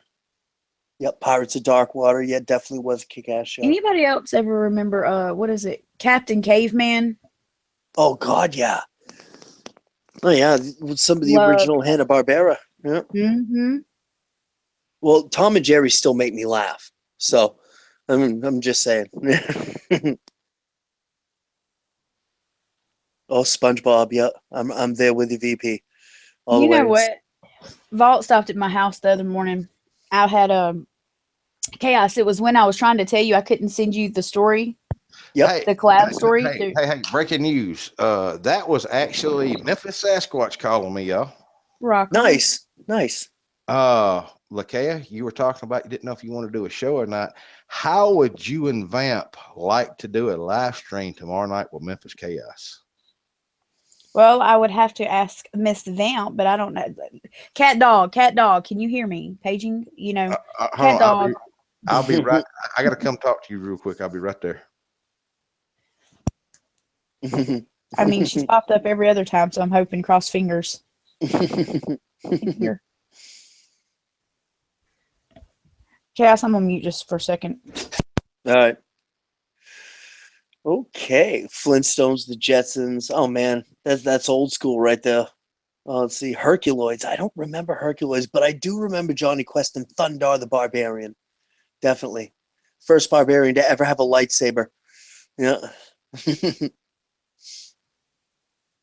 Felix the Cat. Wow, that's old school. Yeah, Thundercats. Oh. Jeez, now I gotta remember. Holy cow. God, Transformers. That was a Saturday morning fix for me. Space Ghost, no way.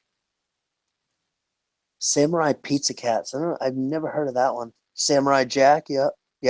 I agree, VP. Like I said, Tom and Jerry still makes me laugh. What's the greatest story I have? That I've done or not done? Oh, just wait till the one you're gonna drop. So, Yeah, I mean, honestly, I have some really good stories. I've got a couple that Paul has sent that I haven't done yet. I'm still working on. All right, I'm back. But Vault, it all depends though on, I've got a lot of stuff I need to get done. If I can get it done in time tomorrow night, I'll do a show. But if not, I'm sorry. I got to get some of this work off me first before I do another live stream. Paul, you just hit the nail right on the head. Godzilla.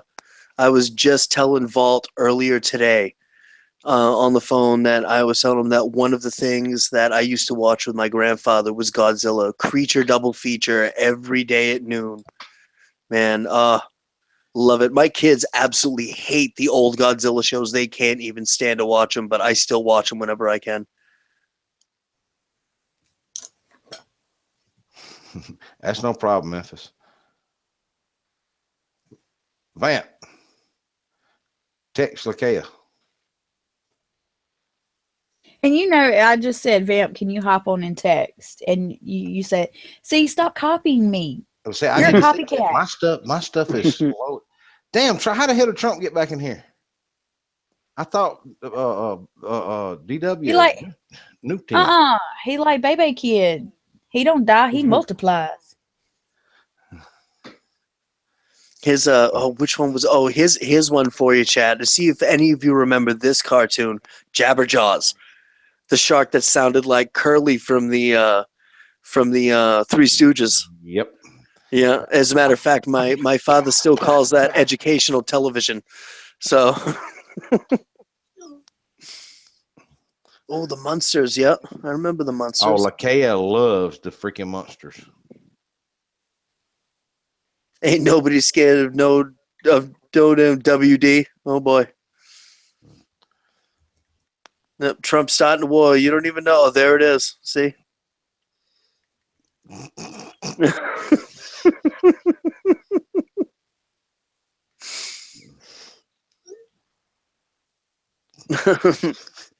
That's hilarious as hell. Scooby-Doo underwear.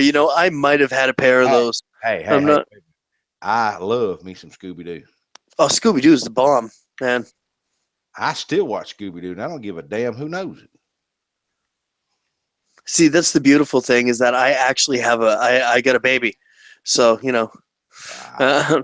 there's the... I would rather watch cartoons than some of this bullshit that's on TV now. Oh, gosh, yeah. Great Babe. Oh, yeah.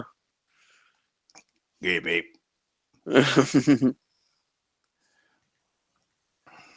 Yeah, Memphis, we're going to work out something one way or the other. I'm going to have to talk to girls into this, but like I said, because Lakia, she's like a pit bull on a rope. She's done got her teeth sunk in something, so I'm going to have to get her broke away. And like I said, we'll talk. Like I said, as soon as you get finished tomorrow, because he's going out on an investigation tomorrow, y'all. And as soon as you get finished with that, call me. Oh, you're talking about me? No, Memphis. Oh, Memphis. Oh, okay. Y'all know Vault, he's attention hungry. He got to have everybody call him. Hell yeah. Don't call me later.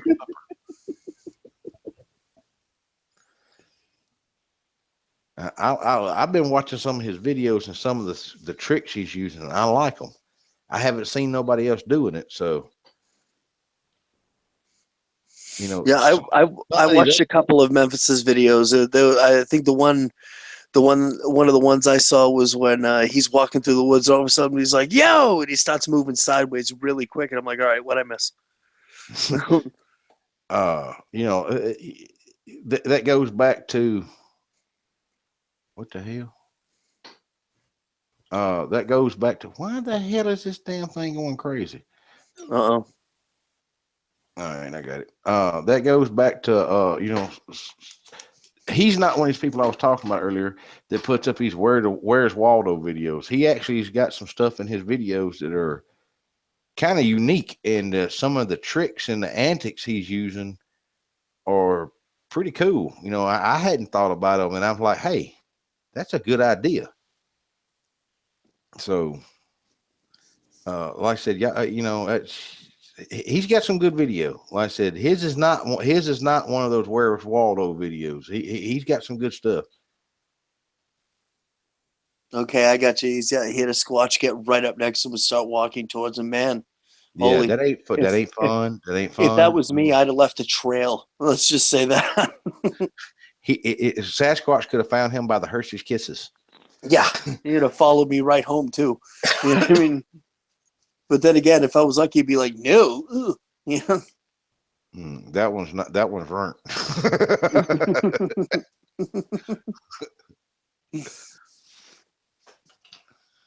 Oh, we got a couple of dislikes.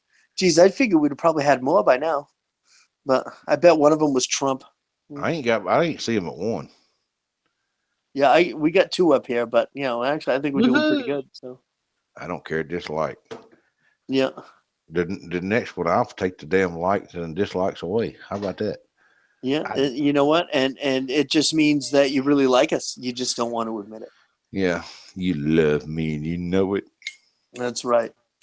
That's them damn hot pockets. I told you about that. Or it might be a couple of lean pockets done filtered over here. That's fine too. More than likely. I find it hilarious. It just Hey, y'all remember what she done to my microwave with a damn hot pocket? All right. She burnt that motherfucker up. You know, I didn't know a microwave, when it burns, it turns different colors. Did y'all know that? You know, I've never burnt a microwave up. Have So y'all ever had that moment where you kind of put your foot in your mouth? Oh, yeah. All the time. Yeah. I've probably done it a couple times in this stream. Yeah. I just did that with Vamp. Me and Vamp, of course, we talking about something that's next to nothing. And I'm like, I don't trust anyone. And she goes, not even me, crying. I made Vamp cry, y'all. I told you it was mean. Y'all Why thought would I you was do joking. that? I told you she was mean. Oh, so please enlighten us. How did you make Vamp cry? Because she seems like she's pretty strong. Because when I said I don't trust anyone, I just assume like people like you and Balt and her know that does, y'all are excluded from that comment. I'm not anybody. I'm somebody. And so I'm like, I know that ain't me. I'm like, no, that's not how I meant it. Oh. So of course I give you big cyber hugs.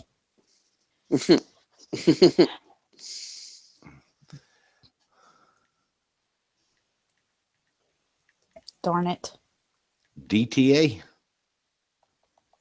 Well, except for Vamp.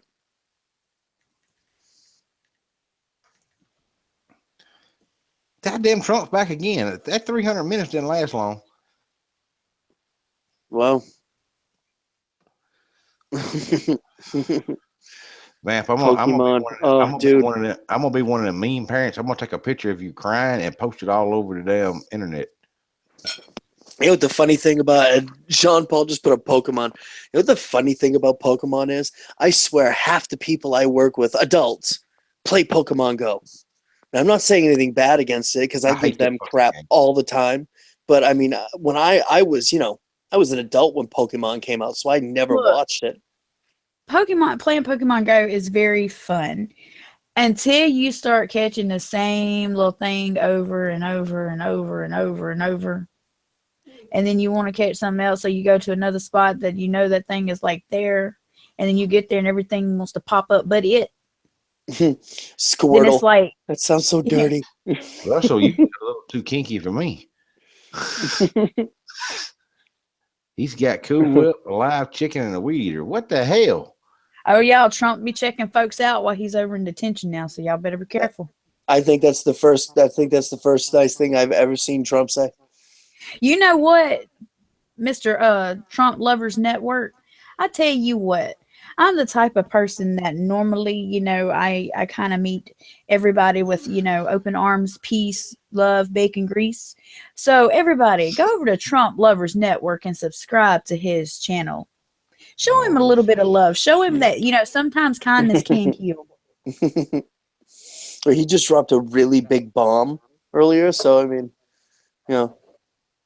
Mm.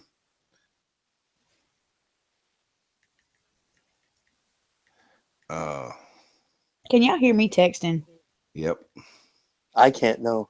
Sounds like a Yeah. chicken picking corn. Gengar or Jengar, is that a Pokemon? Hey? I'm looking at what VP says. He says Gengar is my fave. Is that supposed to be a Pokemon? Look, you know how many people I don't know. You know how many people I've hit playing Pokemon? Trump, Vamp just put you opportunity out there. I don't think you want to pass up. Oh, okay. All right. I thought Absol would have been the most popular Pokemon in this community, but Vamp said, Trump, come sit on my lap. Ooh, somebody finna have a come to Jesus moment. Oh shit! Hey, somebody! God damn it! I ain't got the right phone. Fuck. Bo, chill out. I gotta take care of something. Hold on. The BDRC. What Trump Lovers Network? That BDRC guy has nothing but bushes and leaves.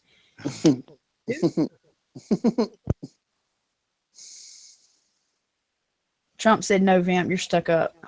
Ooh, wow. them fighting words. Jeez. You know what I've learned? If Vamp tells you to go sit on her lap, you just better start walking right over there. But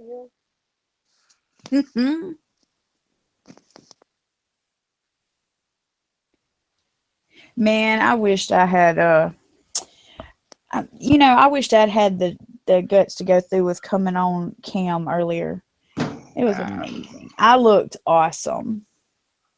you should have. You should have. I looked Bunch of awesome. damn chickens. No, I wasn't a chicken. I just kind of, yeah. You see, I decided not to do the cam thing because, it's just too much pressure. Then people would understand that I do not look like Mark Wahlberg. So I wouldn't mind looking like Mark Wahlberg, but he reminds me of what you know that little troll that's on that movie Trolls, the one that's got the blue hair. That's what you talk about Branch. Yeah, that's more what you remind me of, except you're white. I'm sorry, hands down, y'all. If y'all want to know what chaos looks like, think of your stereotypical Viking. Yeah. I thought hands down. I thought she. Yeah, I kind of got that going on. Yeah. I thought she was going to say Pebbles will PMS, but no, that was just the hairstyle that day. Hairstyle can change. I actually wear that hairstyle quite a bit, but Trump, DW's done stepped up now. There will be no more bad mouthing other creators here. One more time and you're done forever. Ooh. And I'm not modding chat right now, so. No, she's modding that food. Yeah, I'm supposed to be modding chat, but I'm just enjoying this too much.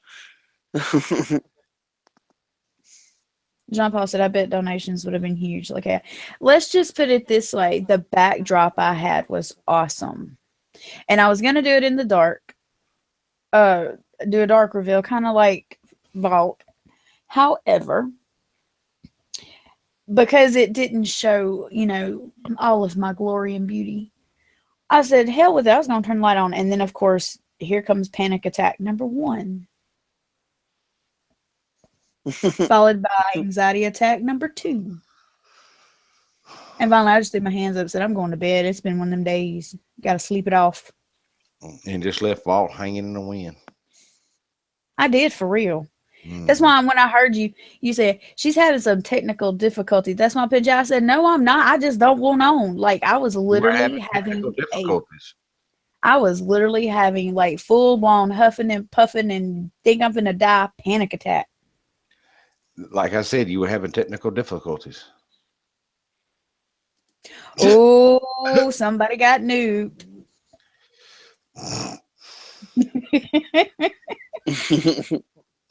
God damn. That's funnier than hell. And it didn't help any though that I had went to the store. Y'all don't understand. Stores give me high anxiety really bad. Really, really, really bad. So I went to the store and yes, you look like a Viking. I do. Yes, yes, yes. I do. I've got that look, and that's what I was going for. You know what I mean? He looks like Thor's evil little brother. Kind of. Only I don't talk like him though. You know, and I'm not adopted, so. He's the one that stole the hammer. Dylan said, "Ha ha ha, DW." And let me tell you something about that hammer. It is a lot heavier than it looks. I'm just saying.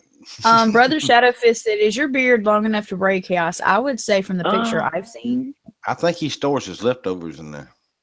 I would say yes. Sometimes it happens, but the pictures that you guys saw, yeah, I've trimmed it just a little bit, but it's still got good length. Dude, you could totally rock like chin dreads, man. Yeah, I know. See, you inspired me to grow mine back out. Nice. Good. I think I just saw Harvey. VP said, "I'm tired of catching the Pidgey on Pokemon Go." Yes, exactly. I said, get off the Pokemon Go. I like running over people playing Pokemon Go. Do I like clam chowder? Oh, yeah, buddy. I do. I make the clam chowder. Oh, yeah. New England style. They never see you coming. Tamla said, "Pikachu." Pikachu know everything. I know you picked me out, Tom. See, that's one of the things I tell. Vault says Lakeia is a bossy know-it-all. Huh? You always tell me Pikachu knows everything. You're a bossy know-it-all. Mm-hmm. And then I always tell you, "I'm sorry, you're beneath me. Bow down to me. Pikachu shall reign." I can't get down that low. You're too short. Look, this is what I was gonna say. The background I had up, everybody. It is cute. It's very witchy. And Vault had come over earlier today to help me hang it. And well, he hung it about 2 feet too high for me. It's at my waist. So I was like, you got to drop it some. I said, "I'm going to be sitting in a chair." He said, "Well, sit down. It should show up behind you." So I sat down and he goes, "Oh, no." I was like, "Are you trying to tell me something?" He said, "Yeah, you're whittle." Yeah, most people, some people complain, "Oh, this chair's too small." I feel like I need a booster. I have to saw the legs off first. I was sitting here trying to think of the way I could describe Vault of who he would look like that somebody knows, but I can't think of Vault as Vault. I don't look like nobody. I like that. Besides maybe Skeletor. Hey VP, my hair color is brown. Beard and hair, but I will tell you, I do have that little bit of a Sean Connery gray streak.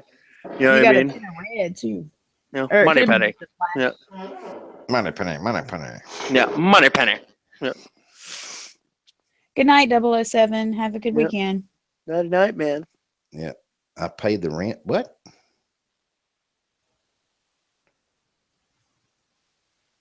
I don't know, but I wish, somebody'd pay my bills. Vault didn't look like the unofficial member of the Duck Dynasty. No. Vault would look like if you got to see him in real life with him all dressed in black. Like seriously, you would think like biker dude. Well, now that after I was clean shaven, I didn't look like that. Clean shaven, you look different though. I was thinking when you have your beard there. All right, DW, brother, I'll holler at you later. Night, DW. Yep. Night, big guy. VP said Vault looks like Hitman. No, but that's actually one of my very favorite movies. No, I don't look like Hitman. I got hair and everything now. Usually I think usually that dude in that movie is sexy. He's Yeah, so sexy. He's smexy. Who is that? The dude, Hitman. Oh, you're talking about the newest movie? No, the original. The Or first he's- Hitman. Timothy Olyphant? Yep. That's his name. He is. Yeah, he's a great actor. He is. He was in The Crazies. What was that other one he did that had Steve Zahn in it? I There's can't very remember. few. There's very few people. I'm gonna say, and I say people. I will not just say male gender. I will say people that make a girl wants to drop her panties. But that dude from Hitman, drop, slow drop, no time. Well, I don't know. It was something about his persona in the movie that was what got me. It wasn't just looks alone. It was the way he acted and the way he spoke and his mannerisms is what. yeah. Hey, y'all go over and look at DW's t-shirts and stuff he's got, y'all. His merchandise. Yeah, if I didn't have 3 kids and a Miss Chaos, I would definitely go over and buy one of those. DW, a couple of people earlier for the men's league said that the link was broken and it wasn't working, or it said that they're not available yet or something like that. He's next gonna be selling. He's next gonna put out his dark water thongs. Oh, he's gonna have dark. Oh boy. I'm just messing with y'all. I like to pick on my brother. I think that I seen the shirts, the design of the shirts. I thought they were awesome. Hey, Oh, I yeah. got They're a really cool. Hey, DW, I got a catchphrase for your thongs. If nothing else will get you wet, these will. Oh my gosh. Oh my god. It's so simple but know what? perfect. I mean, Yeah, that is actually really good. I'm a good salesman. But I think I'm gonna come out with cat dog shirts. You can't. That's like a trademarked brand. Damn it. You need to come out with no, I was going to say you need some Vault merchandise. No, you don't. Because you'll be the type of person, you'll be honest, you'll say, don't buy my shit. I'm not going to send it to you. You wasting your time. Well, it would either have to be cargo pants or a t-shirt. A black t-shirt. And then I'd wind up wearing them all. So, nope, you wouldn't get none. I'm sorry. You really would. You really would. I'm sold out. Yeah, last week, me and Vault stopped at a store on our way to go interview a guy. And I seen a pair of camouflage pants. They were girly, had a little bit of pink thread on them. They were cute.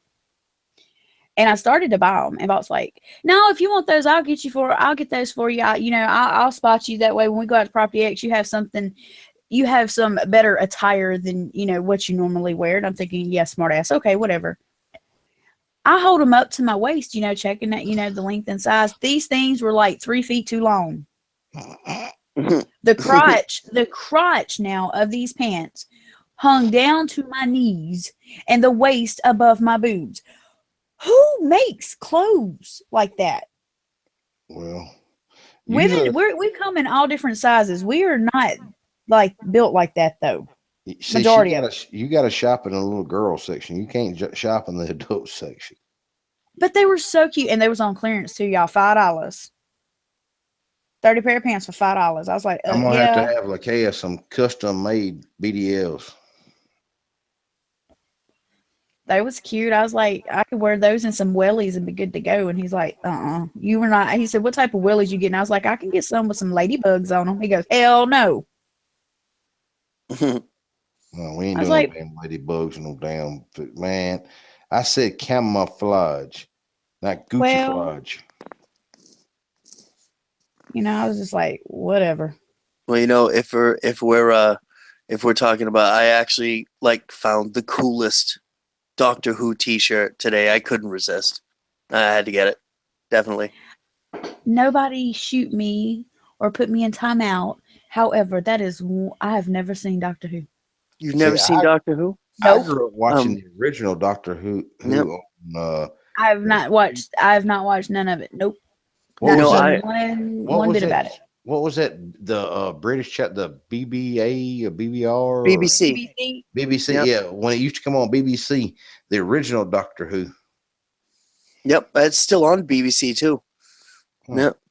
You know, I'll tell you, if you haven't seen Doctor Who, if you like some just really good, well-written science fiction, go ahead and start watching it. I mean, as a matter of fact, the new season starts tomorrow, and just get right into that and enjoy it. It Now, really is. It's awesome. What I've do never seen any y'all? of the new ones. What do y'all? Speaking of science fiction, in a way, what do y'all think about the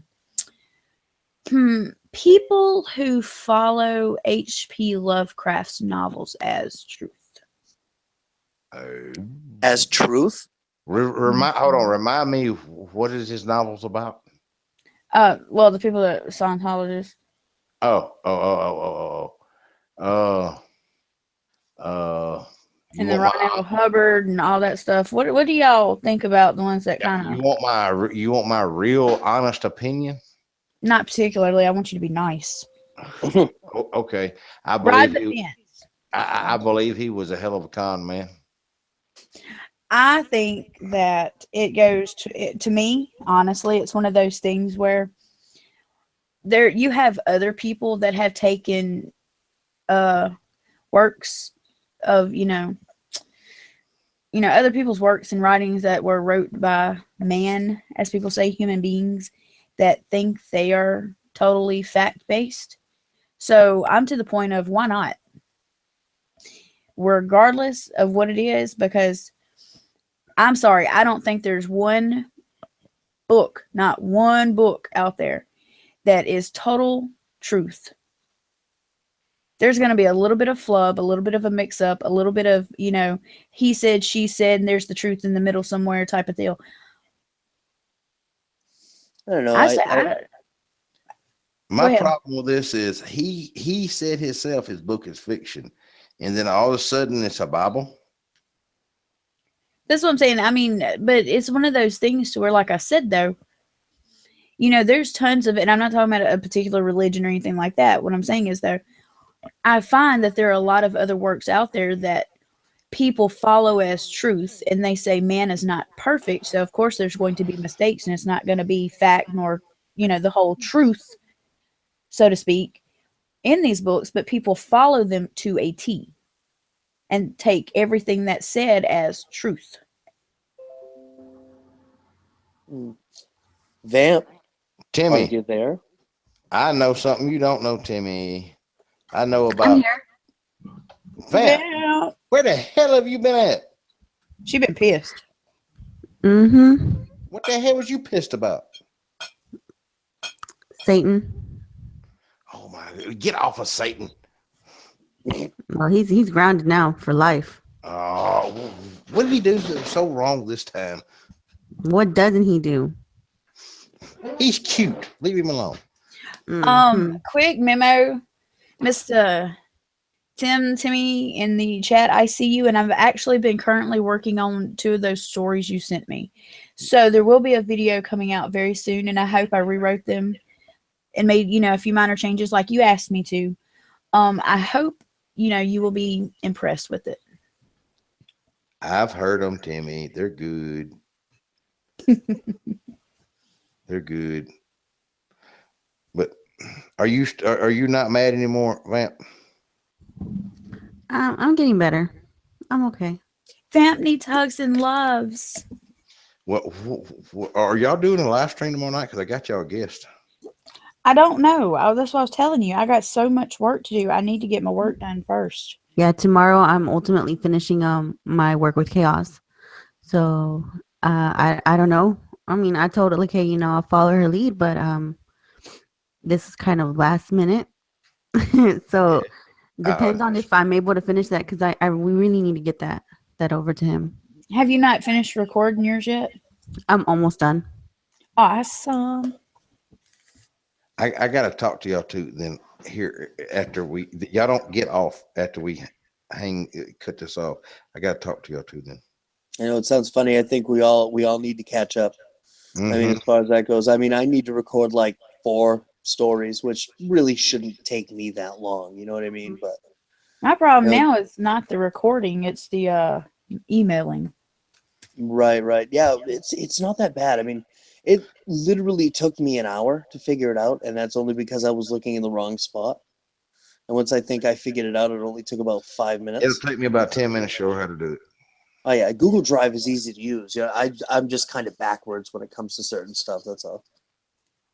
I like things simple. I'm one of those girls that if I don't have to know something that, I'm not going to use every single day, I just would prefer somebody else to do it for me. That tends Because to be the fault. because by the next month, if I have to use it again, then I'll be like, I forgot already. I've slept since then. And though I am the type of person that I will write down step-by-step instructions for myself. I do that. What the hell is P99 talking about? That's where he's from. Oh, he had to he said talking about his nightmares, had to pay his TV license. Okay. Well, it's kind of like your like your cable bill. Only I think they pay it by the year. So Okay. What you been up to, Vamp? Well, I had like family stop by, like literally they just showed up. And Family I first. love my family, but I'm the kind of person that at least give me a heads up you're coming over. See, I don't like my family. Don't just show up like that, and I was standing there like, great.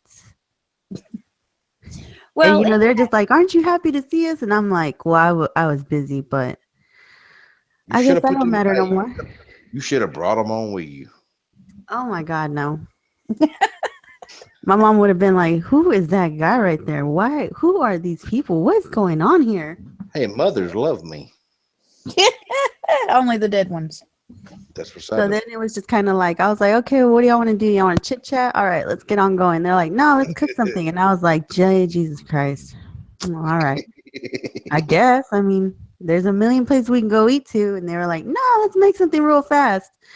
And nothing's fast in a Mexican household. So I was like, that's great. No, because I still ain't got my spicy chicken yet. Well, we ate some spicy food right now, I'll tell you that. And then I put everything like in containers to put away. I go to throw out the trash, and I'm thinking, Satan's asleep. I come back in, he's going through all the leftovers. And I was like, wow, Ooh, double the cleanup. Yeah, you know what happens when you feed spicy food to a dog, don't you? Well, I hope he gets the shits for days. Oh yeah, he'll get the shits. Yeah, because if it's just mildly hot to you, it's super hot to them, and it tears their stomach up. I know this is a side note, but while I have a moment, okay, chaos. This is directed to y'all. Vault, just sit over there for a minute because you have no idea. What we're turning in now, we've got one more after that to do, correct? yes. I'll be right back when y'all having this little meeting. Okay, so then Vamp, that's when are we gonna wait till after the second round before we start working on the surprise secret? Yeah, if you want to. Because I have a feeling that's gonna take a little while to plan. And I think after this, I mean, this project was pretty lengthy, but not as lengthy as I feel the next one coming up.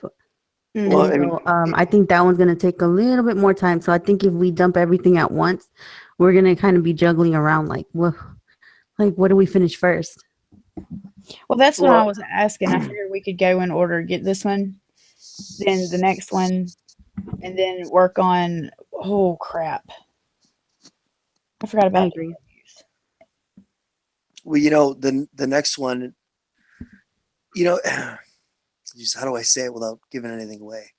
I think the next one won't be as bad because we're not mailing anything out to each other. Well, the only mailing that's going on is me. You. Yeah, you're correct. You know what I mean? I got you. So it's basically, it's like, we're working together, but on our own. You know what I mean? Totally got you. So I look at it like this. I mean, I've got something in the works for my end of things. And so I'm actually kind of just playing with that a little bit. No, look at Paul. He's right on to us. You know what I mean? He knows, though. just saw He that. knows. Paul Yeah, said, "LOL, he listen knows. to them try to conspire without spilling the beans." Yeah. So, Yeah, I having just an wanted to. impromptu meeting. I was just making sure that I'm like not missing anything, or is there anything else coming up that I need to write down to make sure that I don't forget? no, I got you. Because I think what I'm going to do is I know I said I would do it last weekend, but I didn't do anything last weekend. So, except for come on to the stream. So, Oh, I was gonna tell y'all. Vault. He bought me a another adapter like I lost for my phone. So now hopefully it will not take me 3 months to record something. Do y'all know how much them damn little adapters are? did we just I we love just the way lose he- Vamp? Oh, there she is. Okay. Okay. Mhm. Vamp, you back, babe? Yeah, my microphone again. Darn it. Can you hear me? Yeah, we can hear you. Can you hear us? Okay. Oh, Yeah, I yeah. can hear When you. I'm stapling it to your forehead. No, Vamp, I was just saying that a Vault went and got me the an adapter to replace the one that I lost. So I'll be able to like totally record really quick now with my phone. Did you get her like. 2 of them, Vault? No, he got me one. He told me I had to safety pin it to my shirt when not in use. Either that, I'm gonna staple it to her forehead. Russell said, "Why do I feel like a pervert eavesdropping on a phone call?"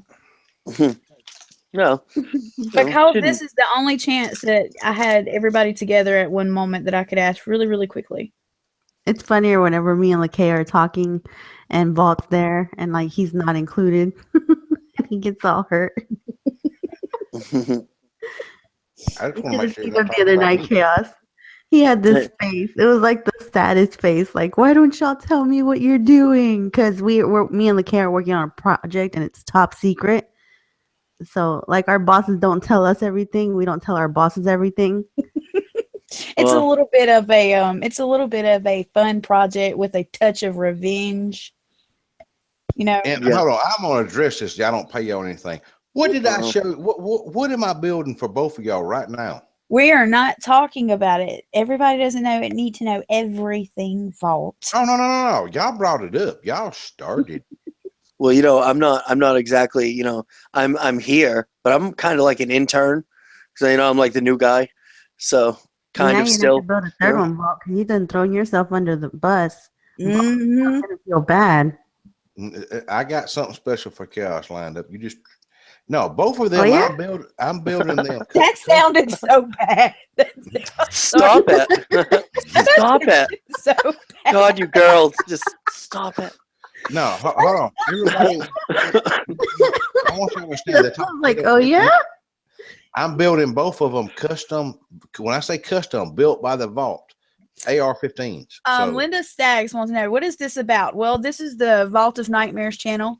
We do content and live streams based around the occult, the paranormal, the supernatural, the cryptids, a little bit of everything. And then sometimes on live streams, when it gets a little bit late at night and people have nothing better to do, we sit and shoot the shit. You, Linda, you just happened to hop in that part of the show that we call Vault After Dark. It's kind of like Cinemax without the cams. If you think about it like that. So Absolutely. So, thank you for stopping by. We greatly appreciate it. We just sit and have fun sometimes, and this just happens to be one of those moments where it was random chit chat. Yep. And see, if you want to check out what we were doing earlier, definitely, once the stream gets reposted, because we had Vault and I had a really good, I thought we had a really good paranormal thing going on where we just, jumped around to different spots. And, I was all excited because I had all this stuff written up, ready to go. And then I realized it wasn't as good, it was, but it just like some of it wasn't there. Yeah, that was really great. What are you talking about? You were keeping me sane while parental were over. For anybody that doesn't know, if you come in and you hear us like cutting up, sometimes you may have to go back to the beginning of the stream once it's posted to hear like the good stuff. Yeah, where I went left. We're basically all the like serious really good, awesome conversation happens in the first half, and in the last half, we're just like, This hey, is the credits. This is the credits. You're too late. This is the credits. yeah. But it's still You fun, have- so just hang out anyway. You are now watching Vault's blooper reels. This is the credits. It's gonna credit everybody who's here, all the names, and that's what's going on right now. Kentucky. What? Oh, and we have a haunted chair, in case you did not notice. My chair ain't haunted. Yeah, chair needs Jesus. Jesus Marimba. Shit. Well, according to Paul, you're getting Chaos a month's supplies of tissues. Is that correct? Yeah, but you got to go up to what Russell says. I didn't want. I don't know if I want to do that. The $500 gift cards. You know, I think Ozzy just had the statement of the year. No idea, Linda. I just think it's fun. So Russell's donating y'all $500 gift cards. That's nice. Really? Yeah, but it's like to Hustler. Special store. Oh, sweet! I can get that really nice swing that I wanted. So, You know what though, guys? wow. I'm afraid them suckers are gonna fall. You know, you really got to bolt them in. You got to find the studs. You know what I mean? That is one of my biggest fears. Is it's gonna go boom, and it's gonna be like broke a hip, and Yeah, broke a but- leg. You'll after the concussion, you will laugh about it though. So. Shit. Geez, you know, I'm surprised. I'm surprised Vault ain't got a call about that chair of his yet. I mean, It's You on. know. It's on the lamb, dude. I think it's all right. It's all good. But they keep saying it's like the devil chair or something like that. I'm surprised you haven't gotten a call. So it's weird. I'm telling you. It's Yeah, oh. I didn't do it. No, I was gonna tell him a little tidbit. Me and Vault were testing Hangouts way earlier before the live stream, and we could hear a conversation taking place that was not us. And me and him were the only two that had the links at the time. Yeah, I don't know what the hell that shit was. It was the strangest thing. Literally, you could hear two people talking back and forth. Everything was quiet. My end on his end, everything was, muted. It was just hangouts like normal. And literally, we could hear like the murmurs of a conversation. And then you could hear bangs and thuds and thumps. Now, y'all got to remember, I don't have to switch mics and earpieces, but I had my big boom mic set up. Thanks, Russell. I Oh, didn't that's agree with it awesome. said for the bet I lost with Lakea last Friday. Yep, I remembered that too. I just wasn't gonna bring it up because I'm not petty Patty. What the hell was the bet? I'm kind of lost on that one too. I don't remember. We did bet, but I think we betted in chat. I think you missed it.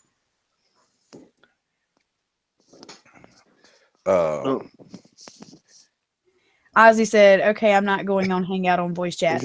Seriously though, it was the weirdest thing. I've never heard a conversation where there's just like two or three of us and nobody's talking. I mean, I muted, he muted, and we could still hear it. It was Wow. either residual haunting from the vault or whatever. But like I said, my boom mic can pick up a mouse farting across the field. It picks up tremendously. But I wasn't even in here. I was on the other side of the building with Lakea. And like I said, she goes, listen to this, and she puts it up on her main speakers. And it sounds like people having a conversation, but you can't understand. It's not words. And then you hear a boom. It sounds like. That don't even sound as loud as it was. It was so weird. And there's nobody else in this building but me, her, and a couple of critters, and all the critters were with us. It was one of those where you like literally sit still in the chair and listen really, really intently. Just to make sure like it's not in the room with you instead of on the headsets and Hangout. It was one of those moments. Paul said, have you ever hear heavy breathing in these Hangouts or speaking in tongues? That's just Lakea. The heavy breathing comes from Vault. That's what Pam said. You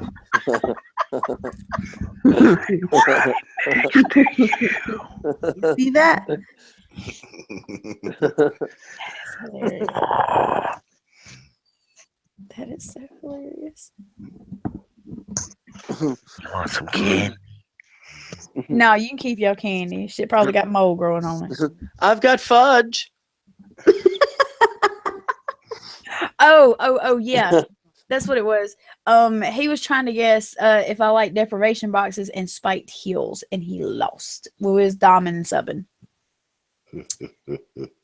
I remember that now. All Yeah, that you stuff, lost. yes, and he totally lost. That's what it Well, was. was that last Friday? Yep. Mhm. Really? That was last Friday? God, it seemed like more than a week away for some reason. I don't know why. Yeah, that's where the whole how it got started was the name. Yeah. And then STDs Yeah, got brought up. chaos. Yeah, chaos. Because y'all, chaos made me laugh so hard, y'all like fell out of my damn creaky ass chair. All right, I'll take one for the team on that one, okay? You don't So- remember the laughter? As That hard as I was was laughing, I ain't never laughed that hard, y'all, in years. Even when Lakia fell off a stool somehow, I don't understand how she did that. And she had a bucket of paint, didn't spill a drop of the paint, but broke her glasses and gave herself a black eye. Oh I my broke gosh. I broke my cheekbone uh-huh. Yeah, and she broke her cheekbone, but she didn't spill the paint. and like Figure that part out. fractured, and I fractured like the left side of my nose. It's called the lower orbital bone. It's called It Fucking Hurt. Plain I and still simple. figured out how I to don't hit it. advise I turned any. around to get a drop cloth because I was just fixing to say I don't want you to drop nothing on the floor, and I heard boom. That's I've when she's on the floor. I've had a bad concussion one time and had a headache for like 2 months afterwards. I will say that I would have rather had the concussion than like break my cheekbone. It painful, doesn't even describe. It's still painful. I'm still trying to figure out how you didn't damn spill it paint. That's talent. Pure talent. Yeah, that's like falling off a bar stool and not spilling your beer. Mm-hmm. You know what tickles me is when you see these people videotaping themselves for all these other social media platforms, and they're like have a beer or glass or something in their hand, and they jump in the pool and then come back up, and like it's still all pristine and in the glass and not with like pool water in it. That's a true alcoholic. Yeah, that's talent right there, man. That's like, that's like Jerry Rice talent. So. Shoot, I almost seemed like a brick. The glass and all was going with me. See, if I jump in a pool, somebody pushed me, and then when I get out, you better not be there. Mm.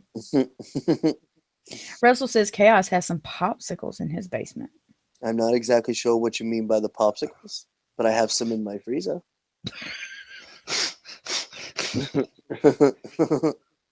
You can do with that statement whatever you wish. I'm trying to figure out what he's going to do with the popsicle. I'm not going to give away all my all of my secrets. I got to keep something close to the chest. Vamp, we was talking about Satan and your mini blinds. Oh my God, yes. And I told you that I've got a couple I've got to replace too. Mm-hmm. And when I was like cleansing and smudging and clearing the house this morning, my house, look, my little baby Absol done ate my dining room blind. Oh. And I didn't know it. I moved the curtain back to like let fresh, open the window to let fresh air, sunshine in, blah, blah, blah. And I only had half a blind left. I don't know how her short tail got up to eat that blind, but she tore it up. There's like nothing left, no bits, no nothing. Ridiculous. That dog's going to be walking around pooping Legos. But the thing is, as long as I've had her, I haven't had any blind issue until like Vamp told me about Satan and her blinds. Mm-hmm. Now I'm one of those modern people with no blinds. Where the hell my damn Zippo go?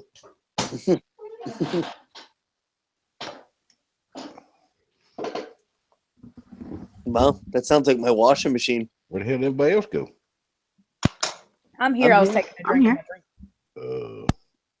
My neighbors, they actually made a comment the other day because where my kitchen window is at, it's kind of odd. It faces their front door, but we have like a big fence. Mhm. And I guess they can. Oh, but like when they walk in, they also have like these big windows that face my kitchen. And so, we don't have no blinds no more. So if I walk around naked and they are looking, they're gonna see me. And so the other day, like, I guess the wife, she came over. She was like, "Hey, like, how are you doing?" Making casual conversation. I was like, "I'm doing fine. How are you doing?" She's like, "Hey, do you like mind wearing a robe?" And I was like, "Excuse me?" And she's like, "Do you mind like wearing a robe?" And I was like, "No, I'm not gonna wear a robe. As it is, I'm pissed. I have no blinds. If you don't like it, buy curtains." That's Mhm. right. I Memphis don't want my Sasquatch. husband looking at you. Memphis Sasquatch, are you still in chat or listening at all? I just had a question about one of your videos you just posted up about an hour ago. I thought he said something about his phone, something. It may be. I was just checking because the title of it is like Bigfoot weaves and structures, and I was just gonna. I read it wrong at first, and I was gonna actually ask him Bigfoot wears weaves, but I get it now. I didn't get it when I first read it. I had to reread it about 3 times before I got it. Rachel said that they have a room for rent. Who, my neighbors? Yeah. Oh, I don't know if they got a room for rent. He's thinking,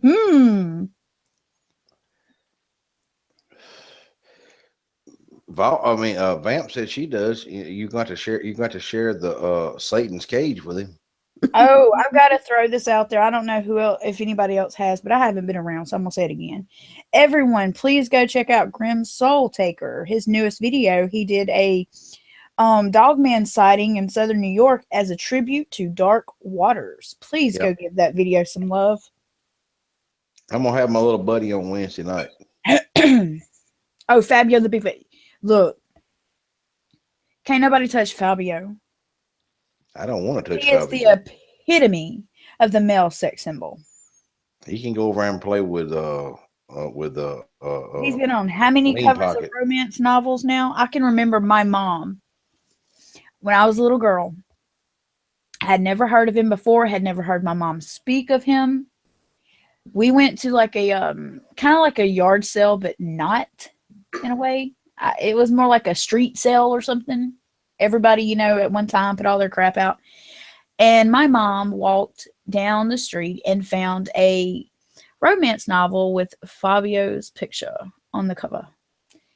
And she bought that book up for like $3, brought it home, put it on the mantle above the fireplace, and let it sit there and stared at it. Kept it there for years. You couldn't touch the book. It was a paperback. I mean, come on. Couldn't touch the book. To her, that was like, her idol, her deity, her something or another. And I was just like, who is this? And then I seen him. I can't believe it's not butter. Commercial. I told you there was something wrong with your mama. And then I was like, oh, I see who he is now. All right. What's he doing with that butter? Fabio's got some big arms. I will give him that. But he's no chaos. He could not wear a troll bun the way I wear a troll bun. All right, Absolutely. I'm just saying. Brother Shadowfist is still selling butter. Apparently, Melody does not share my statement. It sounded better in my head, all right? I ain't gonna be like that. Dan said, think he got hit by a pigeon or something on a roller coaster ride. And Brother Shadowfist said, yeah, it broke his nose. Wait, what? Huh? For real? Oh, looks like Fabio ain't gonna be on no covers anytime soon. Fabio got fucked up. you may not believe it's not butter, but it's a pigeon. So I'm more of a, now don't get me wrong, I like people that kind of look like Apocalyptica meets Marilyn Manson meets, I don't know, I have Johnny Depp. I have weird taste. However, so you kind of like those big, beautiful Conan the Barbarian type of men? I like guys with eyeliner. No, Vamp, we can't hear you. No. Darn it. That's why she wasn't laughing or say anything. You got to stand on your head, wiggle your left toe. Boss man, you know what? You may just have to send her a new mic or something. I guess so. God damn it, you women always costed me money. I'm a tight You ass. love us so much. Yeah, I'm a tight ass with two damn thrifties. Paul over there telling her, yeah, you coming Paul. loud in here. Excuse me, Dan Guyliner. I'm sorry. Hmm? He said it's guyliner, look at not eyeliner, but still. However, I will say that I was not a Fabio person. I was more of a Vin Diesel person. If I'm going for like the bigger, I don't know. There's something about Vin Diesel. I'm telling you, his voice. That's really weird. Y'all cut out or something. I heard Vin Diesel and That's all. That's it. It was Vin Diesel. Lord. That's one of those that make you lick your finger. Jeez. I mean, I like the Chronicles of Riddick, but let's not go that far. God. Jeez. I can't think of any movie stars that. Hey, Brian, how are you this morning? Hey, Brian, I can't think of any movie stars that just do it for me. See, I don't like blondes. I'm not a blonde. I don't. They're not that what you're meaning is you're not attracted to blondes. Yeah. That's it's not that you don't like them. It's just it's not your cup of tea. Yeah. Is what you're saying. Yeah, me and blondes just don't jihad. I like redheads. Oh, you like wild ones. They always say ladies with red hair are wild. Yeah, I got a weakness for them. You know? Yeah, if they're not wild, I can make them wild. Just give me 10 minutes. I can make them wild. Oh my gosh, Walt. You are something else. That's all I got to say. You are something else. Ain't another one like me. Vamp goes, I'm a redhead. I think she is a redhead, actually. Dan, but I'm not falling for it. What about Dwayne Johnson? The Rock. She No? don't like his attitude. Yeah, I think that's it. There's something about him that rubs me the wrong way. I don't know what it is. I don't know if it's the way he speaks I think it's the way, though, that sometimes he's known to carry himself. I'm not saying he's not a great guy or nothing like that. I mean, in his roles that he plays and portrays. Oh, is it because he took on a tsunami all by himself in San Andreas and came out like a champ? But it's just something about him that I'm just like, Now, it's not but it has nothing to do with the way he looks at all. I think he's a very handsome guy. Yeah, too cocky. Dan, that's pretty, yeah. Which Fault's the same way, honestly, if you want to be. I'm not cocky. I surround myself with very dominant males for some reason. Friendships, family, it doesn't matter. I don't know why, but Russell, shut up. I stared at that for a few seconds and I'm like, I think he really does mean it like that. Overconfident Paul. Yes. Who's overconfident? Talking about Dwayne Johnson. There's something about him though that I don't know. It's not attractiveness to me. I don't know what it is. It's just my personal preference only. Nothing against the dude. I'm not saying he's not a great actor. Just cocky. What? I can't believe you said I was cocky. Okay, I'm sorry. I take it back. Better. Vamp, babe, we still cannot hear you, love bucket.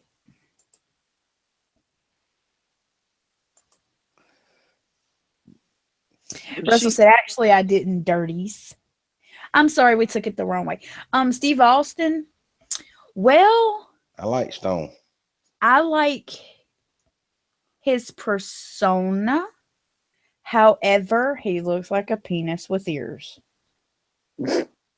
So wait a damn minute. When that's you met me, that's what I look like. No. That's just I don't know what it is. I don't know. It's like no. Now, if he had maybe like a little bit of hair or something on his head, a buzz cut, something, maybe. Now hold on. When you met me, that's the closest thing that resembles me that somebody asked me. Mm-hmm. There we go. I was thinking about that earlier. I'm like, I can't think of anybody that it would be Steve Austin. Yeah, that does kind of resemble you. Yes, absolutely. I forgot about that. And y'all know he's from Texas. He's not from. Bam said Uncle Fester. That's all right, man. I'm gonna get you. I'm gonna teach Satan a new trick. It's called flood your apartment. That's like what is that movie that come out? Oh my god, I cannot think tonight. What is that movie that come out with like Harley Quinn and Suicide Squad. Okay. Who was that played the lead role? No. That was the lead role. No, that was not my favorite. The lead role only includes my favorite. You see how this works? Oh shit. Was it the Joker? Yeah, that was one of the best Jokers I've seen. That's what I was gonna say. Now that to me, I don't know who the hell that was, but I do, but I can't. Yeah, Jared Leto. He to me, I don't know what it was, but in that role, I was just like, "Can I take you home, crazy and all, please?" I really, really liked him. He reminds me of my little brother. What? He reminds me of my little brother. I don't think I have family members that I can say reminds me of like an actor or actress. His persona reminds me of my little brother. Oh yes, I can. My mom reminds me of that movie. I cannot remember the title of it, where the lady puts the board between the dude's ankles and like takes the sledgehammer to him. Misery. Oh, Misery. Yeah. That would be my mother. Yeah, your mama does remind me of that. That would be my mom. Jeez. Mm-hmm. Other than that, she a few bricks shy of a load. She a lot of bricks shy of a load, but. Let's see. Brother Shadow Fist says it was like the combined Marilyn Manson and Ninja from Diane. I love Marilyn Manson. Him and Johnny Depp, I'm sorry, I don't care what anybody says. And yes, I do know what Marilyn Manson looks like, real name without makeup, blah, blah, blah. However, those two gentlemen are two that I think just get better with age. I think they literally just get better with age. Say about blue cheese, but I don't want none of that either. What?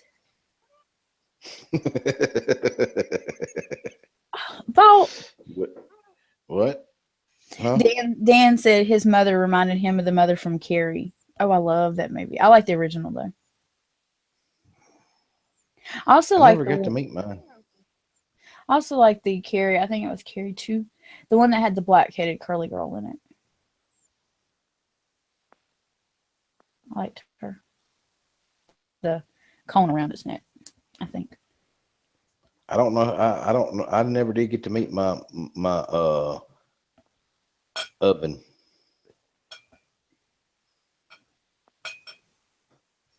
Melody asks, "Leave it to Beaver Days for Mother is over." Them people aggravate me. I seen a book not too long ago that was from like 1952, I think. That literally was the title was roughly something like "How to Spank Your Wife Correctly to Keep Her in Line." I seen that at a library. I bet that author didn't write but one fucking. It was a guide. It was a guide for husbands for their wives to obey them, or something to that effect. He didn't write. He didn't write. He was a short run author, especially when his wife found the book. I was literally thinking, dude, I bet you got divorced. I bet he got the shit bit out of him with that book. And it was like, if she doesn't have supper on the table by 4:30 because you're getting home at 5, she deserves 3 hard licks with the wooden spoon. And it wasn't like BDSM related, I promise you. No, this was like just tear her up like a child. So I'm gonna be eating cold food. I'd be pissed about that, you dumbass. But I seen that and I was baffled by it, to be honest. I was sitting there looking like, really? And you've got this still, you know, on shelves? I bet nobody ever checks out that book. I'm surprised that book didn't get burned during women's liberal the liberation. I'm telling you, it was. Instead of burning your bras, and some of y'all shouldn't have been burning your bras. Y'all should have been burning that book. I was baffled by it. I really. Dan said my mother broke her wooden spoon over my butt when I was bad. Ouch. I was raised by my grandparents. My grandma could throw a damn flip flop like a boomerang. I was the good child. I was not a problem. What the hell happened to you now? What do you mean? Well, you just said that you were a good child. You didn't cause any problems. That's right. I don't cause problems now. What? I don't cause I'm glad problems. I'm not where you are. Lightning's going to strike you. I do not cause problems now. My issue is I'm too nice to everybody, and people like to take advantage of that. No. Then Well, they just make me flip my bitch switch. You are too nice when it comes to people. But y'all, where were you at the very first of this stream? Like the first 3 hours? Asleep. Because you bad. It's because I was having a post-traumatic stress disorder struggle with anxiety and a panic attack. Yes. Oh, I think I figured it out. I had to mess with the settings here in Hangouts. Oh. Rocking. But I decided, Vault, that it was best, instead of killing the mood on your stream, that I would take a nap. And I didn't mean to sleep that long. I just thought I'd take like a 30-minute nap and, you know, hop in and be like, hey, what's up? Blah, blah, blah. It was just one of those days. I'm sorry. I do apologize. I will make it up to you. Too late. I wrote it in my book. Well, to you and Chaos, basically, because it was kind of like y'all stream about Chaos. So, well, I'll make it up. I don't know how yet. Chaos I think you guys did really good, actually. Well, like I said, this is the way we're going to start doing doing Vault 2.0 with Chaos. The first hour is Paranormal with Chaos. And like I said, that covers everything from aliens to ghost. And then you got Late Night with Vault. And there's no telling where I will carry y'all. Just make sure you have all your shots. Like I said, though, it was, I think I just, Vault, you and Vamp both know, I have been like going on very little sleep. And like, I didn't do it. I didn't know I had. No, it's just one of those where it's like going on very little sleep. Everything's starting to like irritate me, you know, making me just be grumpy about everything. And like I said, then just kind of like an off day. It wasn't, I said bad day, but it wasn't, it was bad, but it wasn't like as bad as they can be. I thought somebody had put sandpaper in your underwear. I didn't know. That's what I'm saying. So I was just one of those where let me sleep it off and wake up refreshed and renewed with a clear mind. And I think majority of it was because I was just tired. I was really, really tired, and I didn't realize how tired I was. Did Chaos fall asleep? Oh, no, I'm here. Pretty close to it, though. Well, I tell y'all what. It's done got late. Chaos got up early this morning. We're going to call this live stream. I've enjoyed it, y'all. Go subscribe to my channel, Lakea the Librarian. Please. Yeah, y'all plug your channel. Yep, definitely go subscribe and become, you know, Lakea's Librarians. Definitely. Then you've got Vamp's Night Stalkers. You know what I mean? And I'm just throwing names at you. You know what I mean? I'm not. You know, I've got the Chaos Army. Woo. And Chaos Theory Production, y'all go subscribe to them. And like Lakea said earlier, y'all go check out Grim Soul Taker. He's got some cool stuff on there. And as always, y'all don't forget to lock the door on your way out.